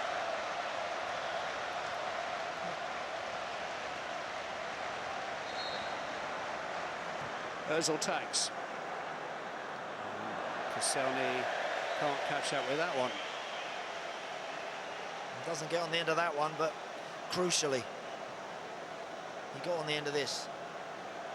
Originally, he would be in amongst that little melee fighting for the first ball, but because he knows he can't get it, he just walks into the 6-yard box and sends these guys and girls deliriously happy. Well, you've got to call on anybody you can at a moment like this. Phone a friend.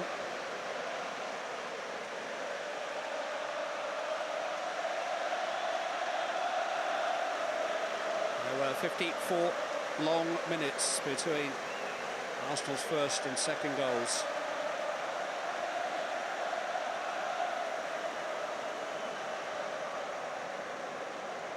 Fryer, Livermore. It's a bit too much ping on that for Al-Mohammadi. One of two tired limbs out there now.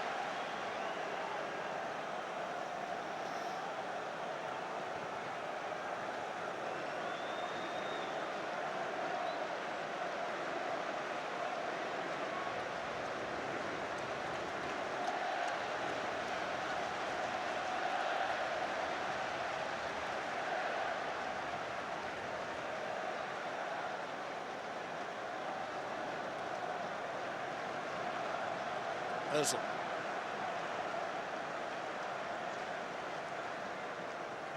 Senior.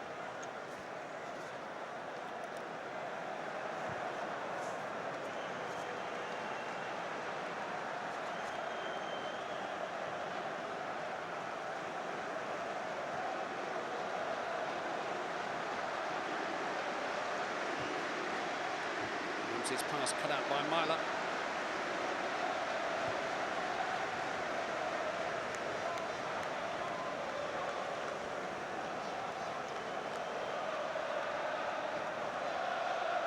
Gathering themselves now for the possibility, the likelihood of extra time.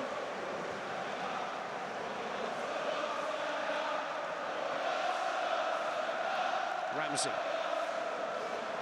Sanogo. Pulled in towards Giroud. Away by McShane.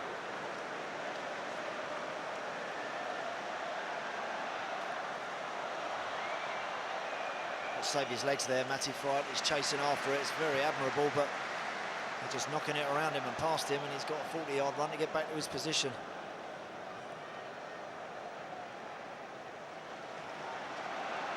Ozil. Fed into Giroud. Laid off to Sanogo!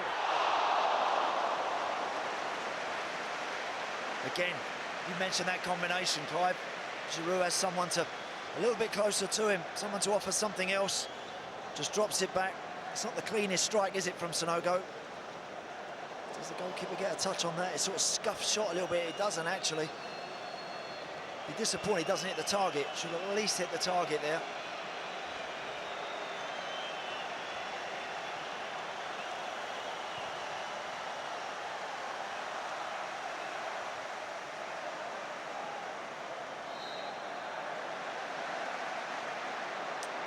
Free kick has gone Hull City's way. It was taken with a rolling ball.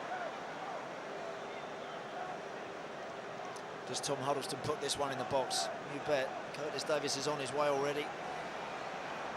And McShane is on his way forward. You know where this one's going.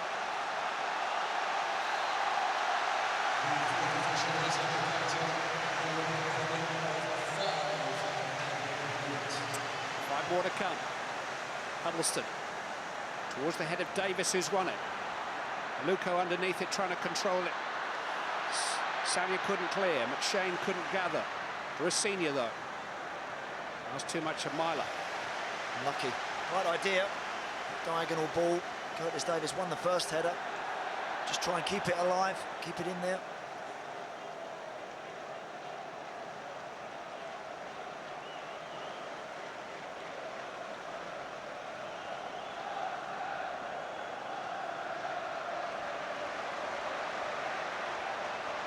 Arteta to Ramsey. And Hamadi just got across him.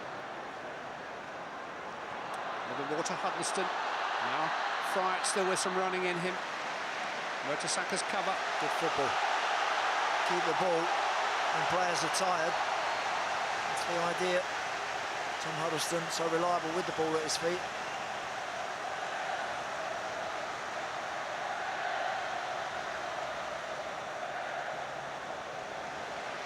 Austin Swart.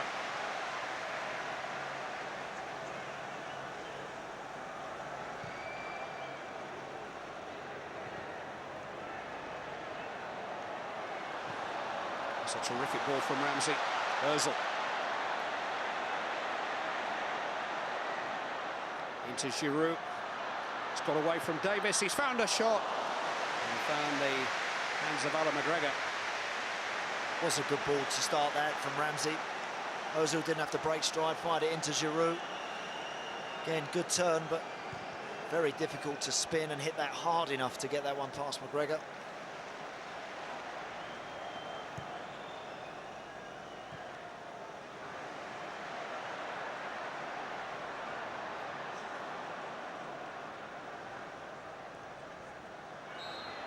Luca's won a free kick. Davis and McShane on the way again. The last two, Tom Huddleston has sort of pinged quite wide to Curtis Davis, and then they're trying to get the second one from there. I just wonder something in and around maybe the penalty spot as well.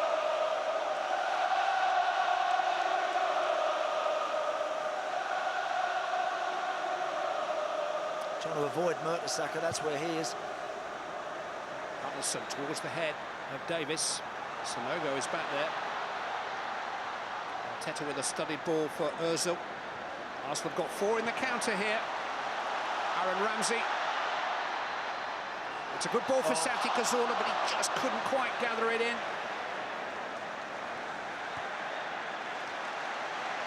Bakary Sagna. Over the head of Sanogo. Was a chance, wasn't it? Inches away from that, Santi Cazorla. Just couldn't quite stretch. 6 inches taller, and he might have been able to get on the end of it. He did have a man over. Oh, if he gets a touch on that, he may well be in.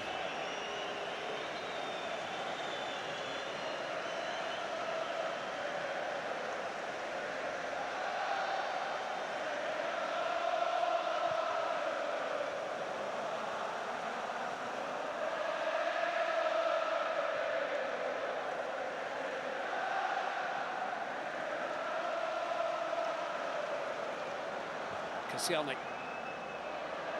Up towards Giroud. It's good control, Ozil. Giroud.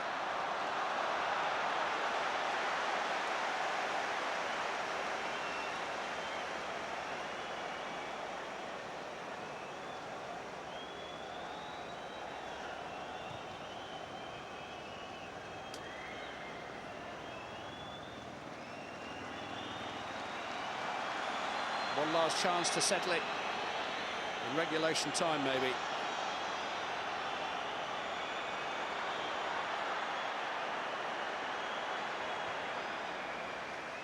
Arteta to Sanya. Ramsey. Davis got it cleanly. Giroud down, clutching his shin. And it's Hull City who get the free kick. And you're going to get another 30 minutes or so, I think.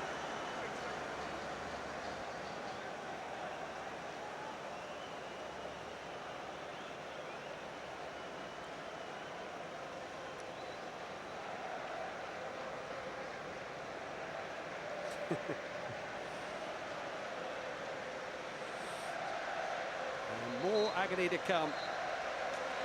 Arsenal trailed for more than an hour of the 2014 FA Cup final, but thanks to Laurent Koscielny, his error cost them the League Cup final 3 years ago. They found a way back into extra time. The views of Roy Keane, Lee Dixon and Tim Sherwood in just a moment. After 90 minutes at Wembley, it's Arsenal 2, Hull City 2.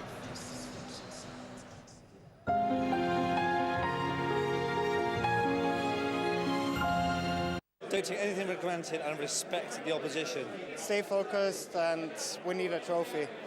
William Hill, proud supporters of the FA Cup.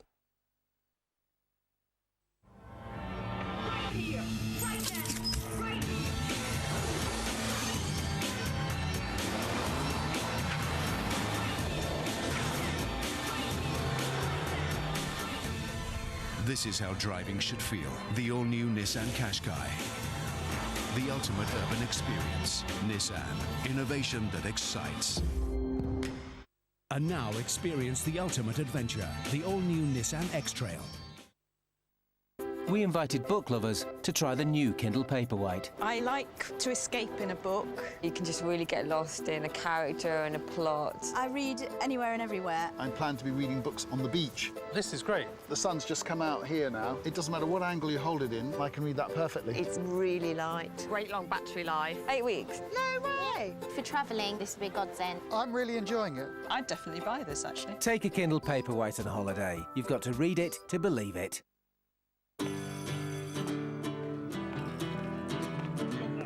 This time tomorrow, where will we be? On a spaceship somewhere, sailing across an empty sea.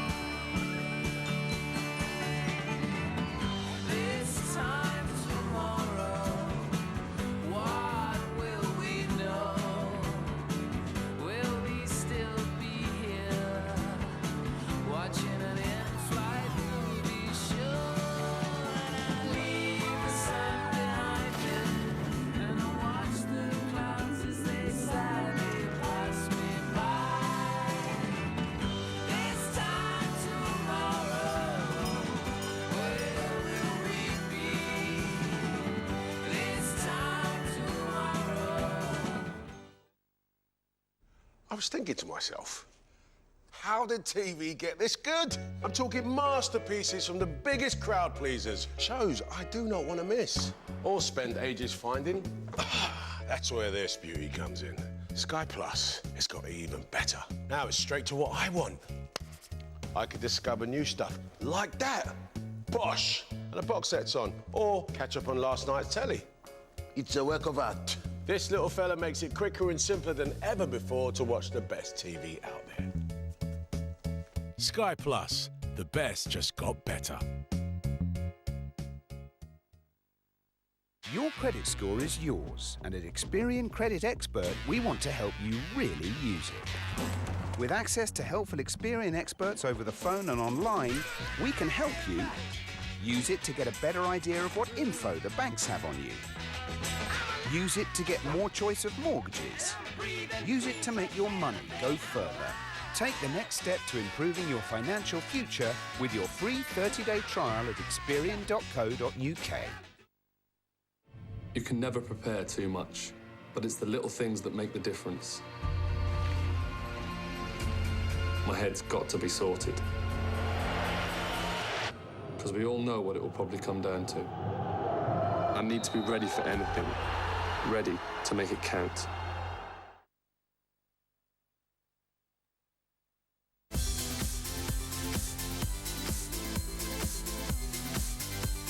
The prize is £250,000 and performing in front of the royal family. The Britain's Got Talent auditions continue tonight at 7:30 on STV. What it would mean to me is if won the final would be everything. It's never been done. It'll be everything we've hoped for. William Hill, proud supporters of the FA Cup.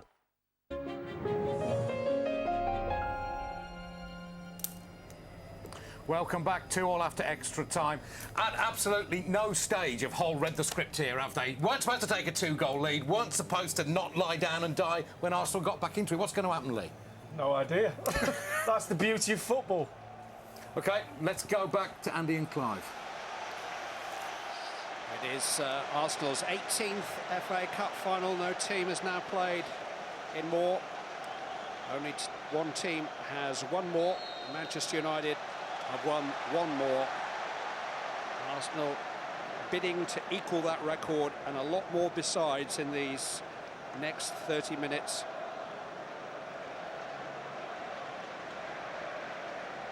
There'll be a hero in either amber and black or red out there somewhere. Whether he evidences himself in these next 30 minutes or whether, as Arsenal needed in their semi-final, as they needed the last time they won a trophy, it will go to a penalty shootout.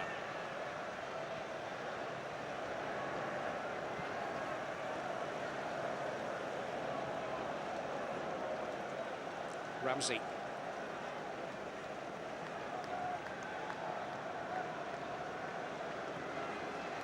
Teta to Mertesacker.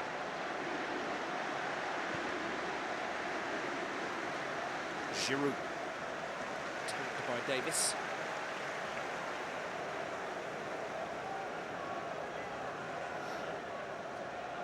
Arsenal will still have 2 substitutions remaining. Hull City 1. Giroud. Cazorla. Now Gibbs. Well met that by Davis. Cleared by Huddleston in the second time of asking. That's a good challenge from Curtis Davis again, because Santi Cazorla looked like he was just about to nip in front of him.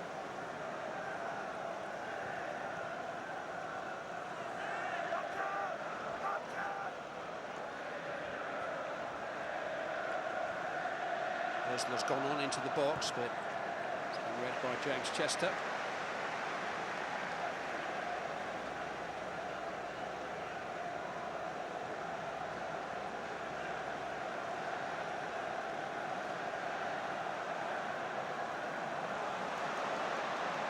Fight.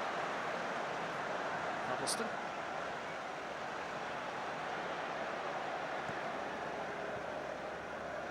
Marlon to Racina. Better. They've got to try and turn Arsenal around when they can. Hull, they can't. I'm sure Steve Bruce, look, he would take penalties probably now. But he would also like to see his team just try and ask a question or two, rather than just sit there for the next best part of half an hour, just to try and see it out. Terrific from Sanya. Ramsey. On to Sonogo. Giroud and Ozil are with him. He might not need either. It might come for Olivier Giroud. Strange block by Chester. Sonogo's still there. It was Livermore who lay on the floor in front of the Arsenal shooter. Did really well there because he threw himself across the front of Giroud as he was about to shoot. Really good work. He got back to smother it.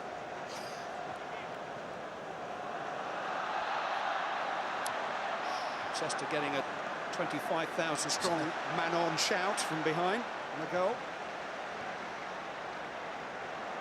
Well slipped by Davis. And here's Ramsey. Into Olivier Giroud! Denied by the crossbar. Curtis Davis, the relief man. Certainly is. What a great ball in. Fabulous cross, and whether Giroud could just not get quite above it. It looked like it was a very good chance. And just that reaction, he may feel that he should have done a little bit better in keeping it down. Arsene Wenger said a couple of weeks ago that his top scorer should score more goals with his head. He's a big, strong man. The delivery's right. You'd like to think so. It certainly was there. It was a great ball. It was a teasing cross in. A mistake from Curtis Davis, who has played ever so well for his team, I think, this afternoon.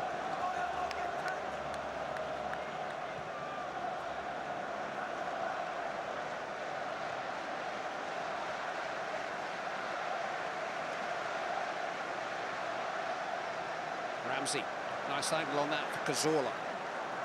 Now Ozil. Ramsey, Ozil, Giroud, back heel is for Ramsey. Everything was good apart from the finish. Yeah. That was half a chance, but this was a very good one.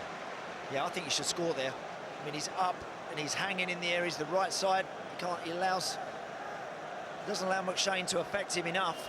I think he should score with that one, I really do.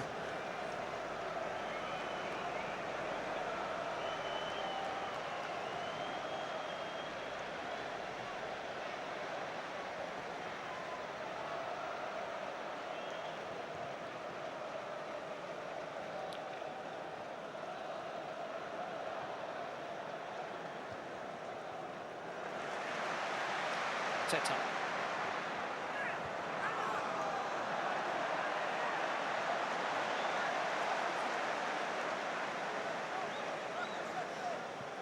I saw Charlie George a little earlier at Wembley today. Arsenal's famous extra time FA Cup final hero. And talked this morning with another man from that team, Bob Wilson, who had a major operation on Thursday, and I'm glad to say is recovering well.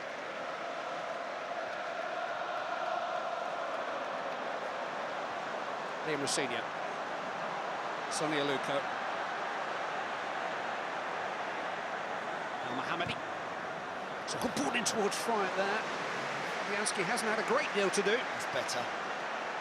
Again, I think it's right there. Mohammadi doesn't try and take a touch there, just puts it in there first time. Decent ball in that. Goalkeeper does well to get out and make sure that he gets there just before it. He loses Mertesacker and finds Friar, but better. More people forward, prepared to put people into the box, get those wing-backs higher up the field.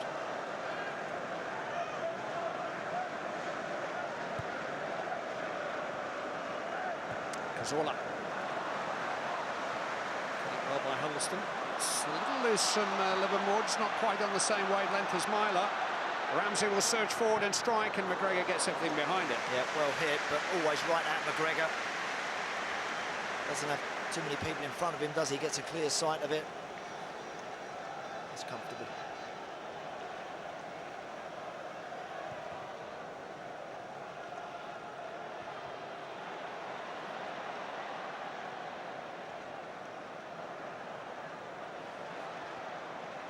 Huddleston to Myler. Liam Rossignol. David Myler. And Jake Livermore.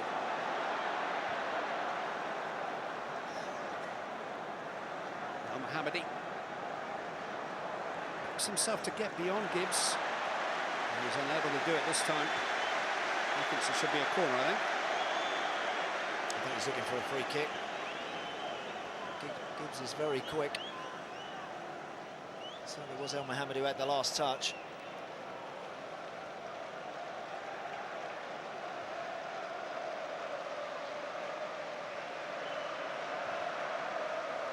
Interesting that Arsene Wenger has resisted the temptation so far to use one of the two cards he can still play. So Rosicki, Jack Wilshere. Of course, but managers are now thinking about penalties as well. It's not just a case of replacing tired legs. You've got to make sure you replace them, perhaps with someone that might have to take a penalty, wants to step up and take one as well. Teta here and Giroud have both been good from the spot this season for Arsenal. That's Ozil less so. There he is. Ramsey, Giroud, Aaron Ramsey, side netting. Again, good football. He's just added that to his game this season, that hunger to get goals, to be in and around the 18-yard box, to get in the box. And there, really, the better option is to go across the goalkeeper. He's just stretching a little bit for this one. His first touch just gets away from him slightly and he can't keep it on target. He had half an hour here as a Cardiff City teenager in the final 6 years ago. Arsenal were top of the league when he got injured on Boxing Day. What a loss. What a developing talent.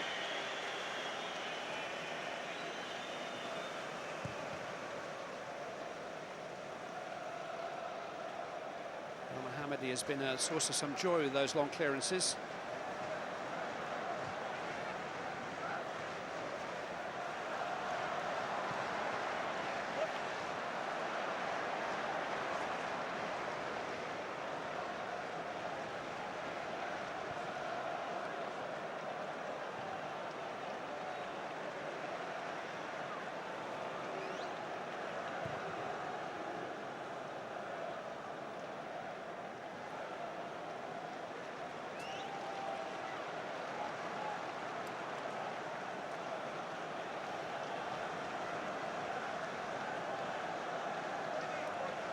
Never been a Wembley FA Cup final settled by penalties.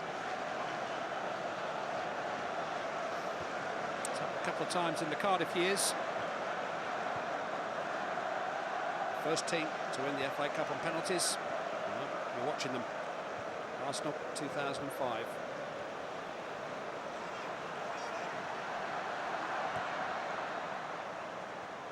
Luco.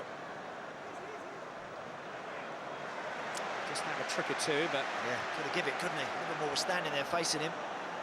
First little bit of skill was the right bit to just buy him half a yard, and then just a little bit too elaborate. He gets the ball pinched off him.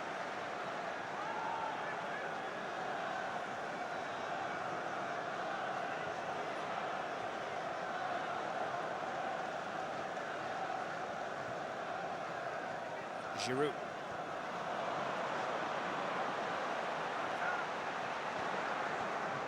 Moves it to Ozil.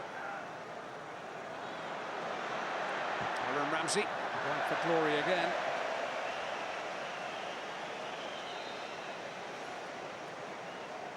I think that look says, look, nobody closed me down.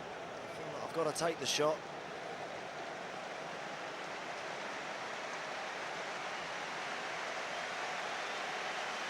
Well, Liam Rosenior is injured. That's why he's being replaced.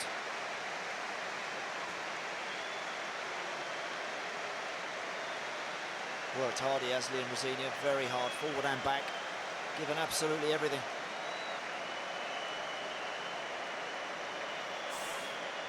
He had a few months without the club 4 years ago. He was training in the park, waiting for the phone to ring. FA Cup finalist today. Will he be an FA Cup winner? George Boyd, the Scottish international. Signed last year for the final promotion push, comes on in his place.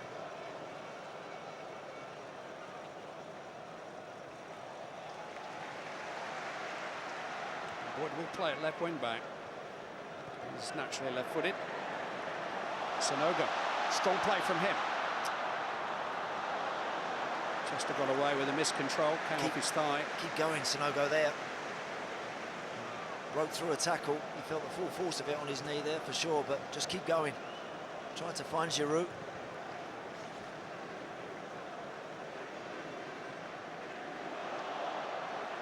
Fright. Dispossessed by Arteta.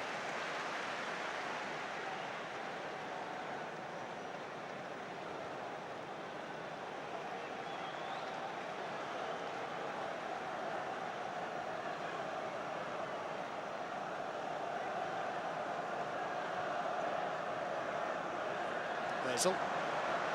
Better, that is. Sonogo. Trying to feed it back into Ozil. Augustin went all the way back in there. I think Mesut Ozil is capable of that as well earlier on in the game. Much better, picked the ball up immediately. Wanted to go past his man, drive into the space. Cazorla. Gibbs bursting forward. In towards Sonogo. Good work that by George Boyd. Giving away tamely though. Ramsey. Ozil helps it on. Chance for Cazorla. Well, he backed his skill there. Went for the little dink. Yeah, just wanted to just shape that one into the far corner. Jim McShane, who just doesn't really make much of a contact on that in regards of a clearance. He's just trying to curl that first time into the far post, but just puts a little bit too much on it.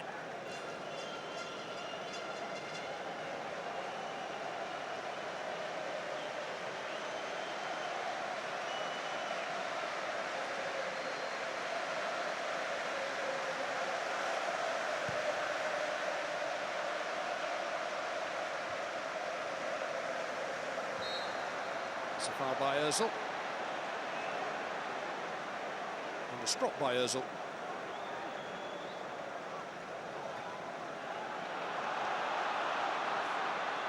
Aluko. Selny away. Boyd.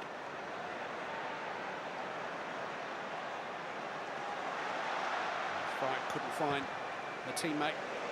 Boyd slightly out of position here, Sonogo. Good work by James Chester. Certainly justified his selection. Yeah. Ooh. And Alan McGregor taking a chance.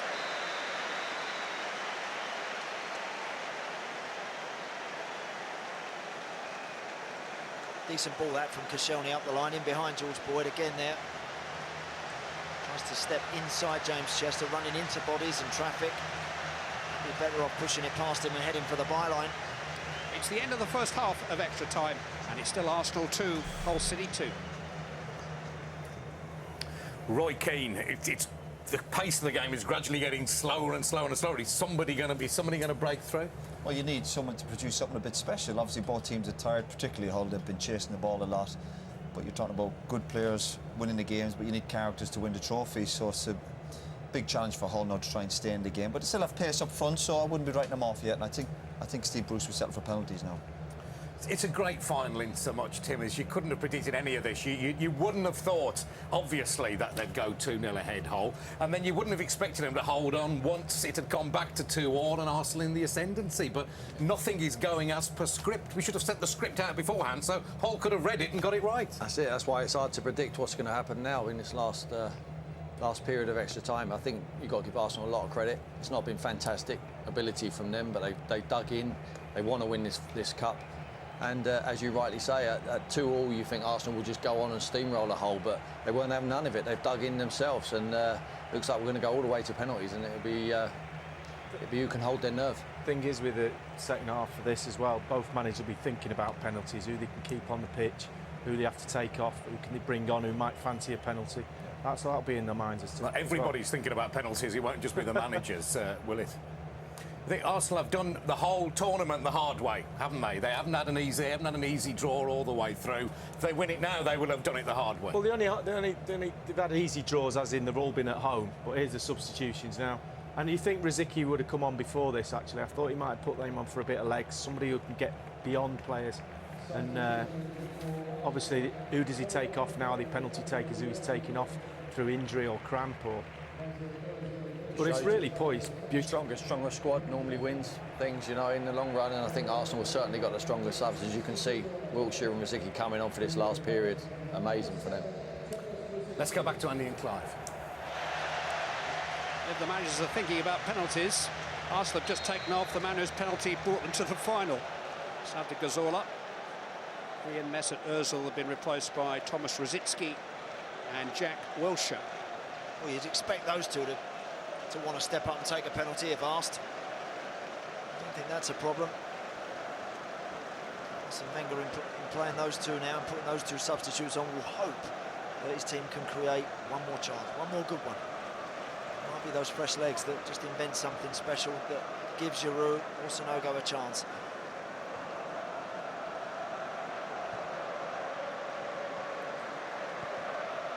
Here is Thomas Rosicky. Sanogo.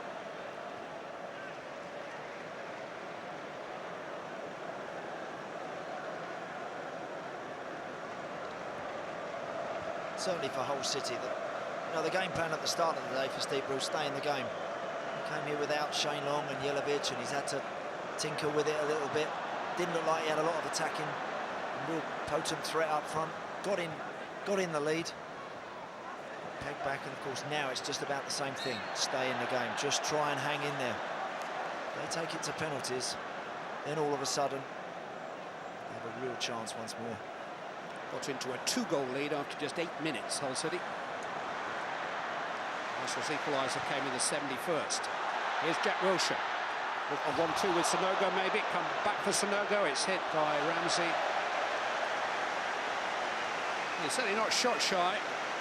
The season has been full of goals. There's your fresh legs. That's what happens. Someone who's just got just a little bit more pace to just play something sharper and get a little give and go. The ball back from Sanogo, not quite finding Wilshere. And again, Aaron Ramsey opting for the shot, missing it. We have another engrossing cup final for you next Saturday evening, live from Lisbon. The Champions League final between Real Madrid and the new champions of Spain. Atletico Madrid have drawn with Barcelona this evening, and we'll start that final as the champions of Spain. 7 o'clock next Saturday evening.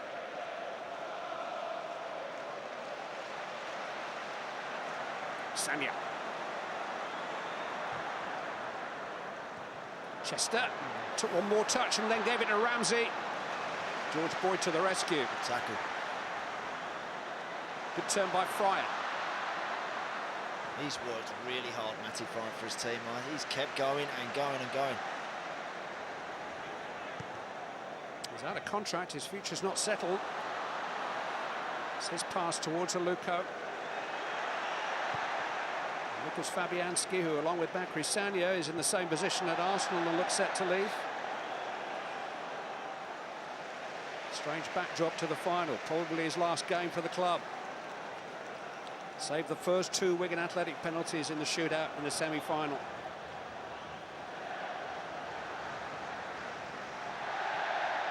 No free kick. Wilshere was looking for it. One back though by Ramsey. A little bit of space for him as he gets the ball from Sagna.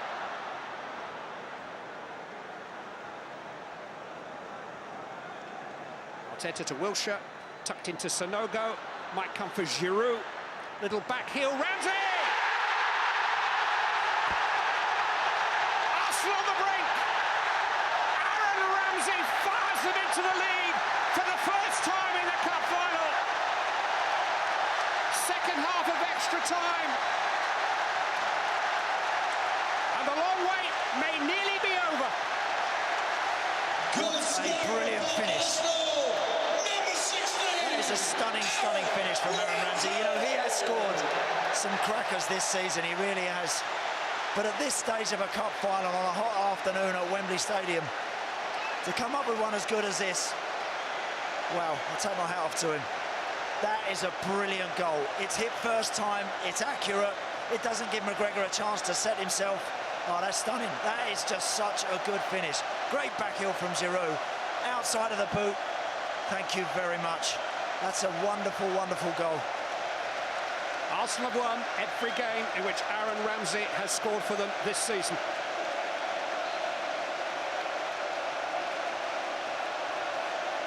He left this field in tears as a beaten finalist with his beloved boyhood Cardiff.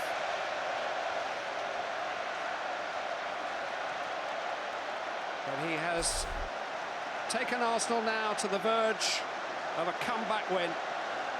What have Hull City got left? Luco chasing Huddleston's pass. It's a good one too. And here's George Boyd. Just couldn't quite sort his feet out. Almost got it back then from Mertesacker.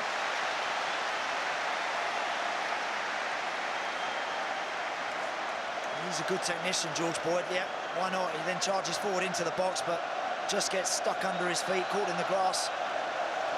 Chance gone.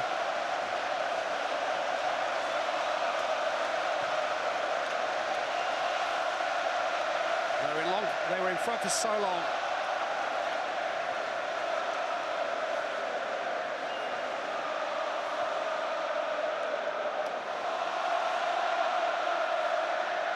Chester goes down and wins the free kick.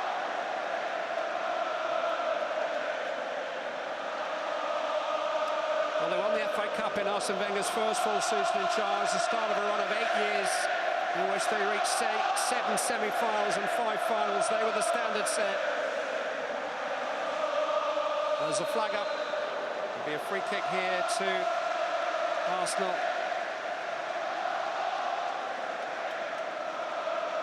Brilliant, brilliant goal. I love this finish. You know, I'd love to see the stats on Aaron Ramsey today. I bet he's had 7 or 8 attempts himself. And a few of them have sailed harmlessly over the crossbar, but he's kept going and kept going. He gives Alan McGregor no chance at all with that. It's such a good hit. There wasn't a single Arsenal name in the PFA Premier League select team. You just wonder if he'd stayed fit all season, he might have won the main award.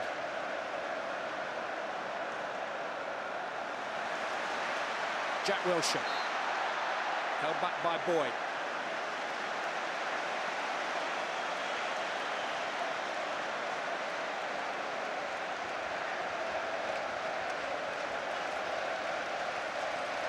They've come so far under Steve Bruce, Hull City. He succeeded a local hero in Nick Barmby 2 years ago. One of a number of difficult times in the club's recent history. Bruce himself was still smarting from dismissal by Sunderland 6 months earlier. The partnership has been good for the club and for the manager. There's talk of a new contract and a pay rise. He has given Hull City fans something to dream about this season.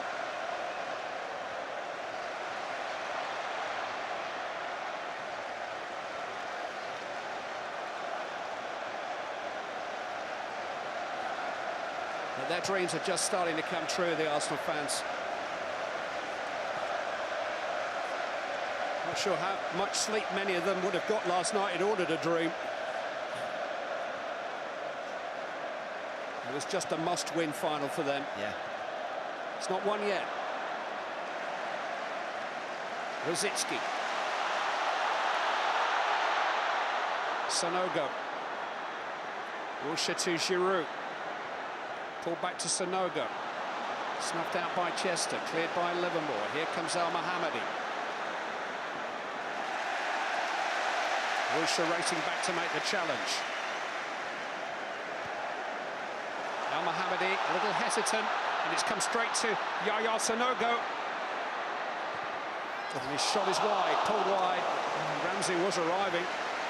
He just waited another second. Well, he works hard, this guy. He tries, he just doesn't always seem to be able to get the feet in sync at the right moment. Yaya Sanogo, even here, he kind of doesn't really get it out of his feet. Ends up taking a shot with his left foot from a tighter angle.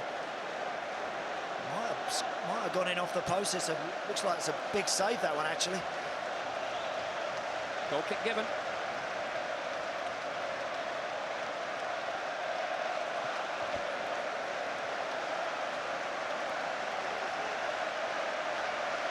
Kieran Gribbs cleared an Alex Bruce header off the line about 15 minutes in, which would have given Hull City a 3-0 lead if it had gone in.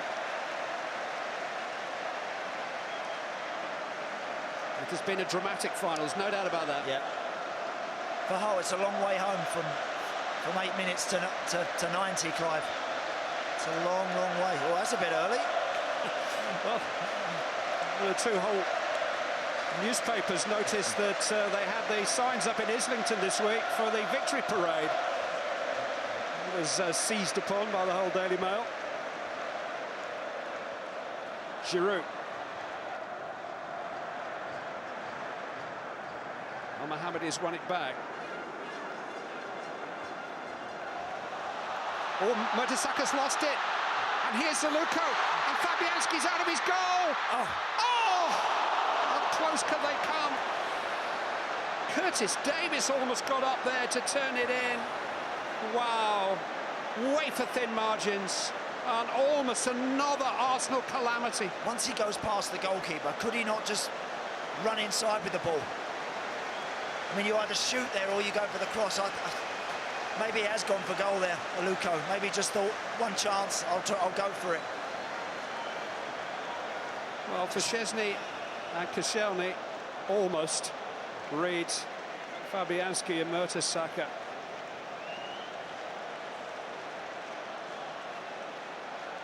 Wow. Sonny Aluko.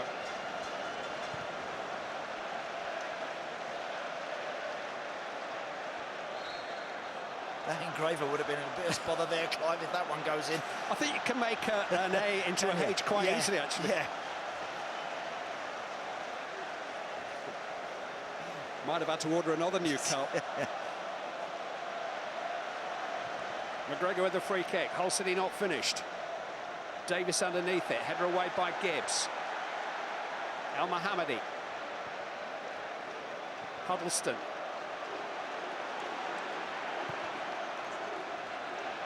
Goalkeeper has come here. And he's got it. Just More about. by luck than judgment. Yeah, just about. It was always dying a little bit, that cross, wasn't it, before Fabianski was going to get there.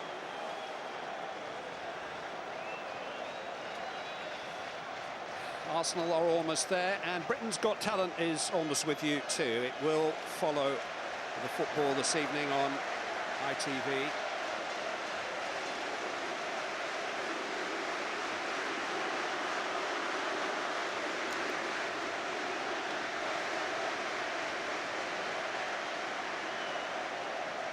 What must be going through his mind?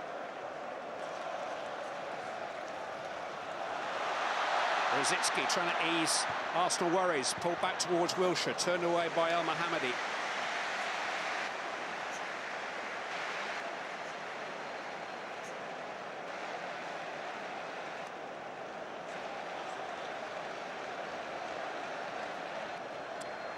Arsenal's time turned to waste a little bit of time.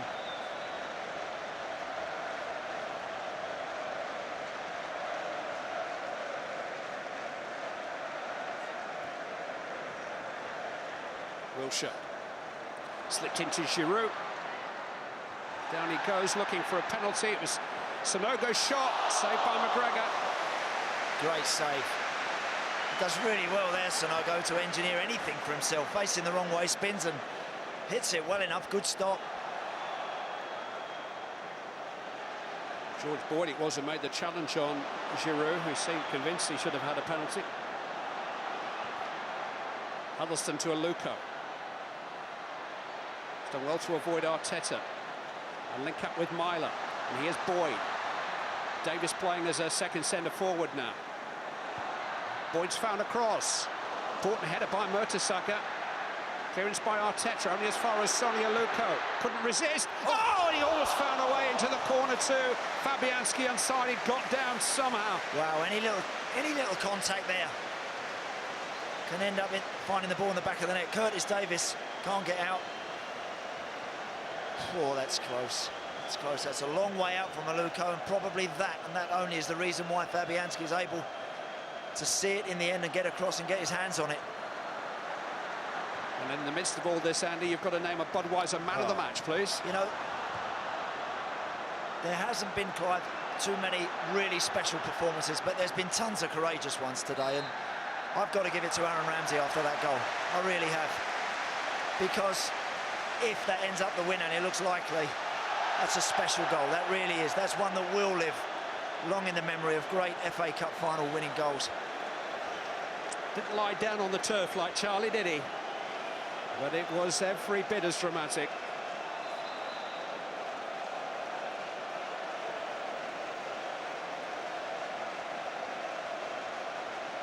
Hull have had some real courageous performances. Huddleston's played well. Curtis Davis has played terrific at the back. You know, they've given absolutely everything. staying, Aaron Ramsey. 1 added minute. The fourth official is indicating Liverpool 1. Arsene Wenger did acknowledge this week that something is missing. And that's something about 19 inches high, made of sterling silver, maybe heading to the Emirates Stadium. It is the man of the match. Gibbs will go back to his goalkeeper.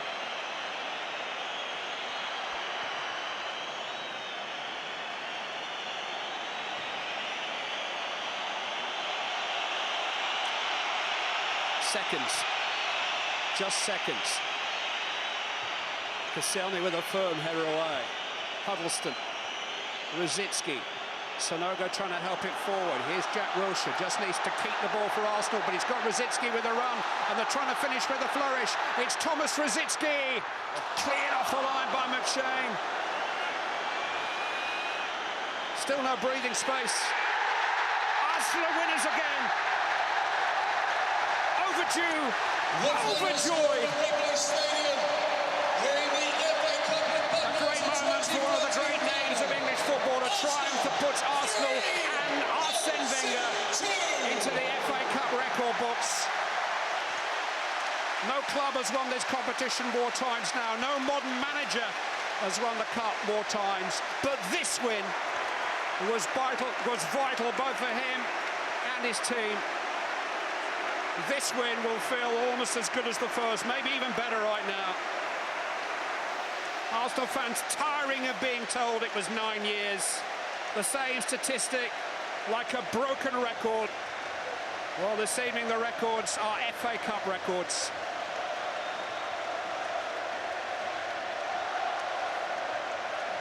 ...2014 is not the year that Hull City become winners at last, but what a year. Cup finalists for the first time. European qualifiers for the first time. Over 1,000 games, and now this one will be up there with the very best for Arsene Wenger, thanks to Aaron Ramsey, who's with Gabriel Clark. Many congratulations, that 9-year wait is over. Such a great feeling right now. I'm getting quite emotional thinking about it, but this is what it's all about.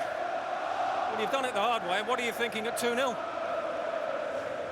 We've done that a few times in the big games this year. We conceded early on, and normally... But you haven't come back in those games. No, but we showed great strength and character today to come back.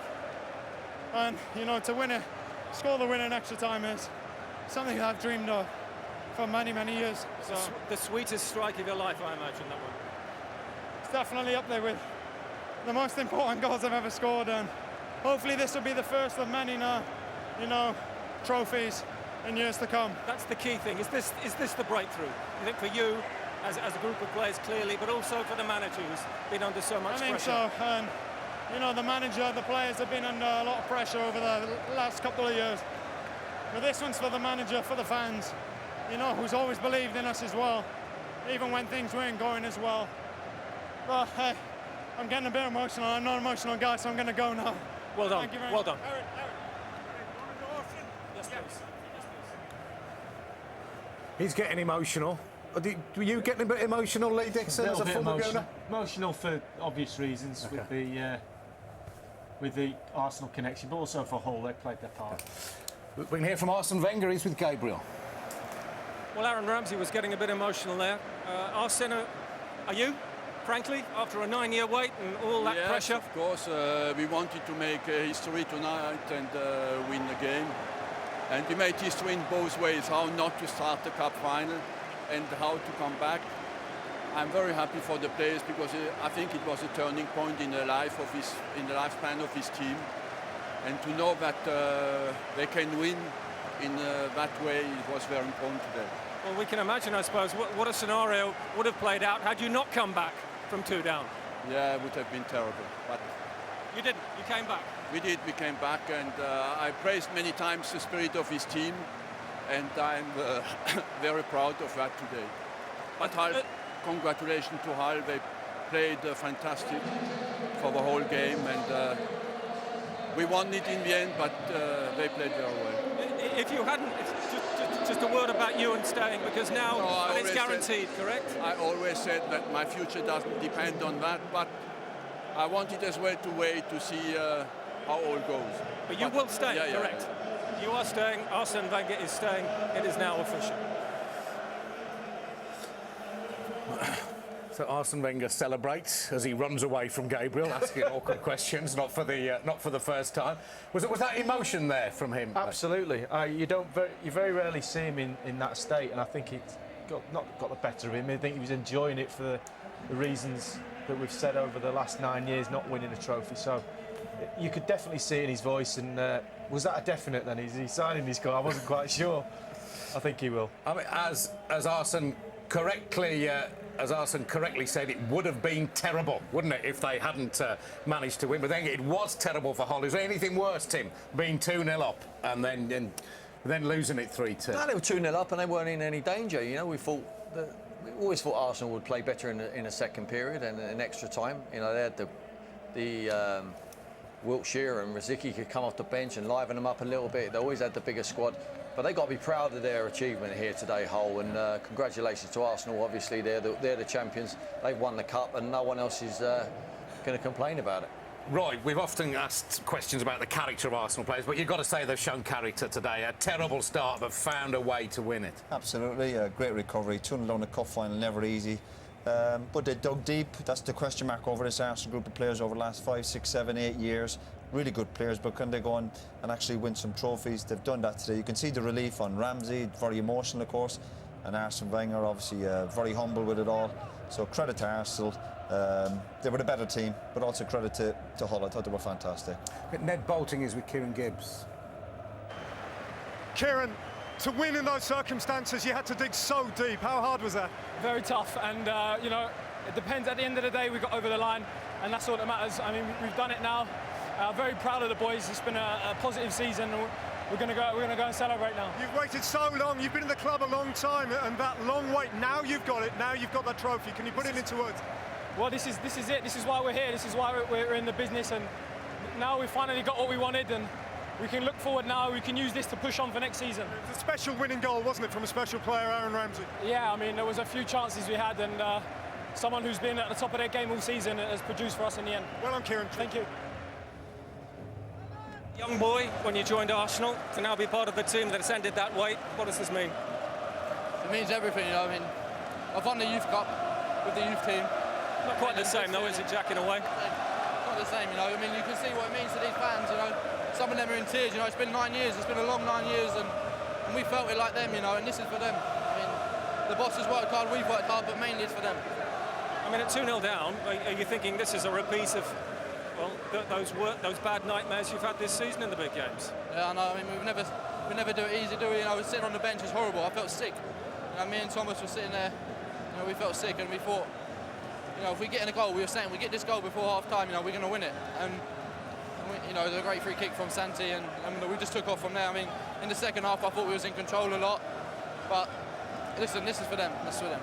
And a word for Kieran Gibbs as well, because 3-0 down it would have been, but for that header off the line. As well, you know, that header off the line, but as well, he pulled his calf as well, you know, and I mean, you see at the end he was struggling, but that's the determination from this team and the character we show. We've been fantastic all season.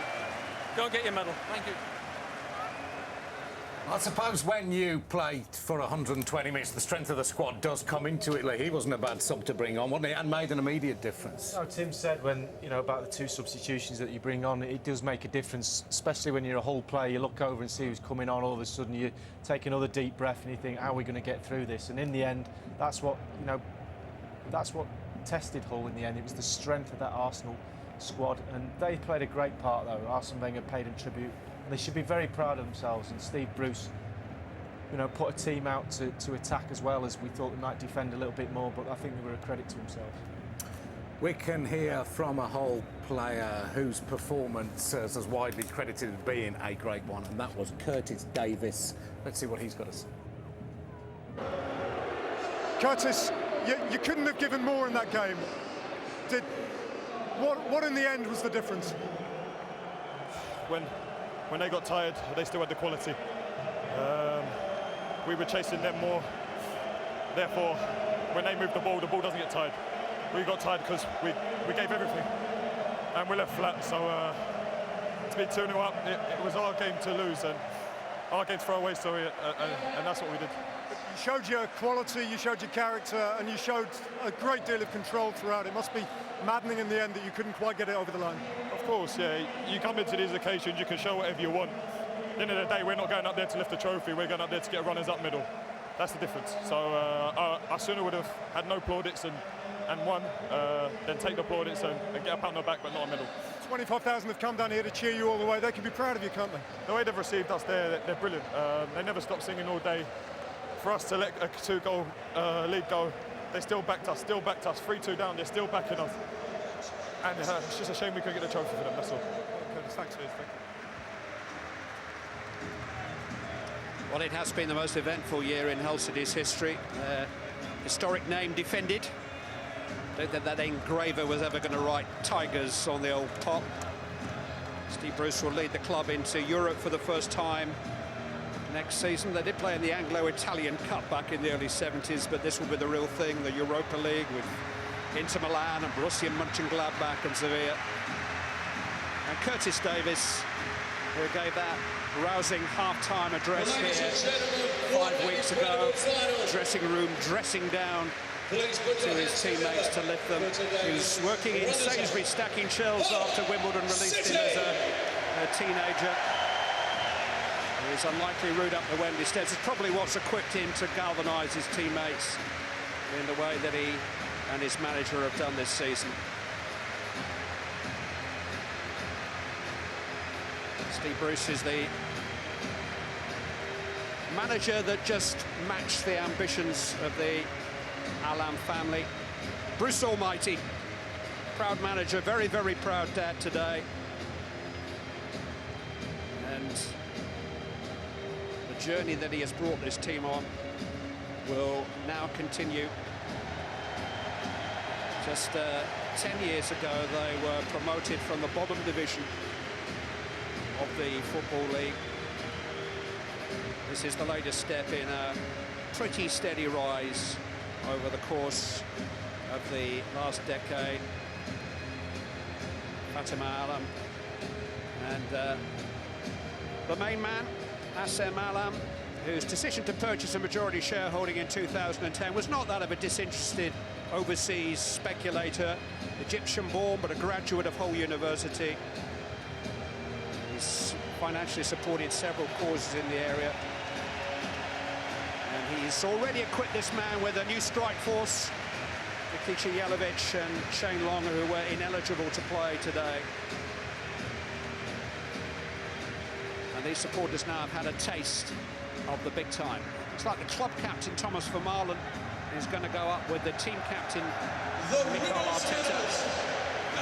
Everybody at Arsenal knew the script here this evening. They knew the worst-case scenario. Specialists in failure, those words that have been rattling around since they left Jose Mourinho's lips in February. Maybe one more FA Cup won't answer every question asked of a team that led the Premier League from September until February, but it will silence some, and it does end the way. It may just break a barrier that nobody in this current Arsenal team has been able to clear. Champions League qualification and a major trophy. I think most Arsenal fans would have taken that at the start of the season. Manchester City are the only other English club with a major honour to their name this season. 737 clubs enter the FA Cup. Only one has won it, Arsenal.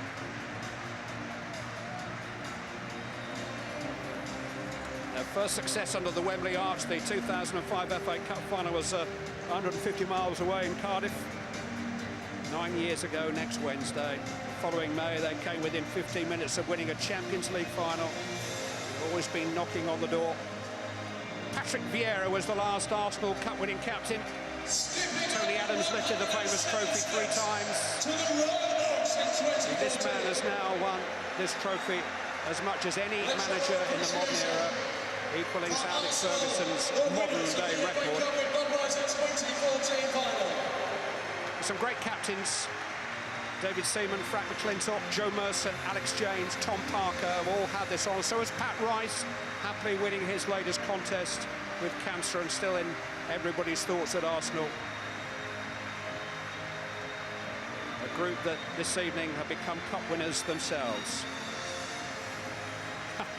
Little puff of the cheeks tells just how much this has taken out of him. It's his 8th major trophy as Arsenal manager, over 1,000 games, and this one will now be right up there. Well, it's a trophy that's taken some winning. Major honours have slipped agonisingly through their hands these last 9 years, but this evening, this whole squad in front of the man who's had the vision for the club will enjoy the honour and the ecstasy of parading a trophy. It's hard to imagine Arsenal without Arsene. The relationship has been strained, the trust stretched by the years of famine, but both club and manager will hope that this will be the start of better things. The president of the Football Association, the Duke of Cambridge, will make the presentation. Arsenal hands are on the FA Cup once more. The club's name will be engraved on the old trophy for a record 11th time to signify that Arsenal are winners again. A silver lining to Arsenal's season, another success for the most successful manager in the club's history. Arsene and Arsenal, the winning combination is revived.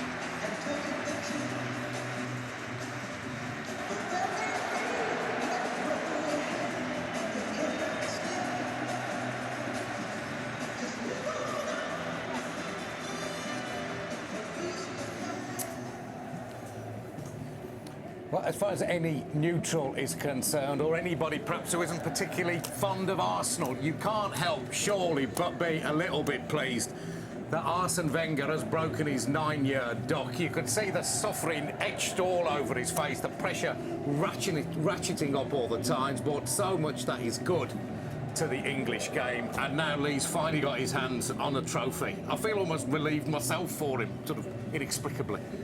Yeah, I mean, these lads will know as well. They've been managers, and they'll know the heartache you go through on a weekly basis. But he's been put through the mill a little bit, sometimes unfairly. But he's judged by winning things at that level. Well, Manchester United, Liverpool, all the top clubs are judged by whether winning trophies. And if you don't, you get put under pressure. And he's stuck, stayed with it. He's stuck the course, and he's got his reward in the end. So they ground it out, Roy. It's the hardest thing to do in football, I suppose, isn't it? Yeah, and to be fair, anyone who questions, I suppose, what the FA Cup means to players or managers should see what the players are going through there, and the reaction after the game is very emotional for both sets of players. So, no, well done to Arsenal. They were the best team on the day, and again, we keep giving Hull lots of credit. They turned up, put a good show on, but the best team won it, and they deserve it. And again, they showed a character to them that we'd questioned, but they proved us all wrong today. Tim, they had a scare at the end, and I think Lee ought to apologise to you for elbowing you in the back of the head in alarm. It's not the first time that shot didn't quite go in for Hull. What are your feelings about what Arsenal have achieved today? This cup run started against you, of course. Yeah, I mean, they deserve to win the game today. You know, congratulations to Hull and to Arsenal. It was a great spectacle for everyone. For them to finally lift that trophy after 9 years, you have to give them credit for that. You know, he's the fear of losing for a manager is so great that when you win, the relief is magnificent. And especially when they're expected to come to Wembley today and roll over a team. And when they go 2-0 down, to actually dig in and fight it through to lift that trophy, you have to give them an enormous amount of credit. Do you know what the thing is now, the really weird thing about it? He'll be going home at some point tonight. He'll probably watch that. He'll probably watch that, and, you know, he'll have a glass of wine with his wife and family, and then he'll probably watch the game back, and then he'll be trying to work out why over last season, the season before, he's not produced in the big games things for the Premier League. That'll be on his mind already, because that's the type of man he is. Okay. Perhaps you can text him and say, just watch the highlights with Matt Smith at 11 o'clock. He doesn't have to go through all 120 minutes. Well, as Arsenal celebrate and the whole players have moped off the pitch now, leaving Arsenal to enjoy themselves. We'll take a little break. We'll be back shortly to go through it with Roy, Tim and Lee. And I hope they don't rip his shirt off. That would be most undignified, wouldn't it? We'll be back very shortly.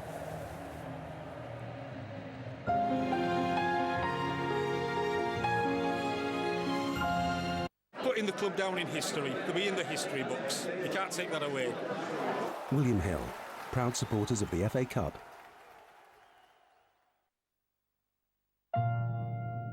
Hi, my name's Maisie, Rose, or Pauline. A rubbish name isn't all the folks might give me. There's this faulty gene, and if Mum or Dad has it, there's a 50-50 chance it'll be passed on to me. It means my heart could stop suddenly.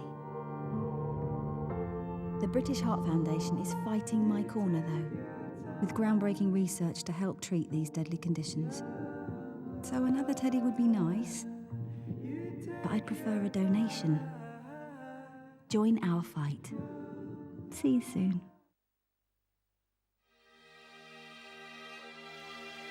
The screen on the Sony Xperia Z2 uses Sony TV technologies. So you can enjoy sharper images and more vivid colours.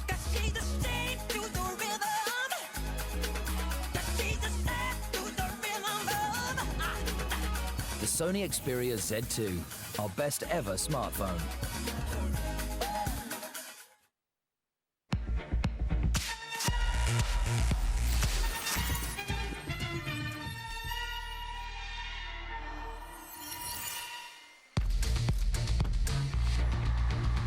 I thought I'd lost you. Armani Code Ice, the new fragrance, Giorgio Armani.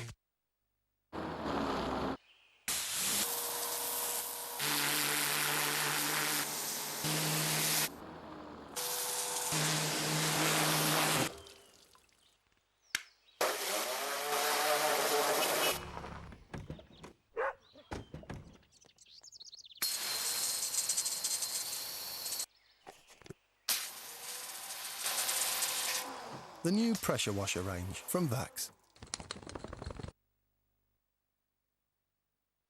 When he ran through, left the defence floundering and then just chipped the ball over the keeper. Absolutely unbelievable.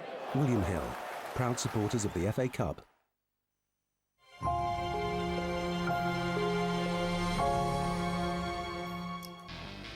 Only two things went wrong for Arsenal today. They shipped 2 goals early on, and the top actually fell off.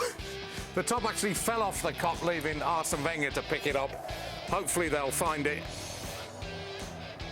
And this is not the kind of thing you see very often. All your years working with him, Lee, did this ever happen? And if you look now, he actually goes on, he's soaking wet, and he gets the bumps as well. I'll tell you how uncomfortable he will be with this, because he's not this type of, he likes his players to be at an arm's length, and he certainly won't be enjoying this, but it's part of it, I suppose, and they wouldn't take no for an answer. Is this anything you ever considered doing to Sir Alex Ferguson, Roy? Yeah, we'd like to throw him up and not catch him on his back. Okay, shall we look back at a scene we spotted, Lee, at the end of normal time? You said Arsene never talks tactics. Well, this is not normally like him. He's not somebody who get a tactic board and work stuff out. And certainly, this is something I've not seen before. The water bottles are out. I'm not sure who's who, but he's obviously trying to get a message to somebody. But that's not typically like him, and it leads to, the winning goal. And Ramsey just wanders into the box, follows the play, and great back heel from Giroud, and outside of the foot finish, absolutely exquisite. And just watch his run coming from the edge of the box, follows it in, there he is. It's a great finish, Roy, isn't it? Yeah, as soon as I went in, I questioned the goalkeeper, but looking at it again, absolutely fantastic finish. And I think if you want to be a top midfielder, you've got to have a goal in your locker, and this boy Ramsey has. And you think of the injuries he's had, and the way he spoke after the game, it means so much to him, and great scenes from there. That was kind of the thing missing from his game, Tim, wasn't it? Goals before this season. He was stuck on the right wing, wasn't he, for large periods. He was obviously out of his comfort zone there, and when they put him into the central midfield, he bursts forward, he times his runs, got a lot of energy, can strike off both feet. He is a top player. I mean, I'd like to give Wiltshire some credit there, because it was an incisive pass. Too early in the first half, they were playing boring square passing. He tried to play right through the heart of them, and you see the outcome. I mean, it was kind of a classic Arsenal goal, wasn't it? Sort of back heels in the penalty area and all that business. Yeah. Often comes to nothing, but there, thanks to his balance as much as anything else, getting his feet right and conjuring up that finish. Absolutely, it was a great finish. It was a stabbed finish off his front foot, but Like, you know, when someone's passing the ball straight down the middle of your goal and the defenders are running on their back foot. Look at Wiltshire here. See how he's just incisive, right into the path of... The thing is with Ramsey as well, they've missed, when he was injured, they missed his goals from midfield because they didn't have a lot of... Walcott was out, they didn't have the threat behind, so you need a midfield player running into the box.